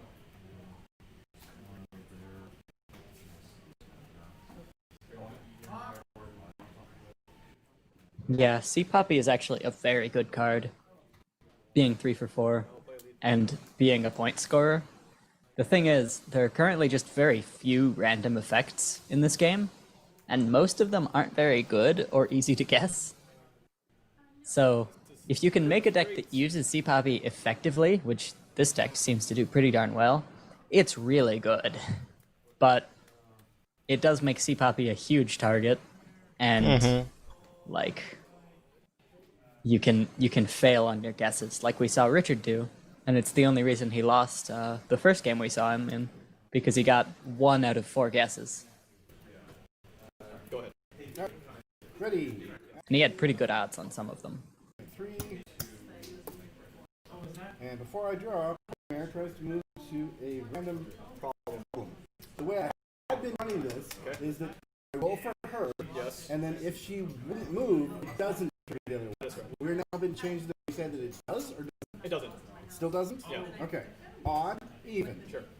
I don't have a third card. Yeah, yeah. Well, give me a different die. Here you go. Odd, it does try to move there. Okay, so Flurry heart.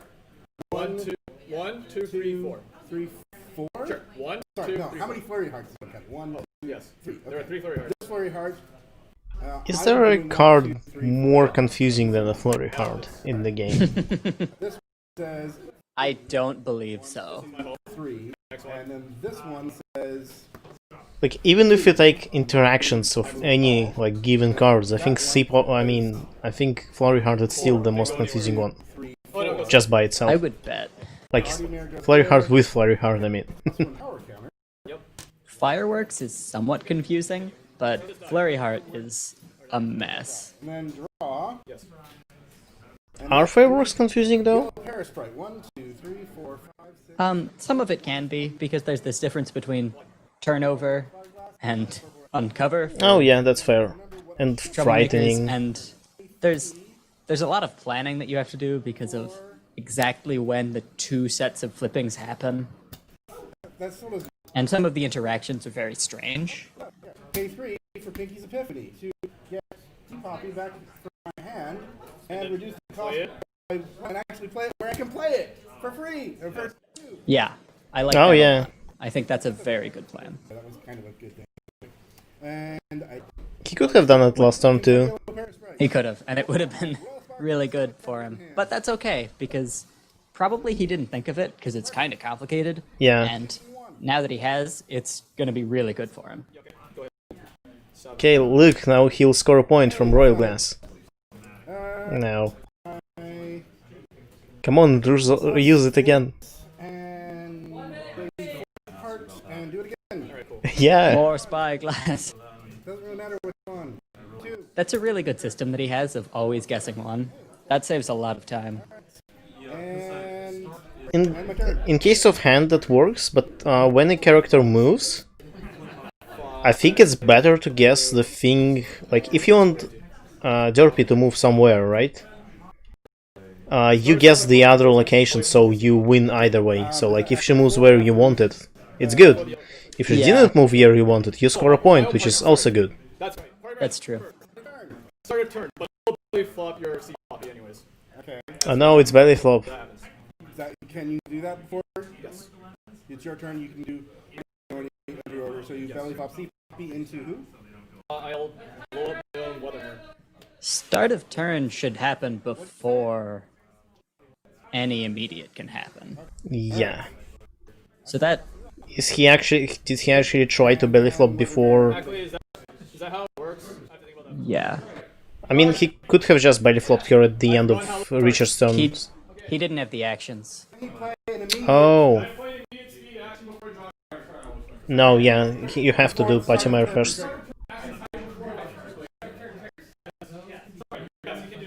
Okay. So start turn triggers go off. That tries to move to So we have a good chance to get a point here for Richard. Yeah.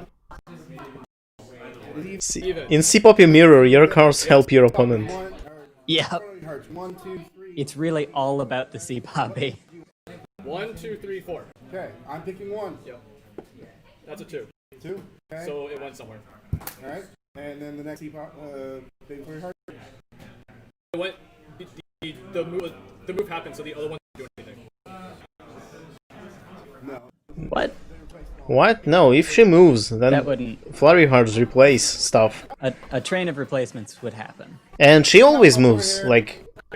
That Where- one we know. Yeah, Patimer can't not move the first time. But that's okay. They're, Yeah.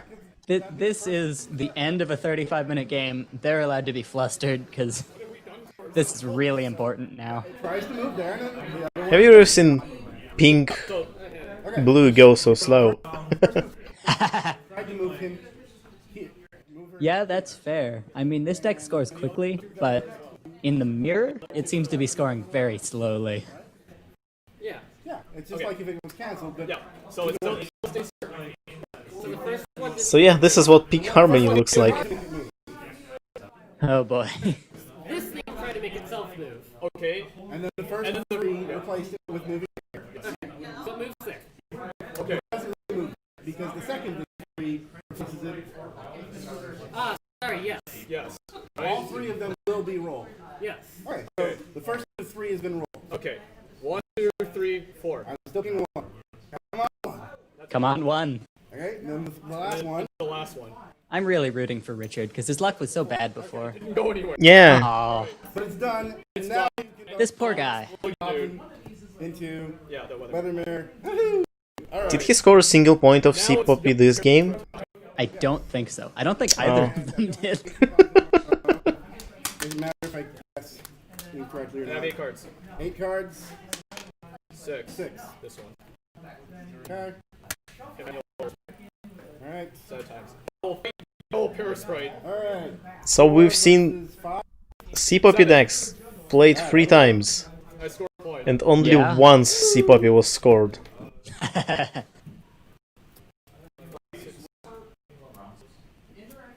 Oh, beating that Parasprite is big. That might give him the chance to win this game. Exhaust this DJ to draw.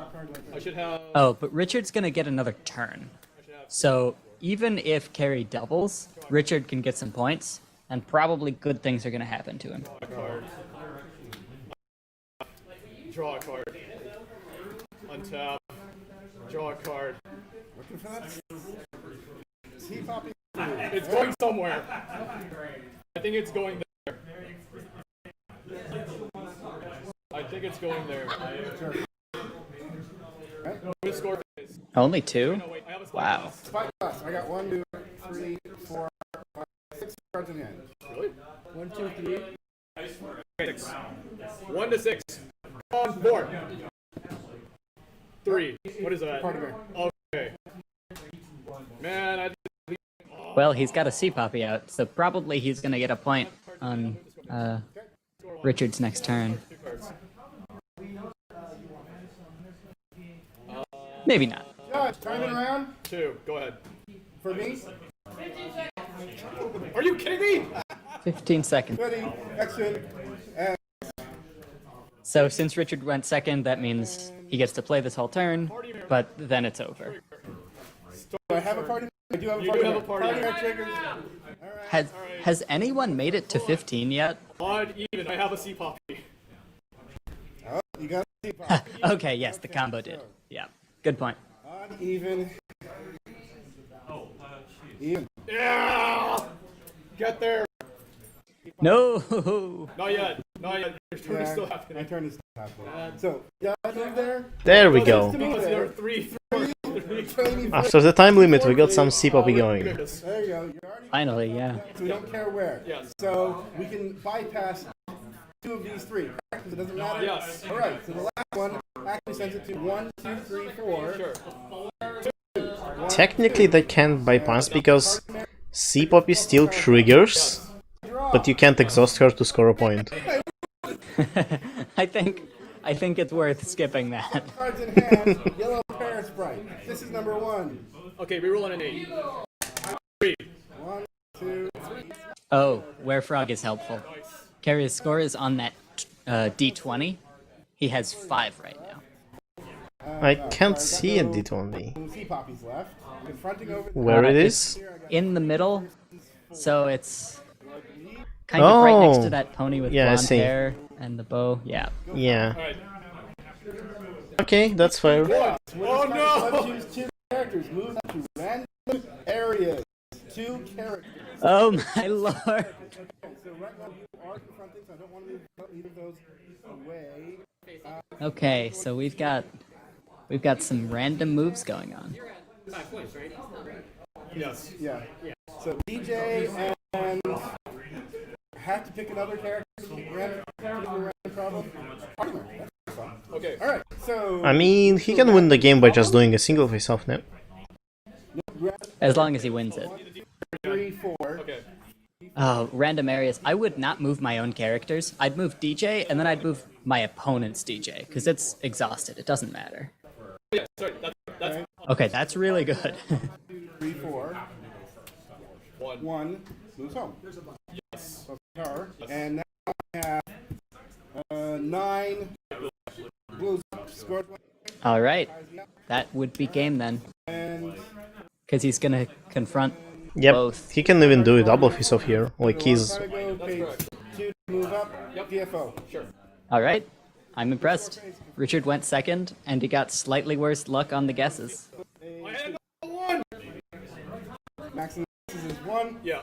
And he managed to win it. Okay, good game. Poppy 1. Poppy won, yeah, I didn't see that coming. Poppy won. Really close. You did. Yeah. 8 versus 5. Oh, yeah. Yeah, Namoy, he might have scored from Poppy and I just missed that. It was close. There was a lot of. Yeah, that's He scored 1 from Power Sprite, 1 from confronting in the early game, and 1 from confronting now, and 2 from Poppy, I assume. fair. Yeah, that makes some sense. There were 3 dice that had to be rolled. Well, I'm gonna step away for a little. I'll be back in maybe 5 minutes. Sure. So now you guys are left with me. Party man. And from now on, this is the Trixie Appreciation stream. Did you ever both have a pocket play? no. We have blowing them up. Just barely. I blow his up, he blows mine up. I mean, that's the correct call. So on Trixie Appreciation stream, yes, we talk how great and powerful Trixie is, Draw one more time. that she is the best pony, And I should blow always, copy on my turn. without any objections, and everyone who objects gets banned from the stream. I could have played. And I think there was at least one time when you should have blown up mine. Maybe, Yeah, I can't actually ban people, I don't have protections. I also had your But it's fine, we can, like, people can just play along and not talk, like pretend that they are banned. 3 HP and I can't do that. I can tell you about Trixie, so she's a blue pony, she's a unicorn, which is a very important part about her, and she's not a pesky alicorn with wings like Twilight. We don't talk about those. That's because they don't synergize with Harmony unicorn cards. She has an amazing hat and cape, like, that's the best outfit in the show, like, nothing that Rarity has ever made is even compares to that. Like, Rarity outfits are fine, don't get me wrong, but, like, Trixie's hat and cape just beat everything. And have you seen, like, people draw arts of other ponies being in Trixie's hat and cape, and they look amazing in those. That's because how great and powerful her outfit is. Like, I've never seen a pony that looked worse than Trixie's outfit. I'm missing D4. Another thing about Trixie is that there was one episode where she didn't wear her hat and cape and she was evil. So, you can draw some conclusions from that. What, aggro? Yeah, like, don't say aggro, usually. Did you know that Trixie is actually royalty? In one comic she became a queen, and you know, once a royalty you never lose that status, so Trixie is actually a royal. You can just call Well, that's pretty interesting. Oh, hello. This is Trixie Appreciation stream now. just paradox. Oh, that's pretty cool. I like Trixie. That one's yours? That's good. All the single color translation.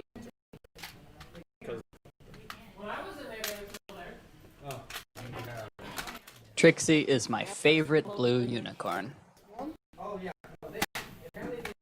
That's very specific. That's not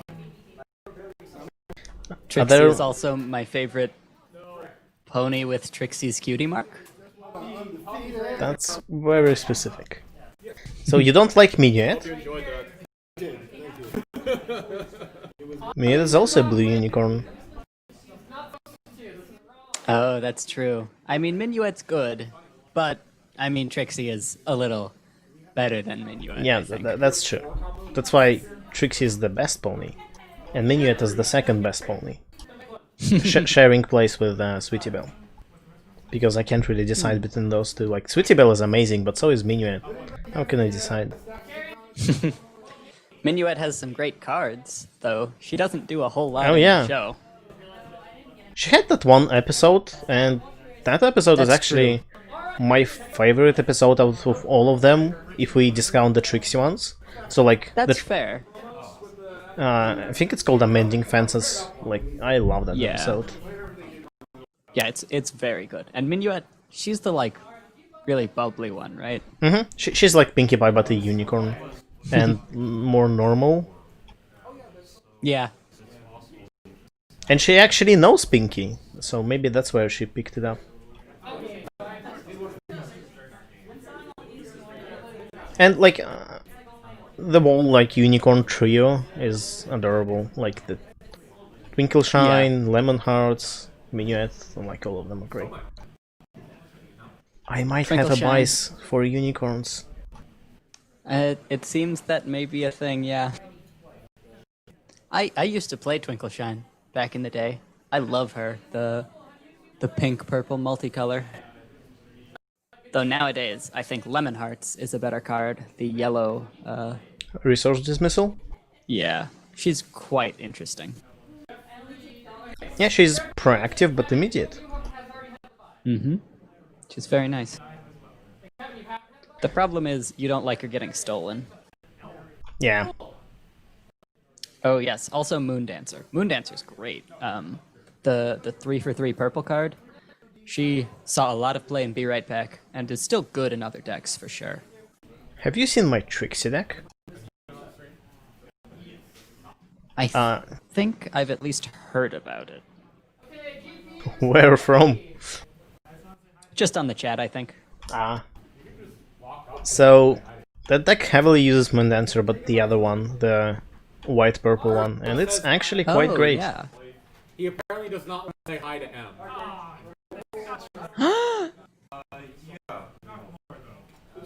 I don't get a high? Nope. That's so sad. To say that is not true. But he's clearly. Well, thank goodness. I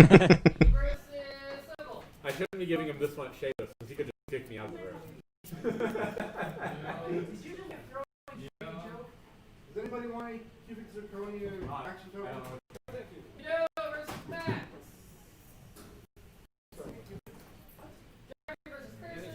Grumpo's once got very salty playing against my Trixie deck. I think that's because it was Trixie deck.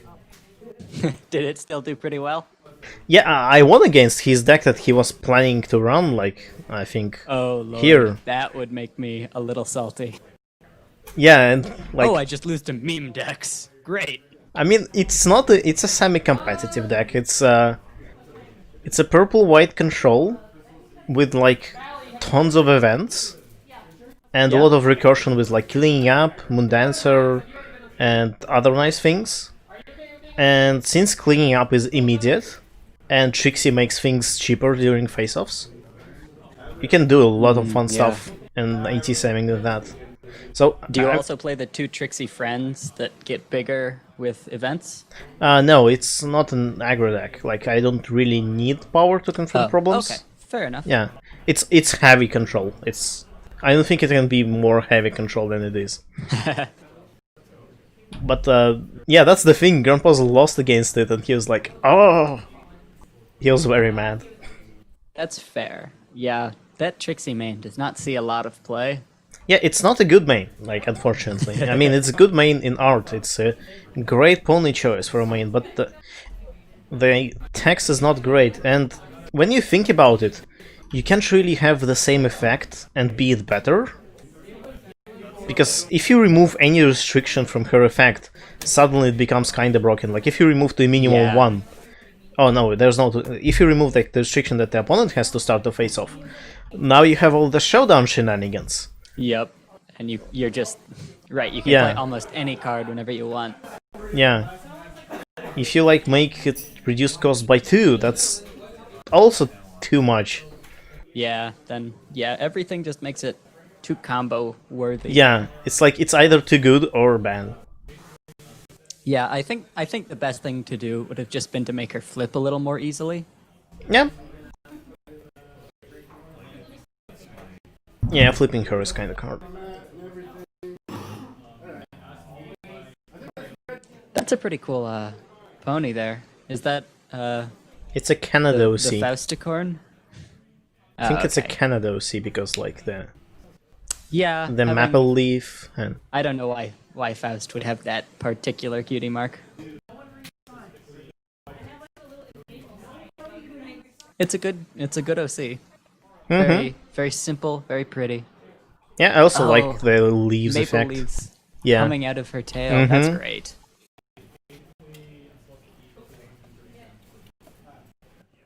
Derpy, very good. That's a good playmat. Your hand.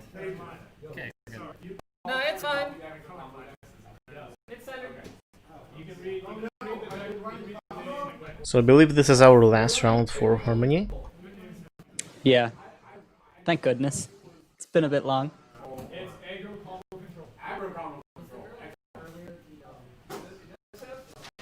Nurturing Nature, eh? Oh, good. I mean, even in Harmony, Nurturing Nature is pretty good. Mm-hmm. It makes sense that we'd see one finally. Versus some pink deck, I presume, looking at the problems. Yep. A lot of pink. I think we had pink in every single match. Oh, wow, yeah. I will even go further, I think Grandpa's deck is the only deck that didn't run pink. Okay, it's Godo.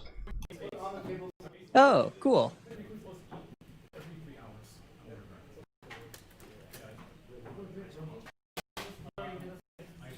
Okay, yeah, I can clearly see that name there. Yep. I want to see the name of the player on the left with Nurturing Nature. Otherwise, I'll call Yeah. him just Nurturing Nature player. That's fine, yeah. Good thing to be known as. Oh yeah, maybe I should go by Trixie player. That sounds great.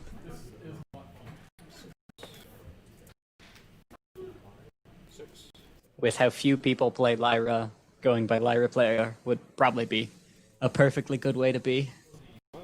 No one would get me confused with anyone else.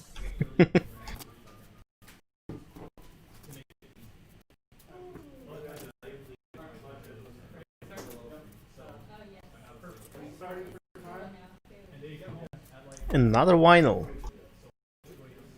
Oh, okay, sure. That's the main to run in Harmony. Yeah, I mean, such is one of the main reasons we moved on to core, I think. Ha, I get it.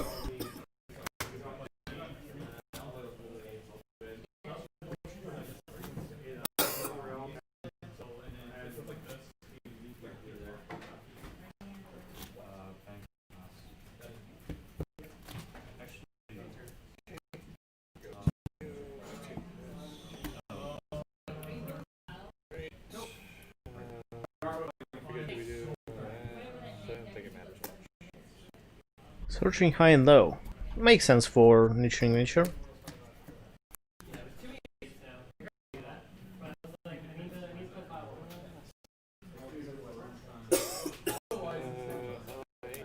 So it's blue-yellow. Seems like Yeah, a that makes core sense. list too. Yeah, it might be just one of the more standard lists. That'd be cool. I mean, blue-yellow doesn't gain much from Harmony, so it would make sense if it was just core. Yeah. Cloud Chaser is super good, and like that's something that I think I've seen is you use a core list, but you just put Cloud Chaser in. But And even for- without that. That works for Control too, but instead of Cloud Chaser, you put Chrysalis. Oh yeah, absolutely.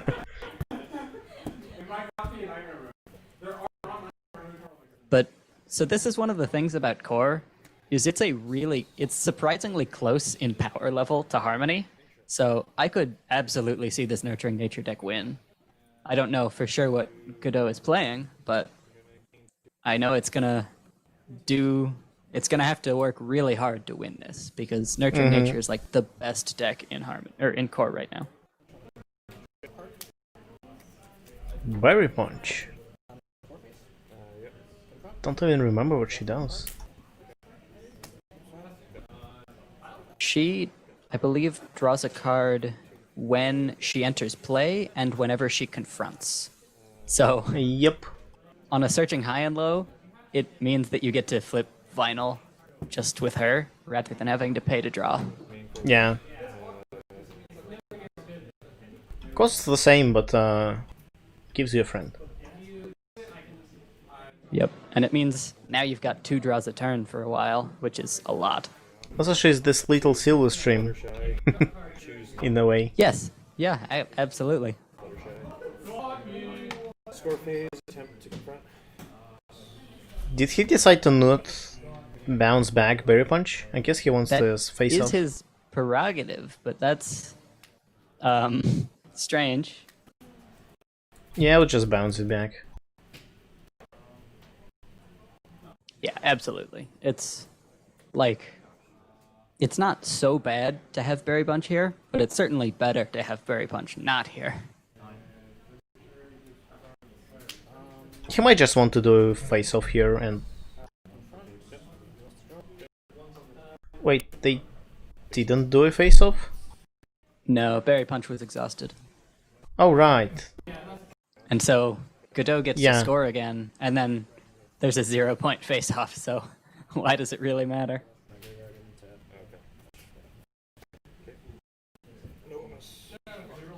Well, there was a chaos effect. on an empty discard pile. That's true. It's very good chaos, usually. Trading traditions, how convenient. Huh. That's hilarious.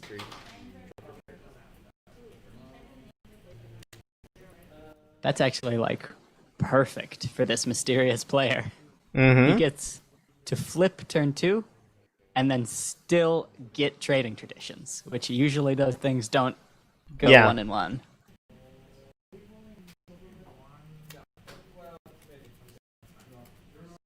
Werefrog, Berry Punch.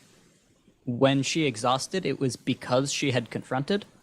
So she does the confront, which triggers the face-off. It's going to happen now. And then it also triggers her exhaust effect. And so Godot just brought 0 power to the face-off, but it still was going to happen. Yeah, it was 0-point face-off, so...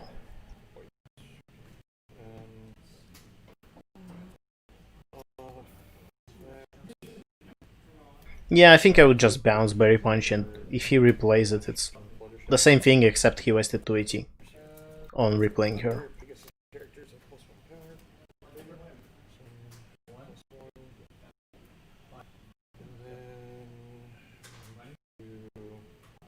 That's chillax. Yep. I'm going to pay 1 for 2 bits. Yeah, 2 bits is another good Harmony card. Okay. Yeah, this guy did not just say, well, I'm mostly concerned with core, and I'll bring a Harmony deck just for fun and not worry about it too much. If he's playing 2 bits, he put thought into this on how to optimize Fluttershy Blue for this current version, or for this current type of game, Harmony, which means probably this is a really well put together deck.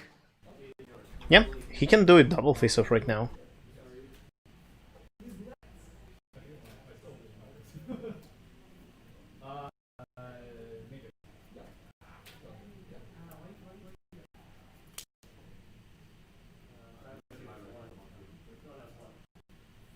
And I would probably do a double face-off to remove that trading traditions for the... Oh, Soprano. Never mind. Oh yeah, that's a good way to guarantee white. Ooh, look at 2 mullets. And the Hand the Hive. Wow. That's That's a hand. great. Yeah, that's a hand. I don't know what Godot is going to be able to do about this, because this other player is going to double every turn for the next 2 turns at least.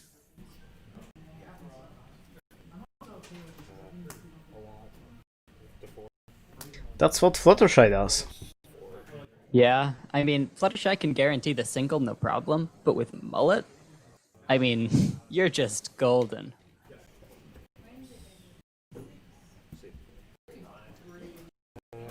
And grand opening doesn't help here, because most of the friends have now power higher than their cost. Yep.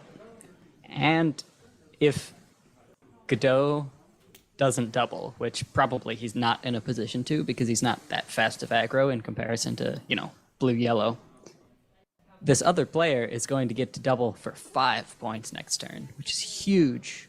Yeah. Save the day. Bonus 2, it's incredible. Yeah, usually the trade-off with Save the Day is you end up with only 1 bonus point, because as the aggro deck, you usually have to bring the bonus points. But with this, luckily enough, he's playing against an RTO deck, so everything on his opponent's side is going to be huge bonus. Yeah, and with Mullet and Defend the Hive, he can do it quite easily. Yeah, it's just 3 actions at most.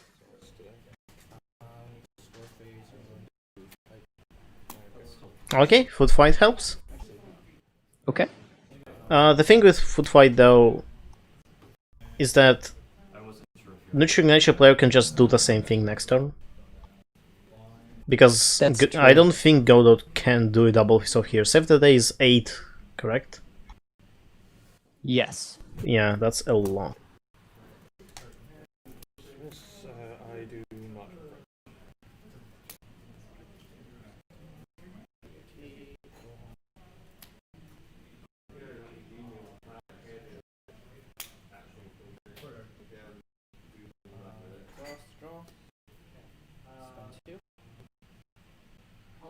Gold might get some replacement things,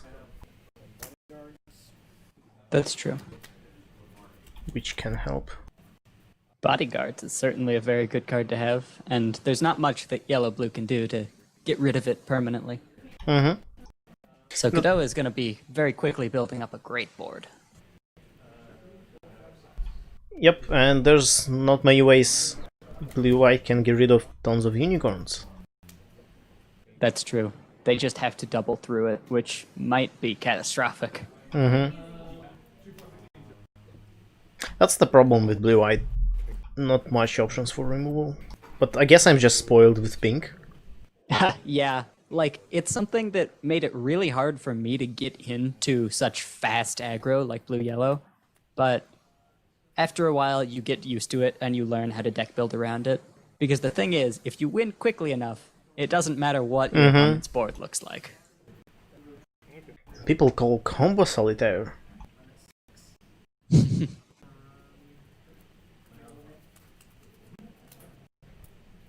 Yeah, a good match of like bullet aggro like Nurturing Nature versus like a mid-range like what Godot is playing. It's like the aggro doesn't even pay attention to the opponent. It's how many actions does it take to double? Is it 4 or less? Then I'll double. A 1 for Fire Friendship. Wow, paying for fire friendship, not something you see very often. That's true, yeah. But he needed blue, yeah. Two, they're giving each other. Go to store phase. Fluttershy is at 5 power now. Yep, which is very good. Bellyflop. This is the power of vinyl. You always have the tricks you need. Because you drew to them. So I will say this is going pretty darn well on both sides. Both players are doing exactly what they want to be doing. Yeah, and with every turn, Godot is getting a step closer to doing a D for himself. Yeah, especially now that he has bodyguards. Like, just if he has 1 or 2 more cards that dismiss in his hand, and it looks like he does have at least 1 more belly flop, the more time he buys, the better he looks, and it's just going to start looking really good unless this other player can bring more strength to the field than he strictly needs, and like can prevent just 1 trick from being enough. Yeah, but he also just scored 3 points there. Yeah, it's really hard to get around that as an aggro deck. You can never really prevent your opponent from scoring. Yellow now has unsatisfactory work though, which helps a lot with that. It's like nutcakes, but that's not good. really. And doing that on RTO is going to be great when it does happen. The Werefrog asks where the unicorn token came from. That's from bodyguards. Bodyguards means that whenever any character leaves play, a unicorn comes into play. And 2 friends left play after Bellyflop. Godot's Berry Punch and I think it was Chillax on the other side. Yes. And so Godot has, on the unicorn token, it's got a little die that says 2. That So particular token is a custom made by Arakat. He Ooh. makes sometimes, yeah. I think there's also a critter jellyfish and yes. the blue seashell, because we only have officially red seashell. So it makes sense to have Sheldon as well. There we go. Now that is going to let you overdo it, which is exactly what he needs right now, because it means that there's nothing Godot can do to prevent that. He can remove Chillax, unless he exhausts his main. He'll have to exhaust his main. But even if he exhausts his main, removing Mullet will be enough. Mullet's enough. Oh, Yeah. that's so sad. I would have to say go to the other problem then, because you need to be scoring right now. Seems like Godot has no answers this time. Oh, okay. Well, that does it too. And it's just going to make next turn even easier. Mm-hmm. It did make him waste a mullet, though. It's true, he had to use it during the main phase rather than score phase. But that's not a big deal, I don't think. Oh, look, it's Berry Punch, but not. Hoops is so great. I love Hoops. Berry Punch flipped so badly. Hoops is one of the best flips you can get. Because it's 2 and a steal. Yeah, it doesn't cost that much more than Berry Punch as well. Right. Hoops is quite good, but there are some limitations. Like the 4 requirement Yeah, is 4 kind requirement. of a big deal. Yeah, and like Berry Punch, you have to kind of play pink as your primary to rely on for rec. Yeah.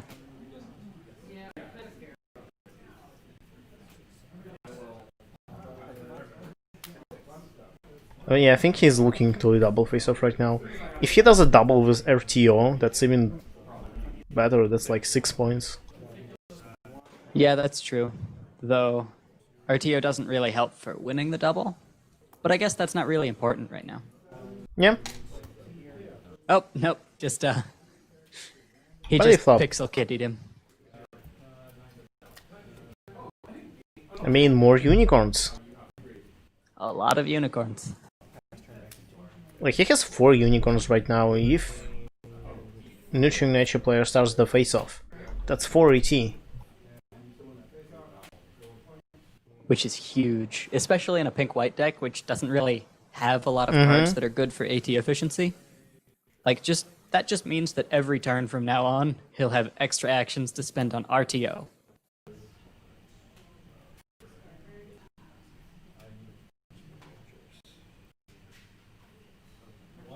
So yeah, while the game looked like, when we saw that save the day and grand opening, it really looked great for Nurturing Nature. But Godot is slowly getting the control of the game into his hands. Yeah, absolutely. Godot has played a lot of Dismissal, like a lot.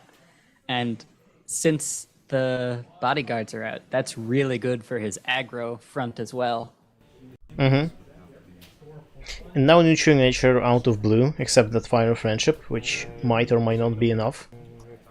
Yeah, but that's basically going to last the whole game, because pink-white is so bad at resource removal.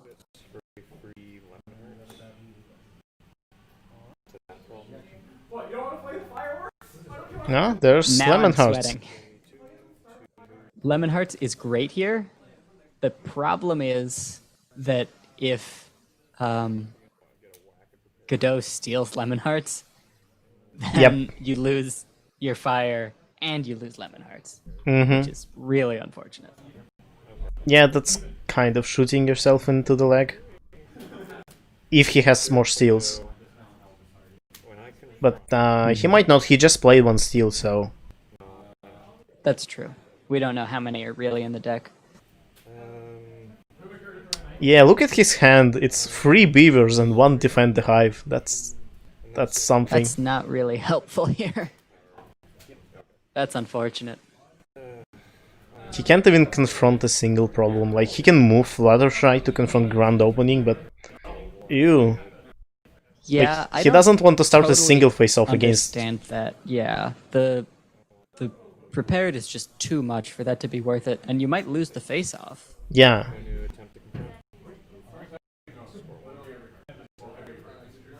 How is he able to confront that? Is it 5?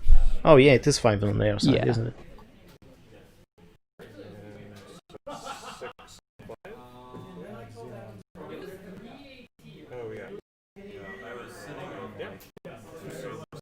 I think it's 3 on 4, right?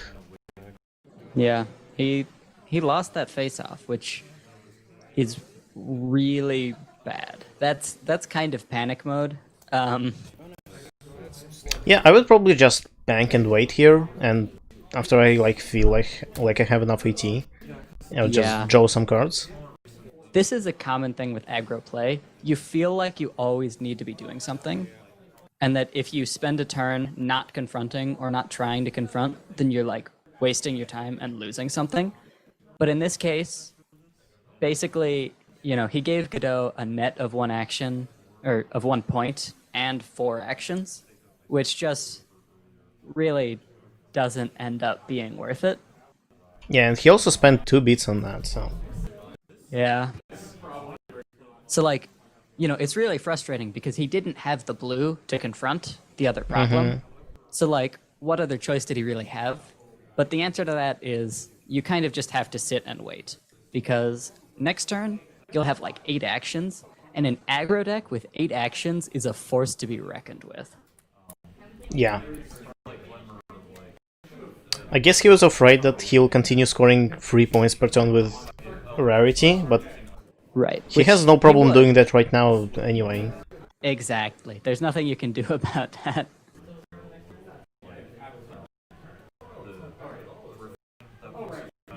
Like, he has 4 AT from those prepared, it's just 2 to move rarity, 2 to move something else, and there we go. But to be fair, Nishungacha has a pretty terrible hand, like, that's quite unlucky. Yeah, it's really bad. I mean, especially against a deck that probably doesn't really play resource. Getting multiple resource removal, like including Lemon Hearts, that's just so disappointing. Mm-hmm. And then an aggro deck never wants to run out of friends in hand. That's just not good. Yeah. And Godot was getting so much removal. I can see some resources in pink-white though, like Fashion Disaster is a great one. Or Changeling Throne. Or Stack of Suitcases. Yeah, I would imagine Godot doesn't have room for any of those, because this deck seems to have a pretty full game plan of RTO plus like several dismissal events and unicorn tokens. I'd be surprised if this deck generally had enough actions to spend on like a throne. Well, it does now. But that's from unicorns. Yeah. After getting prepared, you're just swimming in actions. So I forgot to update the scores, I think.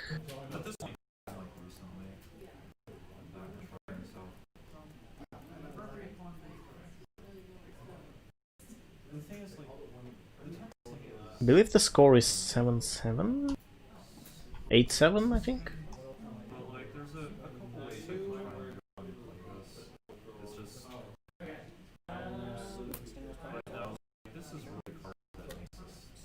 Problem solvers. I wonder why. Okay, that's unsatisfactory work on RTO. Alright, that's very good, but okay, well that's a good reason to have problem solvers there, because you still at least score the point. Mm-hmm.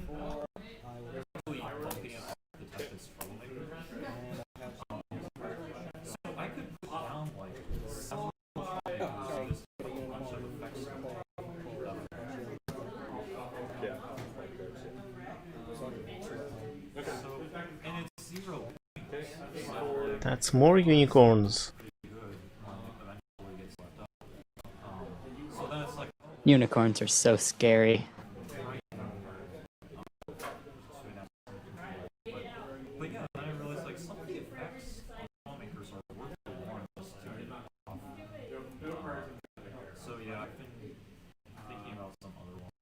I see some useful friends in his hand.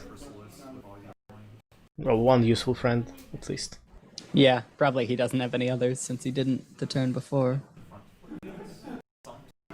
So he has Bug Bowl Championship. Which is pretty good.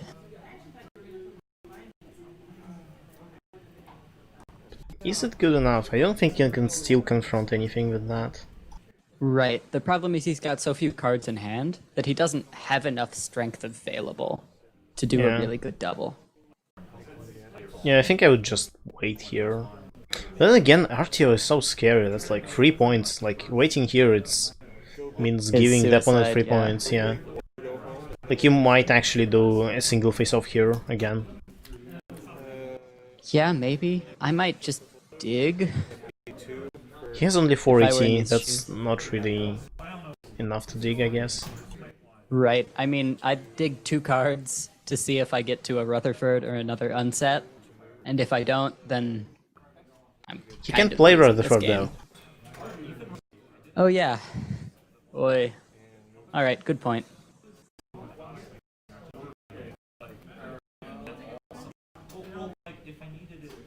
Does he have more removal?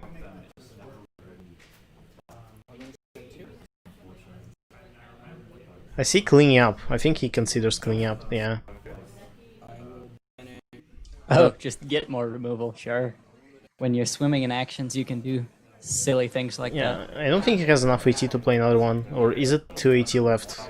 Yeah, it is 2 AT left after cleaning up. Yep. Well, more unicorns. Oh my goodness. This is exactly what Godot wanted to happen. Wow. Those 4 extra actions were just so important to him. Oh, he belly flopped it after the confront. I think. Oh no, never mind. Oh. No. Okay, here's RTO. That's another 3 points coming. Is there a priority window in between those? If your opponent confronts, can you then put unicorns in to get the prepared actions? There's a lot of priority window before you both confronting the problem at the same time. And a face-off happening, because we also have to check confront that you meet confront requirements on the other problem. Yeah. Like, Wow, that would be nasty. like, what we have in the game is that we have a solve step for each problem, and then there's a face-off step happens. And there's a bunch of priority windows between them, so plenty of time. I never thought of that, but that is crazy powerful.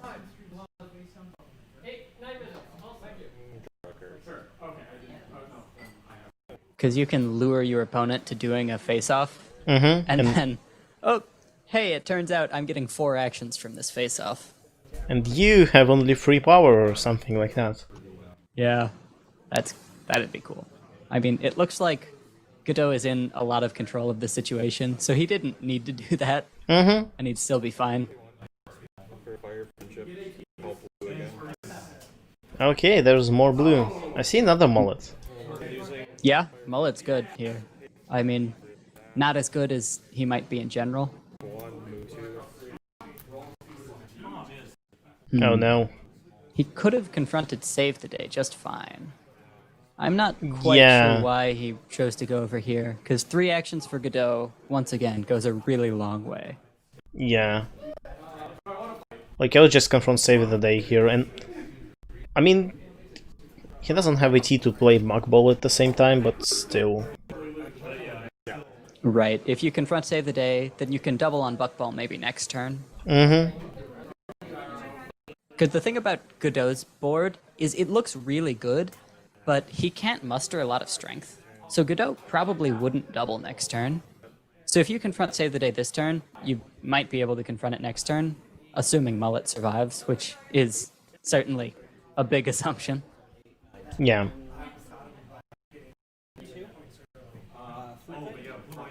That's the problem with fire friendships over motivational speech. Your main doesn't get the color, which is a big thing often. Yeah, when you have multicolor problems, it definitely matters. I don't think competitive fixing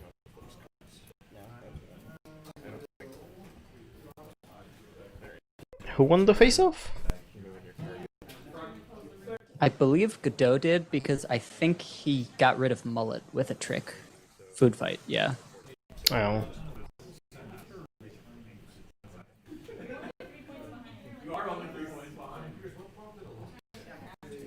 Will that Save the Day ever be replaced? It looks like probably not.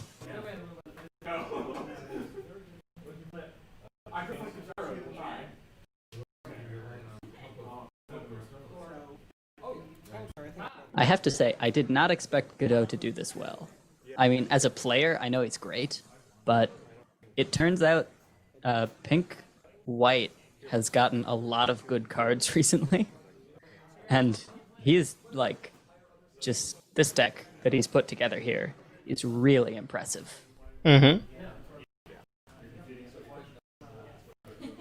More RTO shenanigans.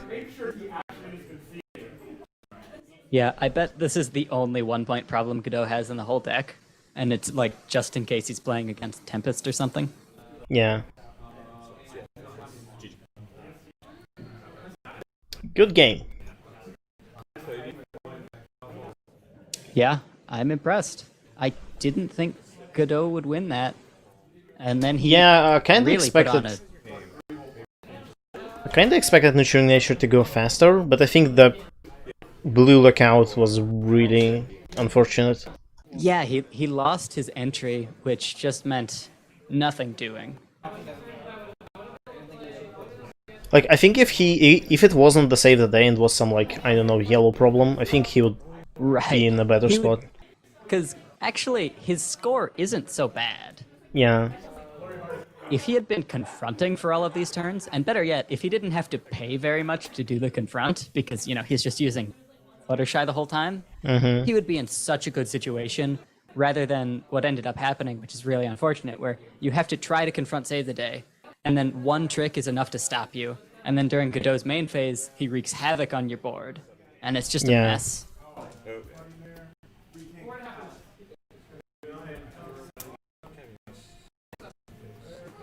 Interesting game nonetheless.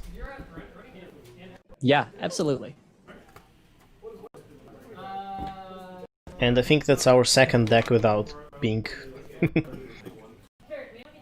Yeah. Final one. So Final went 2 for 2 as far as we watched.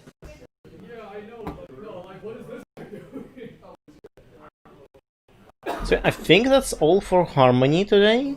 I think that was the last Yeah. match. I don't think there's going to be 5th round. No, no time.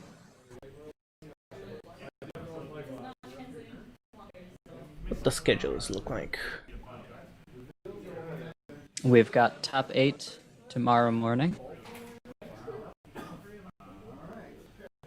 You're very welcome, Anamoy. This was my first time doing this commentary. It was a lot of fun. It is a lot of fun. Smithers said that he doesn't envy my sleep schedule. It's not in the stream, but in the announcement post. And it's fine. It's only 5 AM. I've been up for longer. Still pretty late. Yeah, it's fine.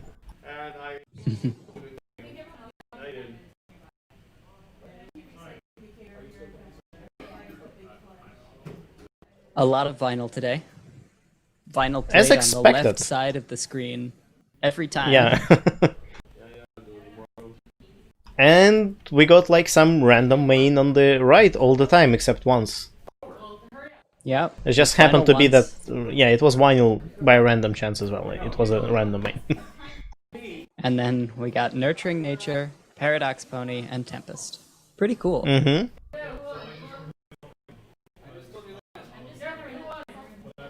I think there will be Nightmare tournament in 1 hour. 1 hour and a half. I'm not sure if that's going to be commentated. Probably not, because I'll be asleep. Yeah, I don't think so. They don't have me doing it either. But I think Sonnet's commentating on something. Is it? I think it's Ivory and you and me tomorrow, yeah, and that's it. Yeah. That's right. Of course, it's not Sonnet. She's there. Right? She's there, yeah. That's...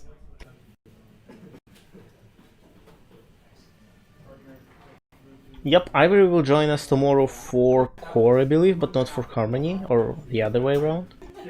Okay, cool. Oh no, Ivory will join us for top 8, but not for Core. There we go. Okay. Either way, I expect Core to be a lot of fun as well, and top 8 Harmony is going to be very interesting to see. I bet we'll see Vinyl a lot. Yeah, it seems like it. Maybe the Poppy decks. At least one of them, certainly, but probably both. It's a really good deck. I bet it did quite well. Mm-hmm.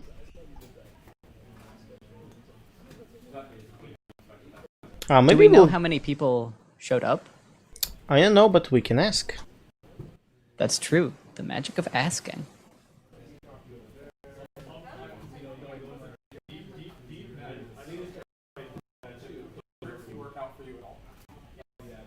Yeah, it's nice to have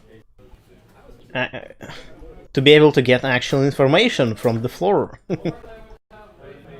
Yeah. It can be useful.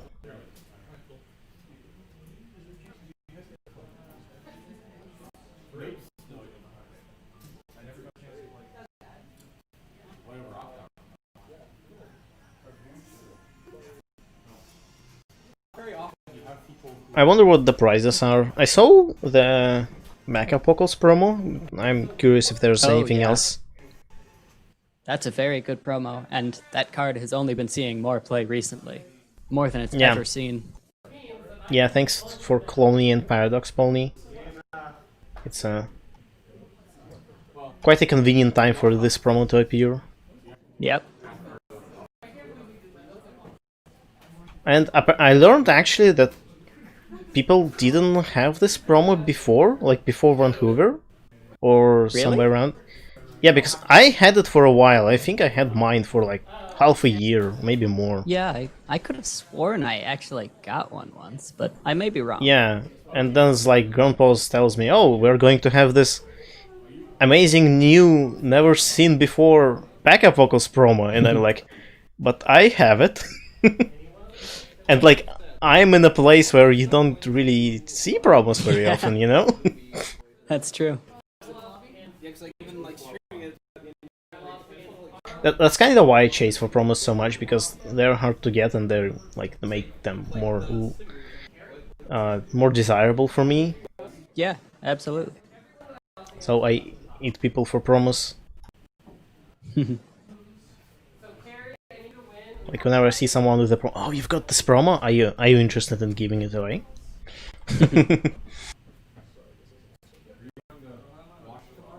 I think I'm a little more of a functionalist.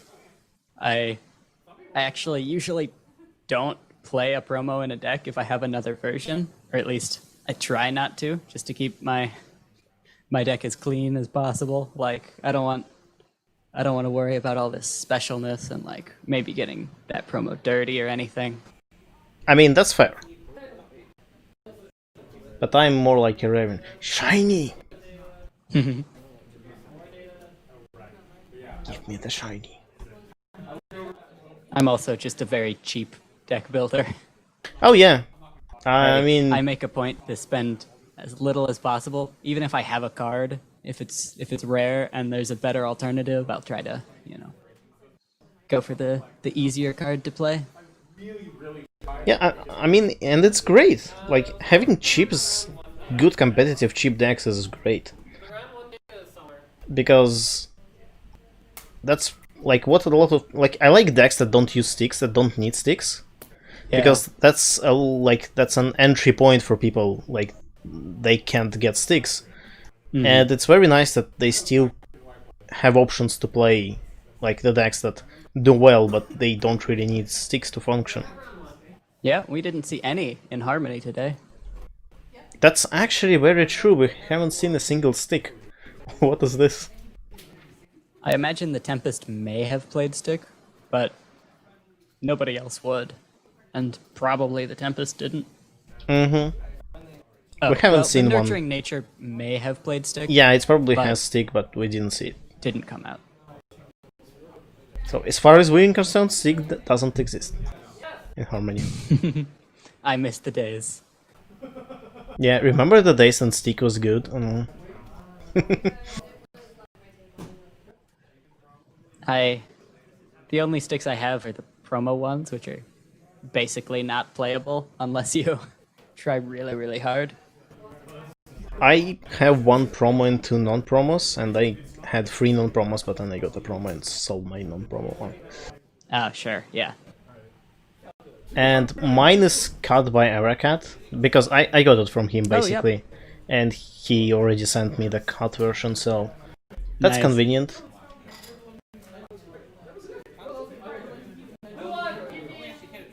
It's 10 AM there, or PM, I don't know. How long these people are playing for? believe it's 11 now. So, they will be playing for like 3 more hours, I believe, because there will be a 2. I mean, wait. it should be 2-hour break, but we actually went overtime as usual with the tournament. So, in 1 hour and a half, there'll be Nightmare tournament, which is I would watch that if I wasn't sleepy, because I've never seen Nightmare actually in action. Be very fun to see. And like some speculate that you can just bring Hot Wings there and win before everyone can do anything, because first to confront. Hot Wings is great. Yeah. And Nightmare tournament will last for, I think it's 2.5 hours. That's at least the scheduled time. Might go overtime quite easily. Yeah. I was wrong, by the way. It's 7 there, not 11. Yeah. 11 is when it's when Nightmare ends. Ah, okay. Yeah, it ends at 11 p.m. Pacific. And that's it, at least as far as streams and tournaments are concerned. Hold on, I actually have a bigger schedule than deposited somewhere. Something more specific than that. Ah, there it is. Yeah, after Nightmare there will be no things. And the expected overtime of Nightmare is half an hour, so like that's the expected overtime. And that's it. And tomorrow we'll have top 8 and core and draft, but we won't be commentating draft. Yeah.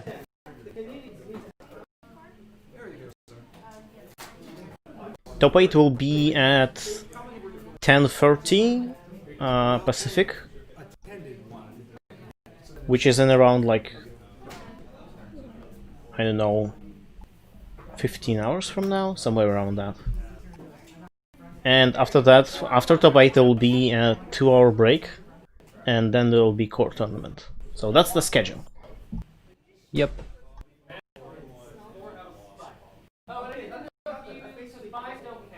And this is the post with the schedule, so people can look it up. There have been 13 people participating, so... Okay. So top 8 cut is actually a fair accomplishment here. Mm-hmm.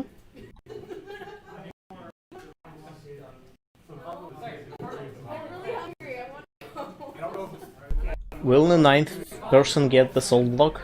I've heard a lot of things about Salt Block, and I think it's great.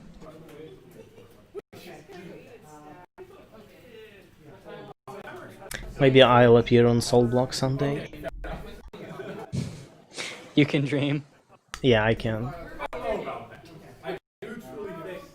You know what, maybe someday I'll be able to make it into USA and I'll go to some tournament. And I'll make a point by scoring into 9th. Specifically, just to make it on the Salt Block. That's the spirit. I've got my sights set on winning one of these days, but I don't make it out to many, so it's not easy for me.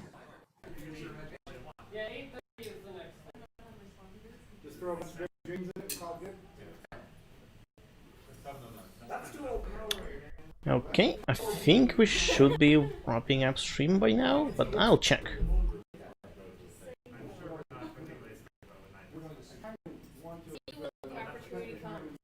We'll see, maybe there's some things. Okay. I was given a go to wrap up the stream, so I already voiced the schedule for tomorrow. We'll have again top 8 at 10:30 Pacific, 10 AM, and then 2 hours after that, after the end of the top 8, we'll have a core tournament, which won't have a top 8 cut, and that's it as far as the commentary is concerned. I think draft is also going to be streamed. Or maybe not, but it definitely won't have any commentary. Sorry. But it's kinda late for me, at least. And yeah, thanks everyone for coming who watched our stream. Yeah, hope you had fun. Yeah, and I also have to be a little bit I'm not sure what the exact word for this, but I'm about to thank myself for supporting Commentary's Magic. So yeah, thank you for all the Patreon supporters of Commentary's Magic. Yeah, absolutely. Your support helps very much supporting these events and actually a little bit our commentary too. So Standings up. Cheese there's has to that. literally rebuild the entire bracket because low computer. So yeah, see you tomorrow. Yep. Bye.